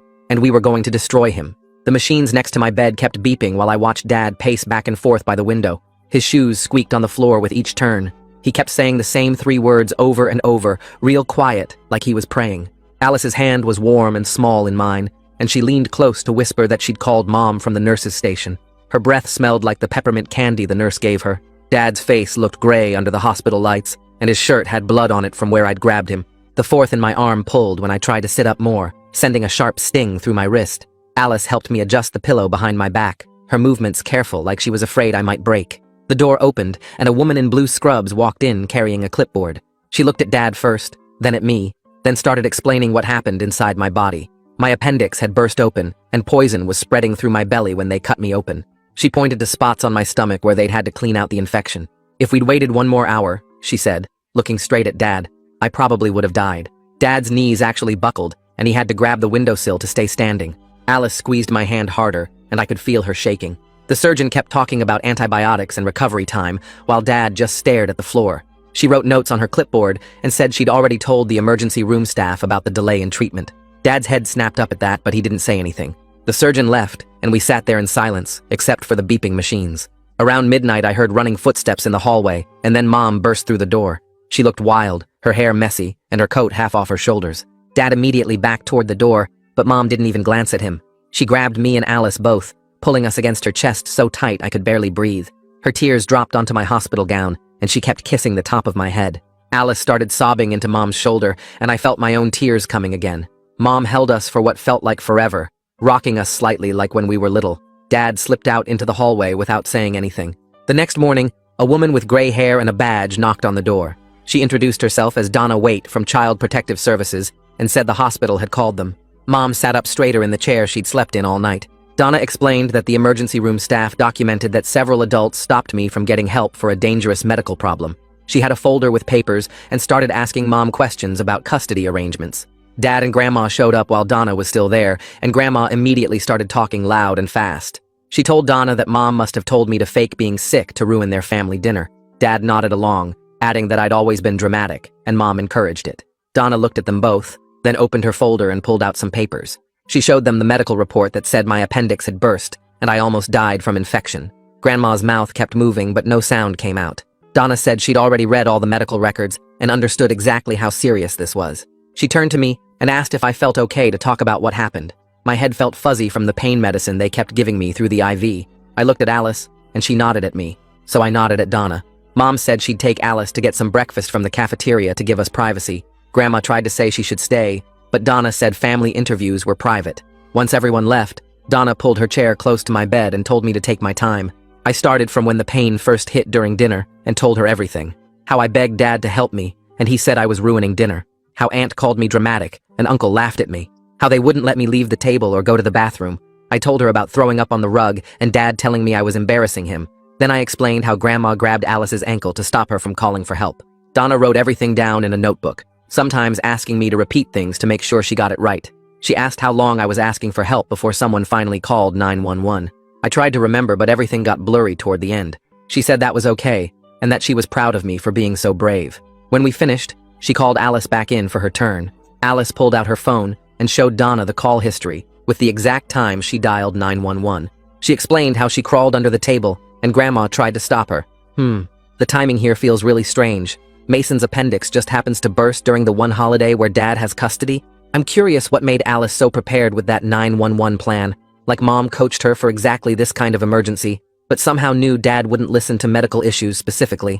Alice's voice got louder when she told about biting Grandma's hand to get free.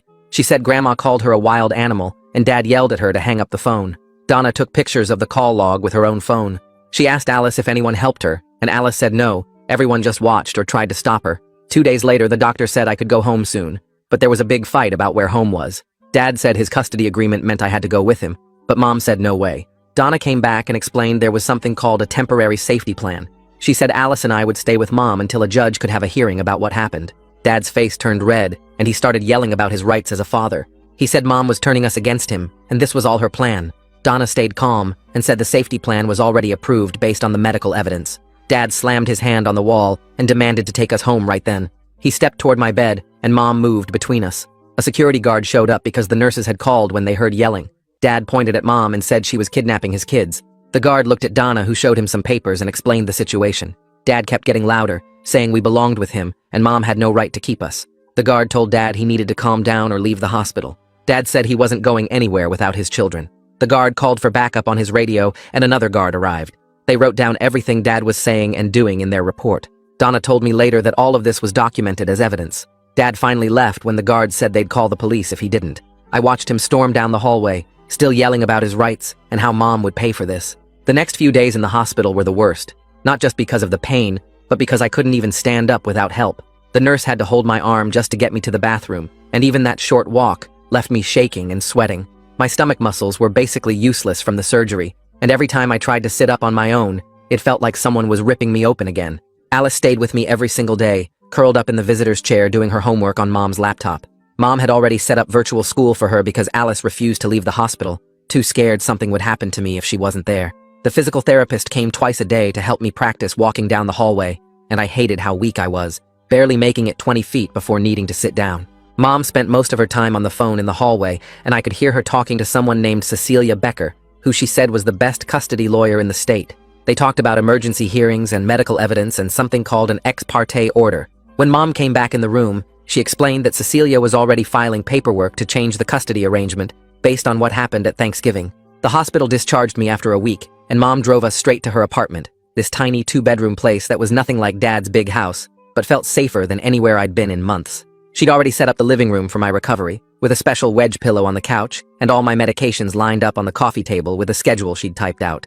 Alice and I had to share the smaller bedroom, but she didn't complain, just helped Mom move her stuffed animals to make room for my things. I started writing everything down in a notebook Mom bought me, every detail I could remember from Thanksgiving, and all the other times Dad ignored when we were sick or hurt. Like when I had bad stomach pain 3 months ago, and he said I was being dramatic and didn't need urgent care. Or when Alice cut her hand on broken glass, and he just put a band-aid on it instead of getting stitches. Writing it all down made it real in a way that helped me believe someone would actually listen this time. Alice's teacher called to check on her, and Mom set up a meeting with the school counselor, someone named Sophie Soto, to make sure Alice was handling everything okay. During their video call, I could hear Alice telling Sophie about how scared she was that night and how she thought I was going to die. Sophie said Alice was very brave and that she'd help her work through what happened. About 2 weeks after we got to Mom's apartment, we got a letter saying the court had appointed something called a guardian ad litem, a man named Hector Reynolds, who was supposed to represent what was best for Alice and me. Dad's family immediately started texting Mom saying Hector was probably biased against them and that this whole thing was a setup. Mom just saved all the texts and forwarded them to Cecilia. Alice was going through her old phone one day when she found a bunch of texts from Dad talking bad about Mom, saying she was crazy and telling us not to believe anything she said. She took screenshots of everything, especially the ones where he called Mom names and tried to make us think she didn't love us. She asked if we should show them to Hector when we met him, and I said, definitely yes. My first meeting with Hector was 3 weeks after the surgery, and I was still moving pretty slow. He came to Mom's apartment and sat across from me in the living room. This older guy with gray hair who spoke really soft and calm. He asked me to tell him exactly what happened that night, and I had to lift my shirt to show him the surgical scar that went across my whole lower stomach. I walked him through every minute I could remember, from when the pain started to when I passed out on Grandma's floor. He wrote everything down in a yellow legal pad and never interrupted me once. When I finished, he said what happened to me was completely inexcusable, and no child should ever have to beg for medical help. Alice met with him next, and she brought her phone to show the exact time she called 911, which was 7:43 p.m. according to the call log. She showed him all the screenshots of Dad's texts and explained how Grandma grabbed her ankle and called her a wild animal. Hector told her she was incredibly brave and that her quick thinking saved my life, which made her cry, but in a good way. That same week, my phone started blowing up with messages from a group chat someone in Dad's family had created. They were calling us liars and saying Mom had brainwashed us into making up stories. Aunt Linda wrote that we were ungrateful brats who didn't appreciate everything Dad did for us. Uncle Robert said kids today have no respect and that we needed discipline, not coddling. But then Bethany, my cousin who had said I looked really sick at dinner, sent me screenshots of the adult family group chat where they were planning what to tell people and trying to get their stories straight about what happened that night. Sophie met with Alice at the school the next day, and they worked out this whole safety plan where only Mom or people Mom approved could pick Alice up from the school. The office staff got a copy, and Sophie explained to them about the custody situation and how Grandma might try something. Alice came home that afternoon looking more relaxed than she had in weeks because she knew Grandma couldn't just show up and take her away. 3 days later, we had to go to our first supervised visitation with Dad at this gray building downtown that looked like every government office ever built. The supervisor was this older woman who sat in the corner with a clipboard while Dad tried to act normal with us in this weird playroom that had toys for little kids, even though Alice was 10 and I was 14. Dad kept bringing up Mom every 5 minutes, asking if she told us what to say to the social worker, if she coached us about Thanksgiving, if she was filling our heads with lies about him. The supervisor would clear her throat whenever he got too pushy, but then she got a phone call and stepped out into the hallway for what she said would be just a minute. The second she left, Dad leaned forward and grabbed my wrist. Not hard enough to hurt, but firm enough that I couldn't pull away. Your mother put you up to this whole thing, didn't she? I pulled my phone out with my free hand and hit record without him noticing, keeping it low on my lap. She's been planning this for years, waiting for the right moment to turn you against me. I kept my face blank, while he went on about how Mom was manipulative and how she'd poisoned us against his family and how we were destroying everything he'd worked for. The supervisor came back after about 3 minutes, and Dad immediately let go of my wrist and went back to talking about school and normal stuff. Alice had gone to the bathroom during all this, but when we were leaving, she grabbed my arm and whispered that she'd heard Grandma's voice in the lobby. She'd been standing right outside the bathroom door talking to Dad before we arrived, telling him exactly what to say to make Mom look bad in the supervisor's report. Alice had stood on the toilet seat to hear better through the door vent and memorized the exact words, which were something like, "Tell them their mother is unstable and has a history of making false accusations," and "Make sure you mention she's behind on her bills and can't provide properly." We told Mom about it when she picked us up, and she immediately called Cecilia, who said to write it all down with the exact time and date. 2 weeks later, I had my follow-up appointment with the surgeon who'd saved my life. She examined my scar, which was healing, but still looked pretty rough. This red line across my whole lower stomach that pulled when I moved too fast. She asked me to describe again what happened that night and how long I'd been in pain before getting help. Then she sat at her computer for like 20 minutes, typing up this detailed letter about how serious my condition was, using all these medical terms I didn't understand. Mason's recovery journal reads like evidence gathering 101. Smart kid knows documentation beats denial every time, especially when Dad's family texts provide their own proof against themselves, but basically saying the delay in treatment nearly killed me, and that peritonitis had already set in when I arrived. She printed out 3 copies, one for me, one for my medical records, and one she said she'd send directly to the court if needed. Mom's attorney Cecilia called that afternoon saying the surgeon's letter was exactly the kind of medical evidence they needed to show the severity of what happened. The next morning, Donna showed up at Mom's apartment for a home inspection. Mom had been cleaning for 2 days straight, even though the place was already pretty clean, making sure everything was perfect. Donna walked through each room with a checklist, taking pictures of Alice's homework station that Mom had set up in the corner of the living room with all her school supplies organized in little bins. She photographed the medication schedule Mom had posted on the fridge, showing exactly when I needed to take my antibiotics and pain meds with check marks for each dose. She looked in the kitchen cabinets, which were full of food, checked that we each had our own bed with clean sheets, made sure the bathroom had all our toiletries and first aid supplies. She spent extra time in our room where Mom had put up some of our artwork and photos, making it feel like home even though we'd only been there a few weeks. Donna wrote notes about everything being stable and appropriate, and said she was impressed with how organized Mom was, despite the sudden transition. That same night, my phone buzzed with a long text from Aunt Linda. She wrote this whole thing about how sorry she was that things got out of hand at Thanksgiving, but that I needed to think about what I was doing to the family. She said Dad was devastated, and that Grandma was having chest pains from the stress, and that we were tearing everyone apart with our accusations. She ended it by saying family was supposed to stick together, and that I should convince Alice to stop this nonsense before it went too far. I screenshotted the whole thing and forwarded it to Hector without writing back, because Cecilia had told us not to respond to any messages from Dad's family. 3 days later, Mom got a call from Alice's school saying Grandma had shown up trying to pick Alice up. The office staff followed the safety plan exactly, telling Grandma that she wasn't on the approved list and couldn't take Alice anywhere. Grandma started yelling about her rights as a grandmother and how she had emergency custody papers, which was a total lie. The principal called the police, while the secretary kept Grandma busy with paperwork she didn't actually need to fill out. When the officers arrived, Grandma tried to tell them the school was kidnapping her granddaughter, but they'd already talked to the principal, who showed them the safety plan and custody documents. The police made Grandma leave and wrote up a report about the attempted violation of the custody agreement, which the school immediately sent to Sophie, Donna, and Mom's attorney. About a week later, Mom took us grocery shopping and I was pushing the cart past the deli section when I smelled gravy heating up. My whole body just froze, and suddenly, I was back on Grandma's floor, curled up in pain, while everyone stood around calling me dramatic. My chest got tight, and I couldn't breathe right. My hands started shaking, and I felt like I was going to pass out. Mom saw what was happening and immediately abandoned the cart, getting me outside to the parking lot where she sat me down on a bench and helped me breathe slowly, counting with me until my heart stopped racing. She called around that afternoon and found a therapist named Olive who specialized in medical trauma and got me an appointment for that week. A few days before my first therapy appointment, Alice came to me with this plan she'd been working on. She wanted to sneak back into Dad's house when he was at work and go through Grandma's phone because Grandma never locked it and always left it charging in the kitchen.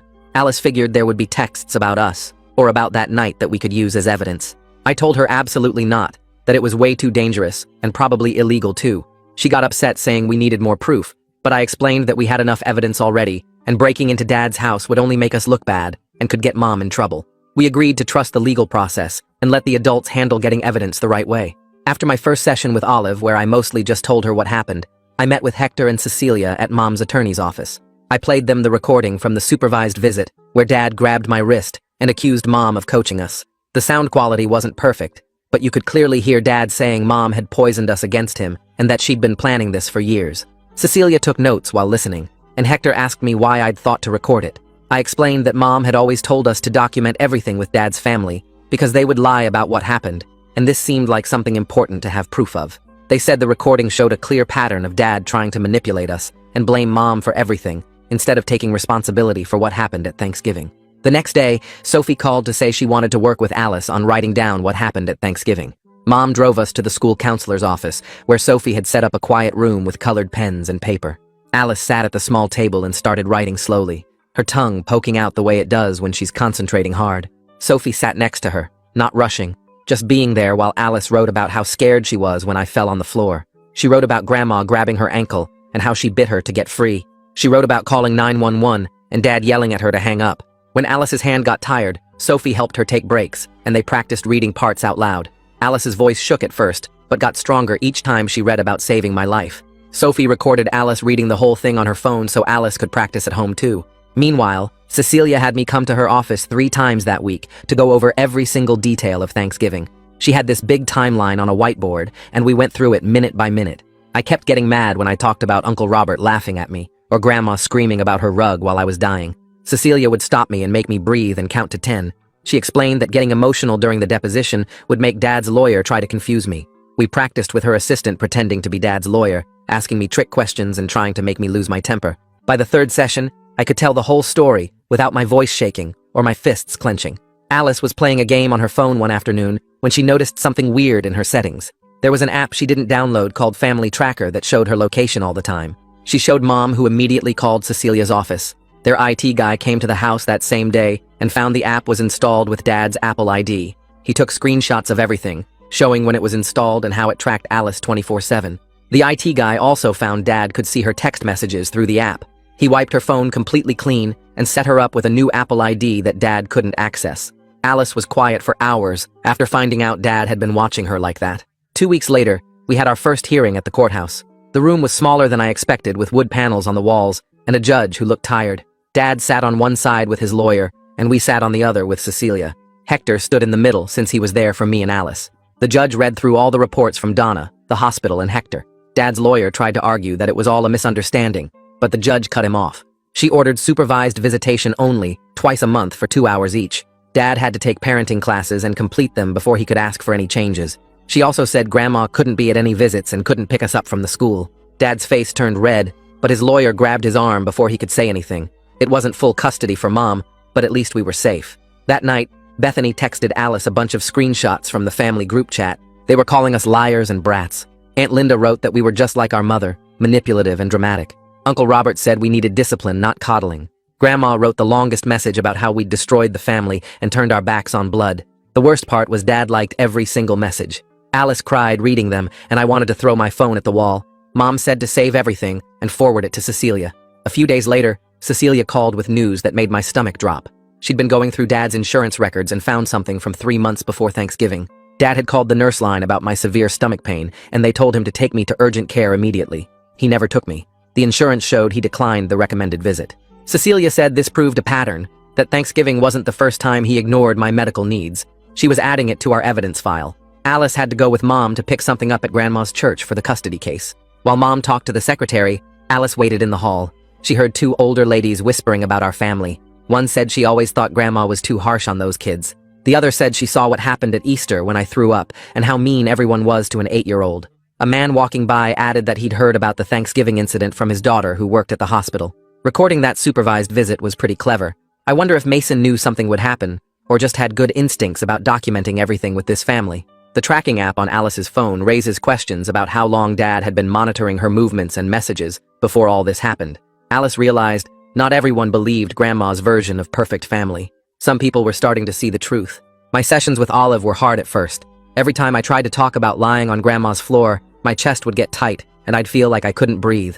Olive taught me to press my feet flat on the floor and count 5 things I could see, 4 I could hear, 3 I could touch, 2 I could smell, and 1 I could taste. It helped pull me back to her office instead of being stuck in that dining room. We practiced telling the story in small pieces, stopping whenever I needed to ground myself.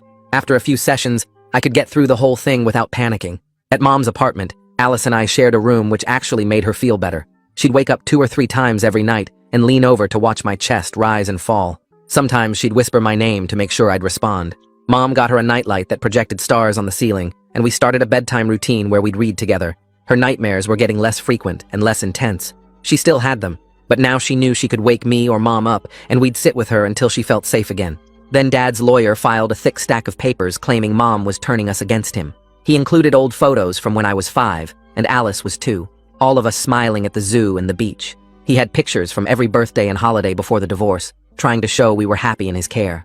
The motion said Mom coached us to lie about Thanksgiving and was alienating us from our father. Cecilia laughed when she read it and said, "Judges see this all the time when parents can't accept responsibility." She said the medical evidence was too strong and no judge would believe we faked a burst appendix. 2 weeks later, Hector showed up at my school with a clipboard and a serious look on his face. He spent 3 hours talking to my math teacher, my English teacher, and the school nurse, who'd seen me doubled over with stomach pain twice that semester when Dad forgot to refill my acid reflux meds.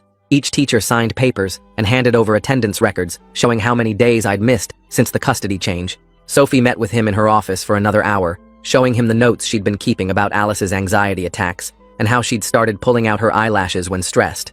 The principal even pulled security footage from the day after Thanksgiving when Dad dropped us off and I could barely walk from the car to the building.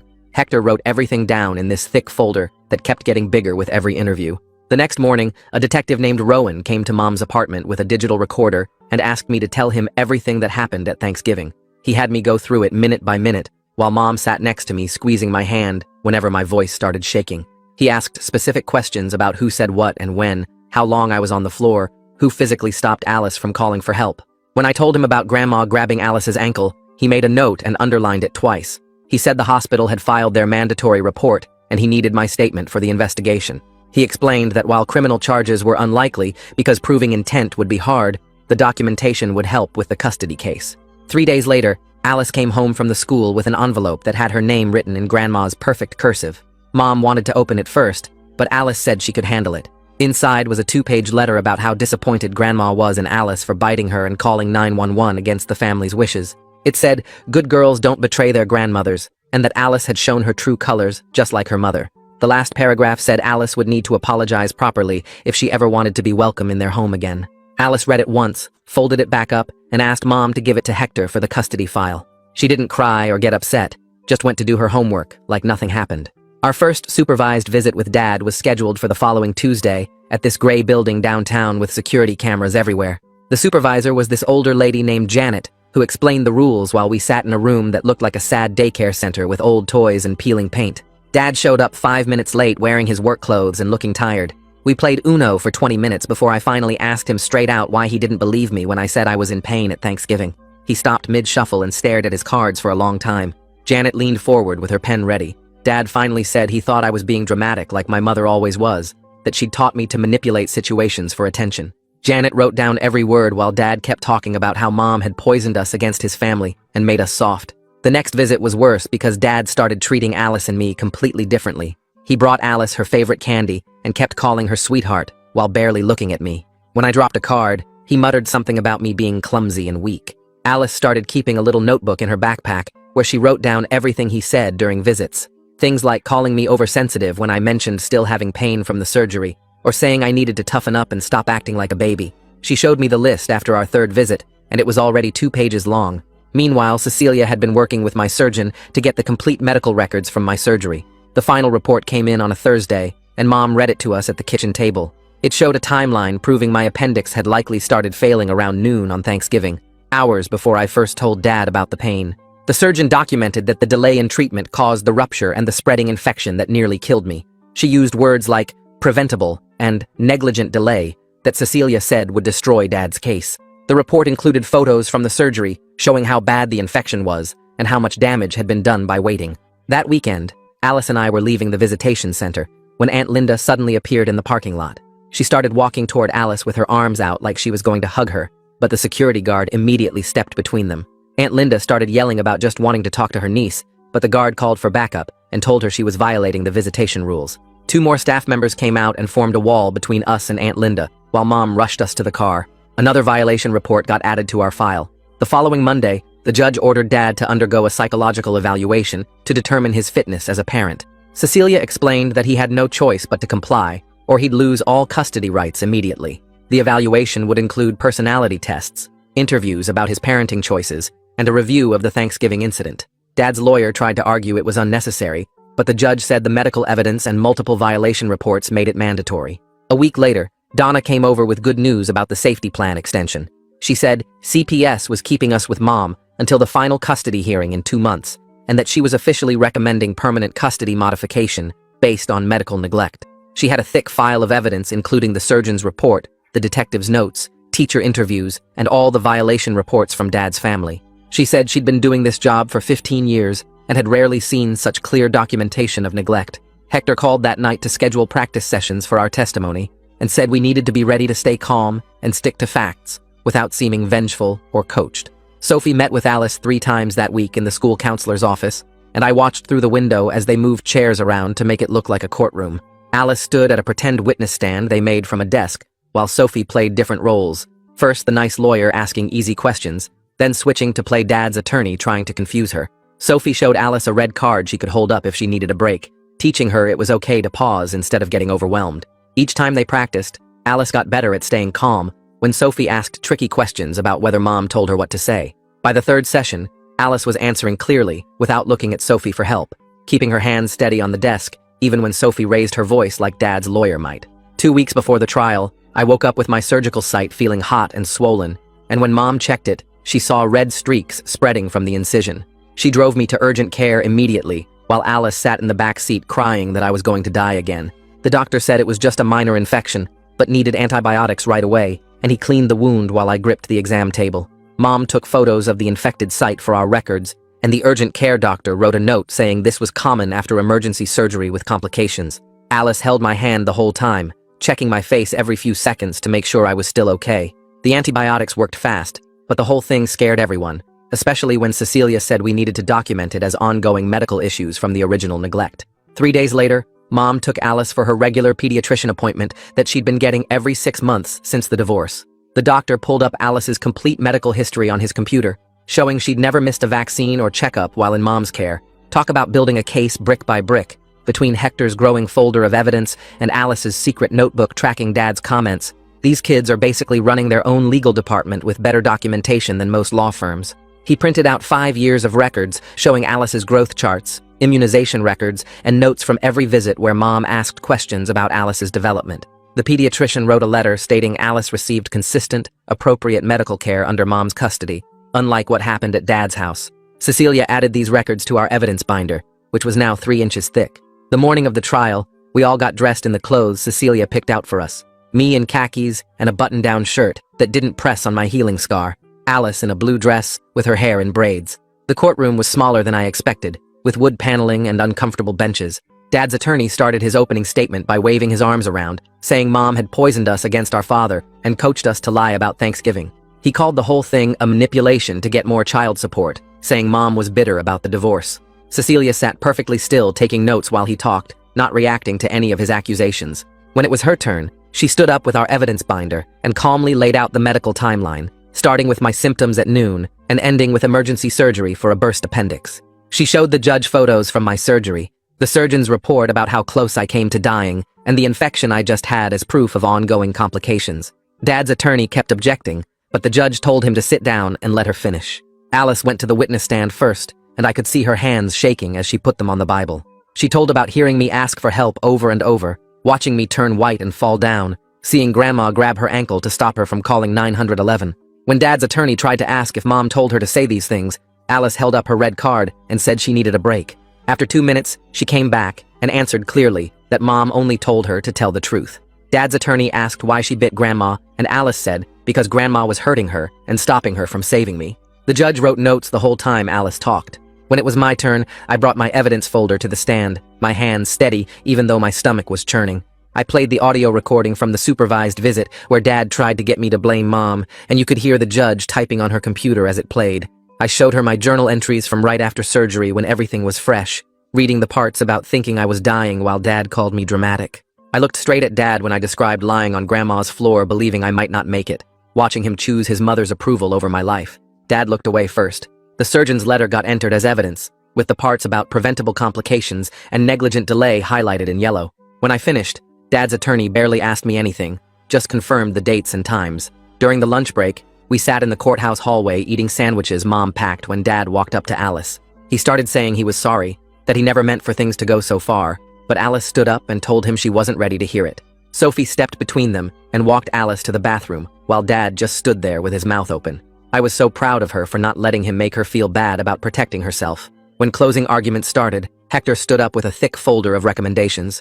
He told the judge that based on medical evidence, witness testimony, and multiple violations of court orders, he was recommending primary physical custody to Mom with supervised visitation for Dad twice a month. He said Dad needed to complete therapy and parenting classes before any unsupervised visits, and that Grandma should have no contact with us during visits. He looked at the judge and said, our safety had to come first, that we'd already almost lost one child to neglect. Dad's attorney argued for joint custody, but even he seemed to know it was hopeless. While we waited for the judge to make her decision, Mom took us for ice cream at the place near the courthouse. We sat outside eating our cones, and Mom asked Alice about her friend's birthday party next week, trying to talk about normal things. Alice actually laughed when Mom got chocolate on her nose, the first real laugh I'd heard from her in weeks. We went back to the courthouse, and the judge called us into her chambers instead of the courtroom.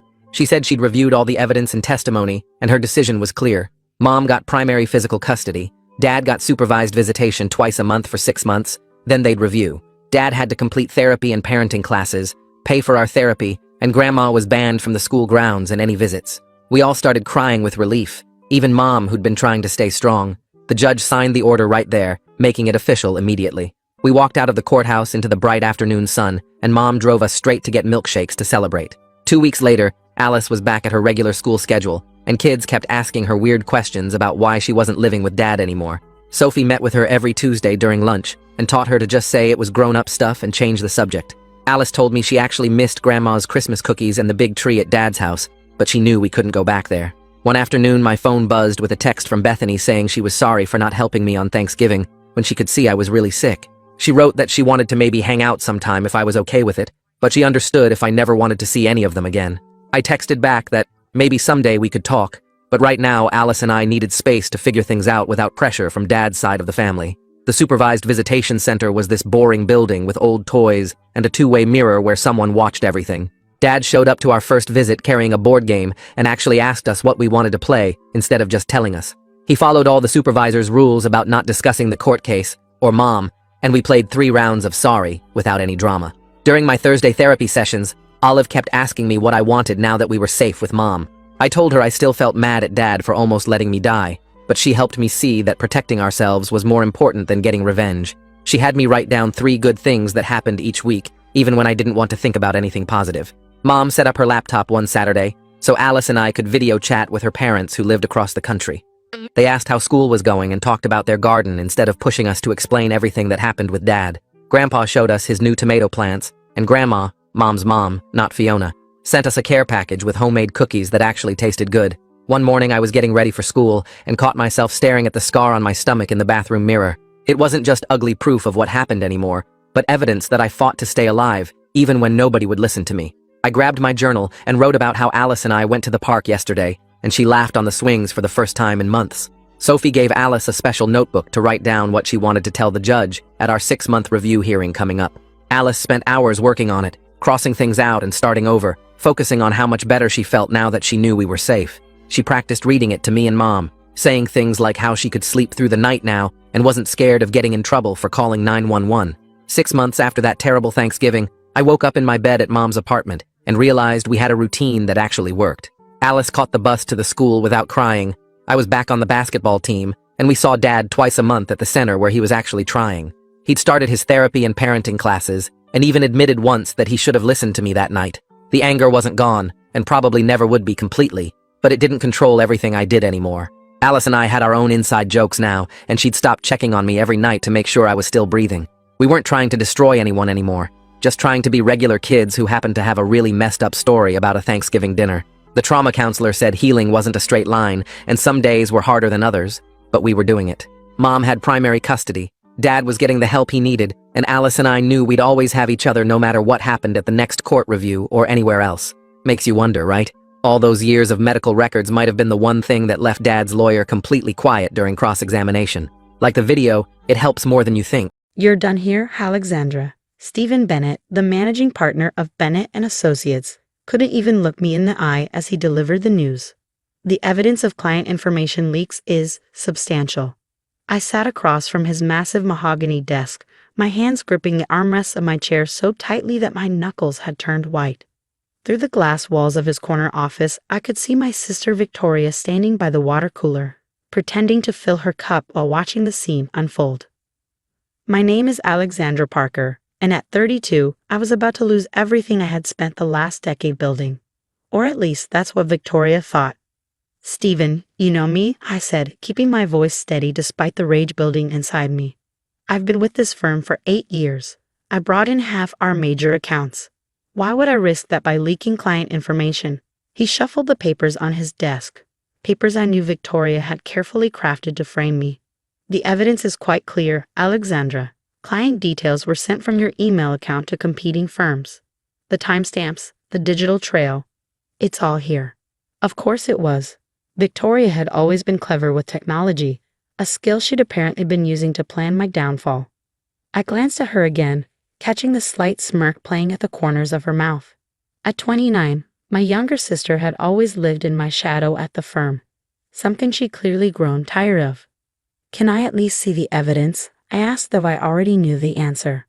"I'm sorry, but given the sensitive nature of the situation, we need to handle this quickly and discreetly. Security will escort you to clear your desk." He finally met my eyes, and I saw a flicker of doubt there.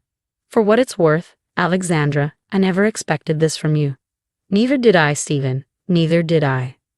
As I walked out of his office, Victoria fell into step beside me, her designer heels clicking against the marble floor in perfect rhythm. "Goodbye, sis. she said, loud enough for the entire office to hear. Karma's a witch, isn't it? I turned to face her, taking in her perfectly styled blonde hair, her expensive suit, and the gleam of triumph in her eyes. You know, Victoria, our mother always said you were the clever one. I smiled, watching confusion flicker across her face. I guess she was right. The confusion turned to suspicion. She hadn't expected me to be so calm. Good. Let her worry. Security waited by my desk, my former desk now, with a cardboard box. 8 years of work, of building relationships, of proving myself, reduced to whatever personal items I could carry out in a single box. As I packed my things, I could feel the stares of my coworkers, could hear the whispers already starting. Did you hear? Alexandra Parker, can you believe it? Always the quiet ones. Victoria hovered nearby, obviously savoring every moment of my humiliation. She'd planned this perfectly. I had to give her that, the fake email trail, the leaked client information, the careful manipulation of timestamps to make it look like I'd been selling secrets to competitors for months. It was exactly the kind of detailed scheme she'd always excelled at. What she didn't know was that I'd seen it coming. 3 months ago, I'd noticed small changes in how clients were being handled. Meetings rescheduled without my knowledge, proposals altered after I'd submitted them, tiny discrepancies in client communications. Most people would have dismissed these as simple office mix-ups, but I knew better. I'd grown up with Victoria after all. I'd learned long ago that my sister's smile usually meant trouble. When we were kids, she'd smile just like that before blaming me for whatever mischief she'd caused. When we were teenagers, she'd smile before telling our parents about the parties I'd gone to, conveniently leaving out her own attendance. And now, at Bennett and Associates, she smiled as she systematically destroyed my career. Or so she thought. As I placed my family photo in the box, Mom, Dad, Victoria, and me at last year's Christmas party, all smiles and false harmony, I thought about the call I'd received last week from Marcus Chen, our biggest client. Alexandra, he'd said, his voice concerned, something strange is happening with our account. Documents are being altered after our meetings. Numbers aren't adding up. I know, Marcus, I'd replied. I need you to trust me for a few more days. Can you do that? He'd agreed, just as I'd known he would. We'd built a solid relationship over the years, based on trust and results. Victoria had always imbibed that, the way clients would specifically request to work with me instead of her. I placed my coffee mug in the box, a gift from my first client, painted with the words "Trust the process," and thought about the USB drive hidden in its base. Victoria wasn't the only one who could play with technology. Need any help carrying that out? Victoria asked, her voice dripping with false concern. It's the least I can do for my big sister. I straightened up, meeting her gaze. No thanks, Vic. I think you've done enough. Her smile faltered slightly. Again, she'd expected tears, pleading, anger, anything but this calm acceptance. Victoria had never understood that true power isn't in the attack but in the response. As security walked me to the elevator, I caught fragments of Victoria's conversation with Stephen. Such a shame. Never suspected. Lucky we caught it. Her voice faded as the elevator doors closed, and I allowed myself a small smile. The security guard, Mike, who had known me for years, looked uncomfortable. Miss Parker, for what it's worth, this doesn't sit right with me. Thanks, Mike. Sometimes things aren't what they seem.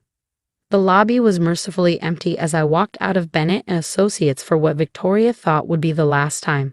The spring air was crisp, carrying the scent of blooming cherry blossoms from the park across the street. I'd always loved this time of year in a city. It felt like a time of renewal, of fresh starts. How fitting. I grabbed a taxi, gigged the driver my address, and pulled out my phone. 3 missed calls from our mother. News traveled fast in our family. A text from Dad. Call me when you can. And there, right on schedule, a message from Marcus Chen. Just heard the news. Still trust you.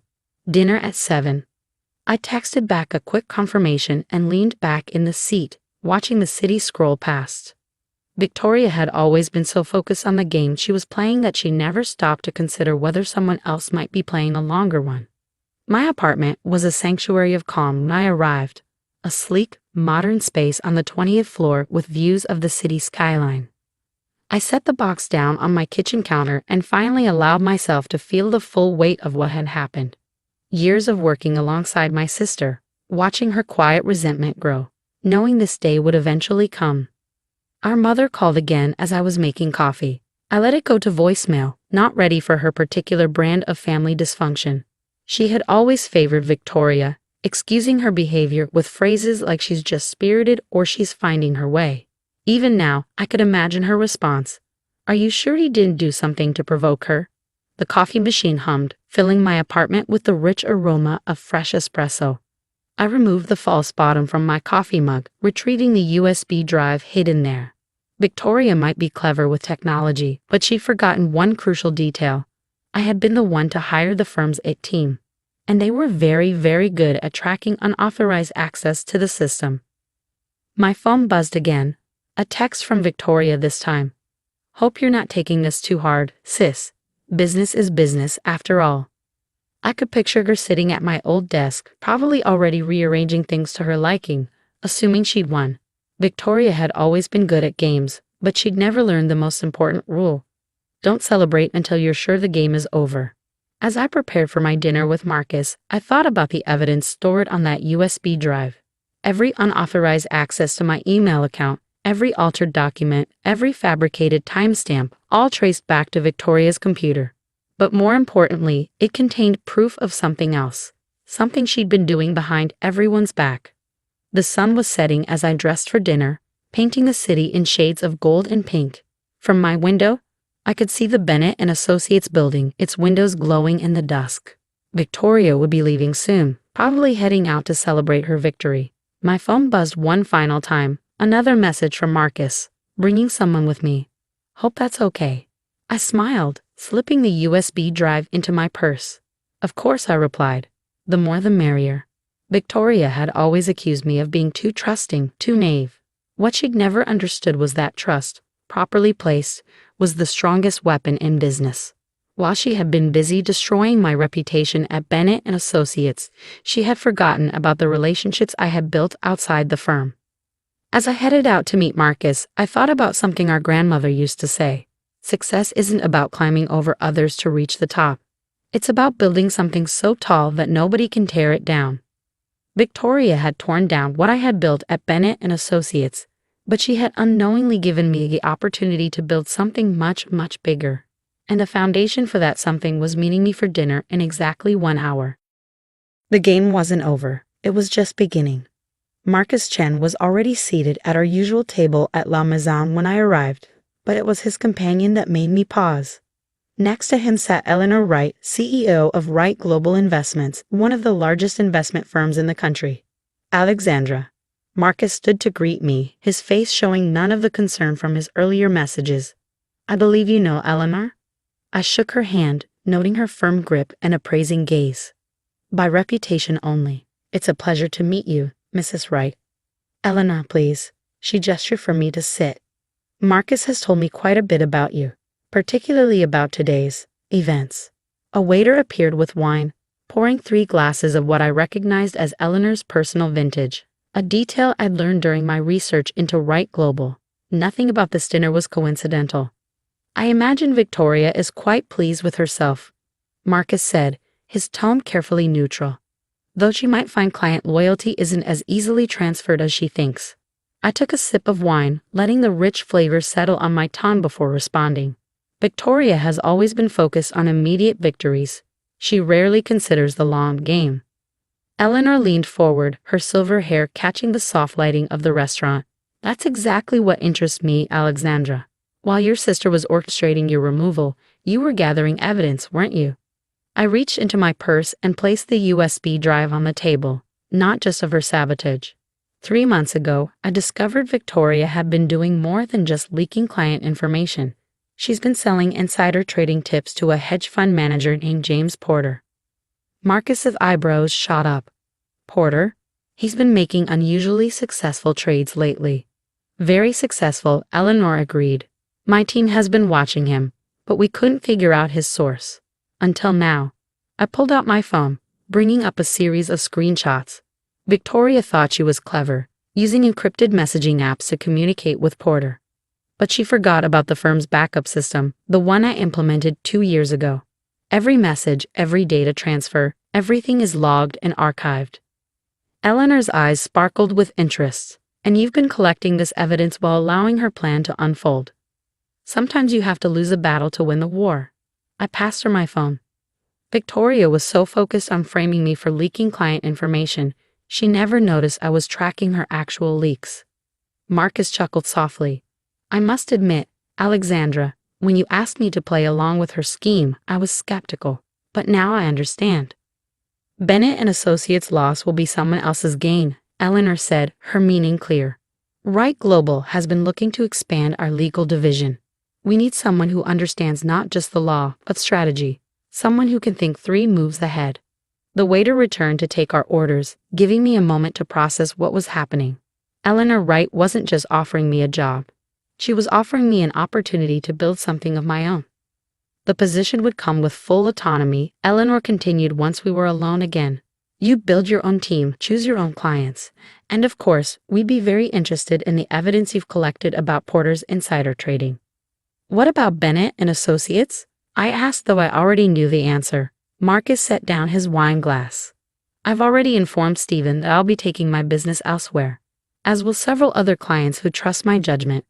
Victoria's victory may be shorter-lived than she expects, Eleanor added with a slight smile. I thought about my sister, probably still celebrating what she saw as her ultimate triumph. Victoria had always been the one our parents praised for her ambition, her ruthlessness, her ability to do whatever it takes to succeed. They'd seen my methodical approach as a weakness, my relationship building as a waste of time. When would you want me to start? I asked Eleanor. How about now? She pulled out a folder and placed it on the table. Your contract, should you choose to accept it. The compensation package is on page 3. I opened the folder and my eyes widened at the number. It was triple what I'd been making at Bennett and Associates. There's one more thing, Eleanor said, her voice taking on a more serious tone. The SEC would be very interested in the evidence you've collected. Your sister and Porter could face serious consequences. I closed the folder, thinking about all the times Victoria had undermined me, belittled me, tried to make me doubt myself. The old Alexandra might have hesitated, might have felt guilty about turning her in. But Victoria had changed the rules when she decided to destroy my career. She'd chosen this path, and now she would face the consequences. I'll have my team deliver the evidence to the SEC tomorrow morning, I said firmly. Eleanor smiled, raising her glass. To new beginnings. And long games, Marcus added. We clinked glasses just as my phone buzzed with another text from Victoria. Missing your office yet? Don't worry, I'll take good care of it. I put my phone away without responding. Let her enjoy her moment. Tomorrow would bring its own surprises. The rest of dinner passed in a blur of strategy discussions and future plans. Eleanor had a vision for Wright Global's legal division that aligned perfectly with what I'd always wanted to build. A team focused on long-term relationships and ethical practice, not just quick wins and billable hours. As we were finishing our coffee, Marcus cleared his throat. There's one other thing you should know, Alexandra. Your sister has already reached out to several of your former clients, trying to convince them to stay with her at Bennett and Associates. Of course she has. I wasn't surprised. Victoria had always tried to step into spaces I'd vacated. Whether it was my position on the debate team in high school or my first apartment after college. She's in for quite a shock when she realizes those relationships aren't as easily transferred as she thinks, Eleanor said. Trust is earned, not inherited. Outside the restaurant, my car was waiting, another perk of my new position at Wright Global. As Eleanor's driver held the door open, she turned to me one last time. Alexandra, I've been in this business for 40 years. I've seen every kind of corporate sabotage, every kind of betrayal. But I've rarely seen someone handle it with as much grace and strategic thinking as you have. Thank you, Eleanor. Don't thank me yet, she said with a knowing smile. Tomorrow when the SEC shows up at Bennett and Associates, you might find yourself dealing with more family drama than you bargained for. She was right, of course. Our mother would be devastated, our father disappointed. The family name would be tarnished by Victoria's actions. But families, like companies, sometimes needed to face hard truths to become stronger. As my car wound through the city streets, I thought about the office I'd cleared out just hours ago. Victoria was probably sitting there right now, feeling secure in her victory, unaware that her world was about to collapse around her. My phone buzzed one final time, a message from our mother. Victoria told us what happened. How could you betray the firm's trust like this? We raised you better. I turned off my phone without responding. Tomorrow would bring enough drama. Tonight was for celebrating. Victoria had tried to tear me down, but in doing so, she'd inadvertently pushed me towards something much bigger than Bennett and Associates could ever offer. Sometimes, the best revenge isn't about getting even. It's about rising above. The next morning, I arrived at Wright Global's gleaming headquarters just as the sun was rising over the city. Eleanor had arranged for me to have a corner office on the 45th floor, higher than I'd ever been at Bennett and Associates, with views that made my old office look like a storage closet. My phone had been buzzing nonstop since dawn. News travels fast in the legal world, and the SEC's arrival at Bennett and Associates had already become the talk of the city. I ignored the calls and messages, focusing instead on setting up my new workspace. Then my phone lit up with a call I couldn't ignore. Stephen Bennett himself. Alexandra, his voice was strained, lacking its usual confidence. We need to talk. About what, Stephen? About how quickly you believed Victoria's lies? Or about how she's been selling insider trading tips to James Porter? There was a long pause. The SEC is here. They have substantial evidence. Yes, they do. I arranged my degrees on the wall of my new office, making sure they were perfectly straight. Evidence I collected while Victoria was busy framing me. Why did you come to me with this? I almost laughed. Would you have believed me? You didn't even give me a chance to defend myself yesterday. Alexandra, please, this could destroy the firm. That's not my problem anymore, Stephen. I have a new firm to worry about. As if on cue, Eleanor appeared in my doorway, holding 2 cups of coffee. I ended the call without another word. I take it Bennett and Associates is having an interesting morning. She handed me one of the coffees. You could say that. I took a sip, appreciating the premium roast, so much better than the breakroom coffee at my old firm. Victoria's been arrested. Eleanor nodded, settling into one of my visitor chairs. The SEC doesn't take kindly to insider trading. Neither does the Bar Association. She'll probably be disbarred. Among other consequences, Eleanor studied me carefully, having second thoughts. I thought about Victoria's smug face as I cleared out my desk, about all the years of her subtle sabotage and manipulation. No, I said firmly. She made her choices. My phone buzzed again. Our father this time. I let it go to voicemail. Family can be complicated, Eleanor observed. But sometimes the kindest thing we can do is let people face the consequences of their actions. A knock on my door interrupted us. Marcus Chen stood there, holding a large basket filled with my favorite pastries from the French bakery near my old office. Housewarming gift, he grinned. Or office warming, I suppose. Perfect timing, Eleanor said, standing. Alexandra, we have a meeting in an hour to discuss the structure of your new division. I'll let you two catch up. After she left, Marcus set the basket down and took the seat she vacated. I just came from Bennett and Associates. It's chaos over there. How bad? Victoria was led out in handcuffs. Stephen's trying to calm the other partners, and half the staff is updating their resumes. He leaned back. Your mother's there too, telling anyone who'll listen that this is all a misunderstanding. Of course she was. Our mother had spent years excusing Victoria's behavior, refusing to see the damage it caused. She'll have a hard time explaining away the evidence, I said, pulling a croissant from the basket. Speaking of evidence, Marcus lowered his voice. Rumor has it Porter's already agreed to testify against Victoria in exchange for leniency. Apparently, he has recordings of their conversations. I smiled. Victoria had always been so confident in her ability to manipulate others that she never considered they might be playing her too. My phone lit up with another text from our mother. Your sister is devastated. How could you do this to your own family? I showed the message to Marcus, who shook his head. Funny how family loyalty only seems to work one way. It always has. I turned my phone face down on the desk.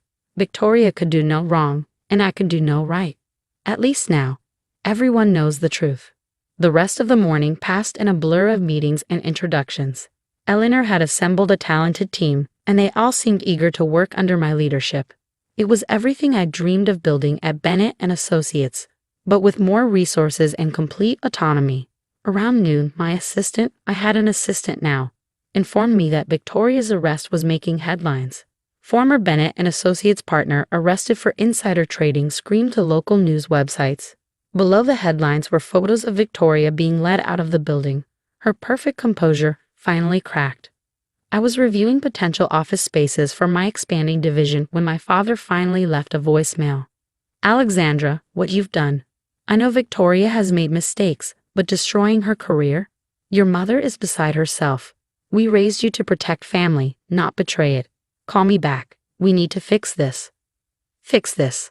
That had always been their solution. Sweep Victoria's actions under the rug, make excuses, pressure me to forgive and forget. But not this time. Eleanor stopped by again in the late afternoon, just as I was finishing up calls with potential team members. Your sister's asking to make a deal, she informed me. She's offering to provide information about other illegal activities at Bennett and Associates in exchange for a reduced sentence.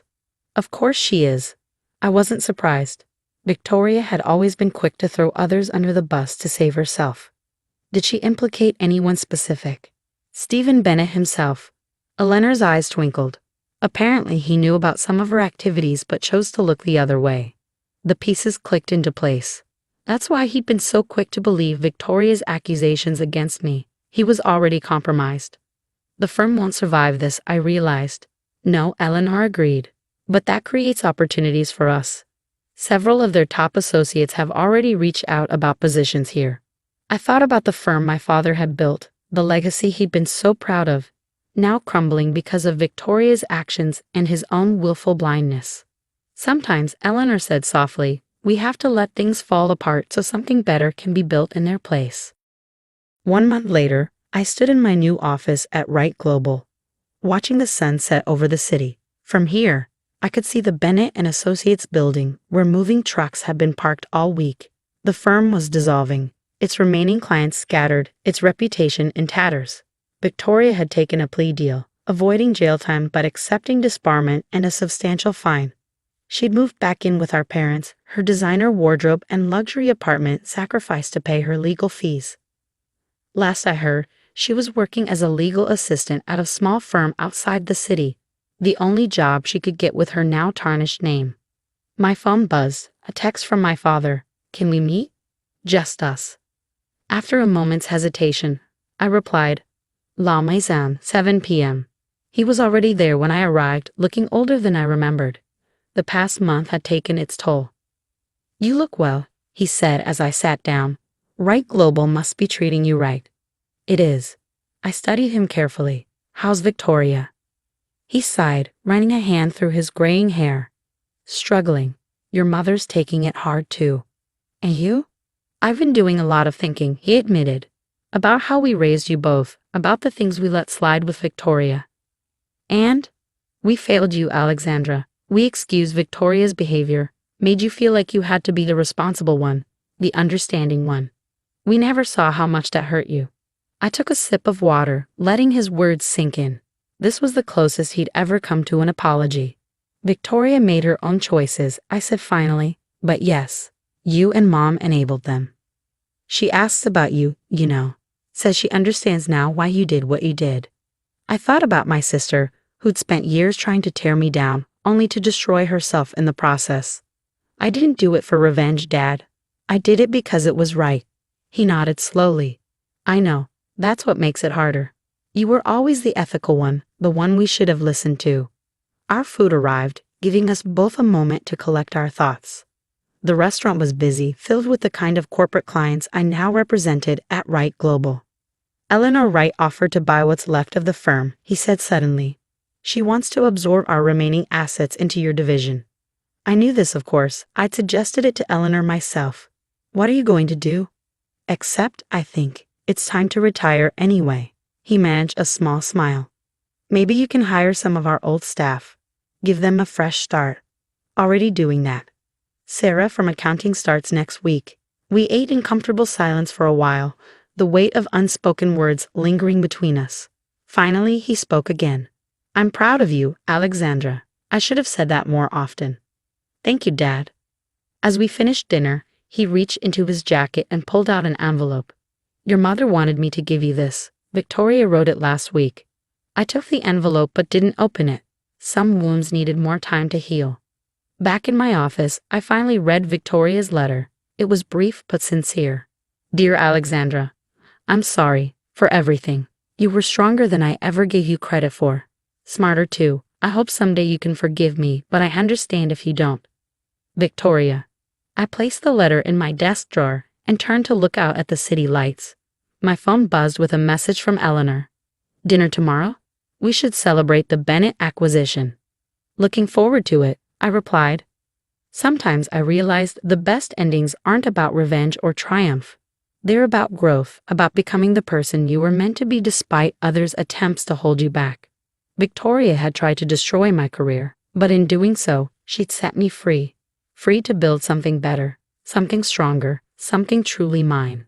And that was the greatest victory of all. I starved and stole to support my mom's habit. I finally cut her out. 5 years later, she's asking for forgiveness, but it's my choice now. When I was 11, my mom trusted me with all her heart, because by that age, I had already learned how to do my own laundry, how to cook a meal with only 3 ingredients, and how to wrap a tight blanket around myself at night so it felt like someone was holding me. And it's not like my mom was absent from the home or anything. She just spent all her time locked in her room working on her art. And as for why her art was never enough to pay the bills, I just figured that she trusted me enough to make budget-friendly choices. So even when I woke up in the middle of the night to gunshots, or the 100-degree heat in summer because we had no AC, I felt a sense of deep pride. And whenever I went to my friends' houses, I always cooked the entire house dinner, and they'd wake up to the house spick and span. Counters wiped, sofas hoovered, even got the dollar bills that fell in between the cushions. They'd always say things like, "Wow, your mom must be an incredible woman with how well she raised you." And I'd respond with a huge beaming smile, "Yes, she is the best." No one ever questioned why I was so underweight, why I wasn't able to sleep in a bed, and instead always opted for the hardwood floor, why I couldn't even get through a sentence without apologizing. Always just thought I was mature and polite. So one day, when my mom came out of her room for the first time in days, I lunged towards her. "Mommy, look at my report card. The teacher said I did really good." "That's nice, honey," she said with a sigh, her tobacco breath burning my nostrils. "Can you tell mommy what day it is?" "Wednesday." I thought if I could make myself seem cheery enough, then she would finally love me in the way I wanted. Until suddenly, she started thrashing around the place and punched a hole in the drywall. Fuck, fuck, fuck, fuck. I thought it was effing Thursday. I thought the payout was today. When I walked up to her, she lifted her fist as if she was about to take her anger out on me. So I made sure to speak really quickly. "Mom, I have $20. Immediately, her face softened. "Honey, you are the kindest, most mature girl a mother could ever ask for." But I didn't have time to savor the moment, because as soon as she snatched it from my hand, she walked over to the store to buy art supplies, came home, and went back to working on her art. Now you may be wondering where I got the $20 from. Well, there was this rich kid at school who always had lunch money. He was mean to everyone anyway, spitting on kids that looked poor. I started to keep a mental record of who I could take from and when. All for those brief moments when mom would emerge, needing another $20, another $40, another fix of her art supplies. And like all preteens breaking the law, I got cocky. And after just 3 months, Ms. Lee caught me. I already knew what was going down when she called me into her office. I thought she was going to call the police or at least scream at me, but no. Instead, she asked me questions. Not an interrogation, more like making conversation. Her, "What's your favorite food?" Me, "Rice with ketchup." Her, "What do you and your mom like to do for fun together?" Me, "Sometimes the day after she gets her government check and she does art in her room, I sit by the crack in her door and talk about my day." Her, "What time do you go to sleep at?" Me, "At 2 a.m. when my mom goes quiet." The entire time I had a smile on my face, just happy to talk to an adult that cared about me. But when I looked up, I saw it. Her eyes filled with tears. She told me to wait there while she went to go get someone, and handed me a Nintendo Switch to keep me occupied. And 2 hours later, I heard a knock on the door. It wasn't just Ms. Lee, because it was Ms. Lee with 2 police officers and a lady in a suit who said she was from Family Services. They all had the same look, like they were trying to smile but couldn't quite manage it. "Sweetie, we're going to take a ride to your house," the lady said. "We need to check on your mom." I began hyperventilating. "No, she's working on her art. She needs quiet," I yelled with full confidence, but they were already walking me to the car. When we got there, my mom didn't answer the door. The police said they needed to do a wellness check. I begged them not to break her concentration, but they opened the door anyway, because my mom always insisted on keeping it unlocked. I was the one to knock on my mom's door. "Mom, there are people here." When she didn't respond, I begged them to leave her alone, but they wouldn't. And within seconds, the policeman had opened the door himself. What I saw made my jaw drop so hard I thought my face was about to split. No article, no easels, no paint supplies, just my mom sitting in the middle of the room with a metal spoon and powder. Black mold covered the walls. You couldn't even see the floor past the flood of cigarette butts. I was ready to beg the lady to take me away. The social worker lady put her hand on my shoulder. I flinched hard. She told me her name was Victoria, and that everything was going to be okay. The police officers went into the room while I stood frozen in the hallway. My mom started screaming at them to get out. She threw things. I heard glass breaking. Victoria pulled me back towards the living room and told me to sit on our broken couch. I couldn't stop shaking. The police came out after what felt like forever. They had my mom in handcuffs. She was crying and yelling my name. I wanted to run to her, but Victoria held me back. My mom kept saying she was sorry and that she loved me. Then they took her away in the police car. I watched from the window as the lights disappeared down our street. Victoria sat next to me and explained that I would need to stay somewhere else for a while. She asked if I had any family nearby. I told her about my Aunt Sarah who lived 2 towns over. We hadn't talked to her in years because my mom said she was mean and judgmental. Victoria made some phone calls. I packed a garbage bag with my clothes. I didn't have much. 3 shirts, 2 pairs of pants, some underwear. Victoria helped me gather my school stuff. She found my report card on the floor where my mom had dropped it. All A's except for 1 B in math. She told me I should be proud of myself. We drove for about an hour to get to Aunt Sarah's house. It was huge compared to our apartment. 2 stories with a real yard and everything. Aunt Sarah opened the door before we even knocked. She looked just like my mom but healthier. Her hair was clean and she wore normal clothes. She hugged me so tight I couldn't breathe. Victoria explained the situation while I sat on a real couch with actual cushions. Aunt Sarah kept wiping her eyes. She said she had been trying to get custody of me for years, but my mom wouldn't let her near us. I didn't know that. Victoria left after making sure I was settled. Aunt Sarah showed me to a bedroom, a real bedroom with a bed and sheets and a closet. She said it was mine now. I didn't know what to do. I just stood there staring at the bed. She asked if I was hungry, and I said no, even though my stomach was growling. She made me a sandwich anyway, turkey with cheese and lettuce. I ate it so fast I almost threw up. That first night I slept on the floor out of habit. Aunt Sarah found me there in the morning and cried. She helped me back into the bed and tucked me in. I stayed there for 3 days straight, only got up to use the bathroom. She brought me food and water, never pushed me to talk. On the 4th day, I finally came downstairs. She was making pancakes, real ones from scratch, not the frozen kind. She asked if I wanted to help and I nodded. We cooked together in silence. The pancakes were perfect, fluffy and golden. I ate 6 of them. She didn't say anything about it, just smiled and made more. After breakfast, she asked if I wanted to go shopping for clothes. I said I didn't have any money. She said that was her job now. We went to Target and she let me pick out whatever I wanted. I kept checking the price tags until she told me to stop worrying about it. I got new jeans, shirts that actually fit, a winter coat, and shoes without holes. She even bought me pajamas, real ones with matching tops and bottoms.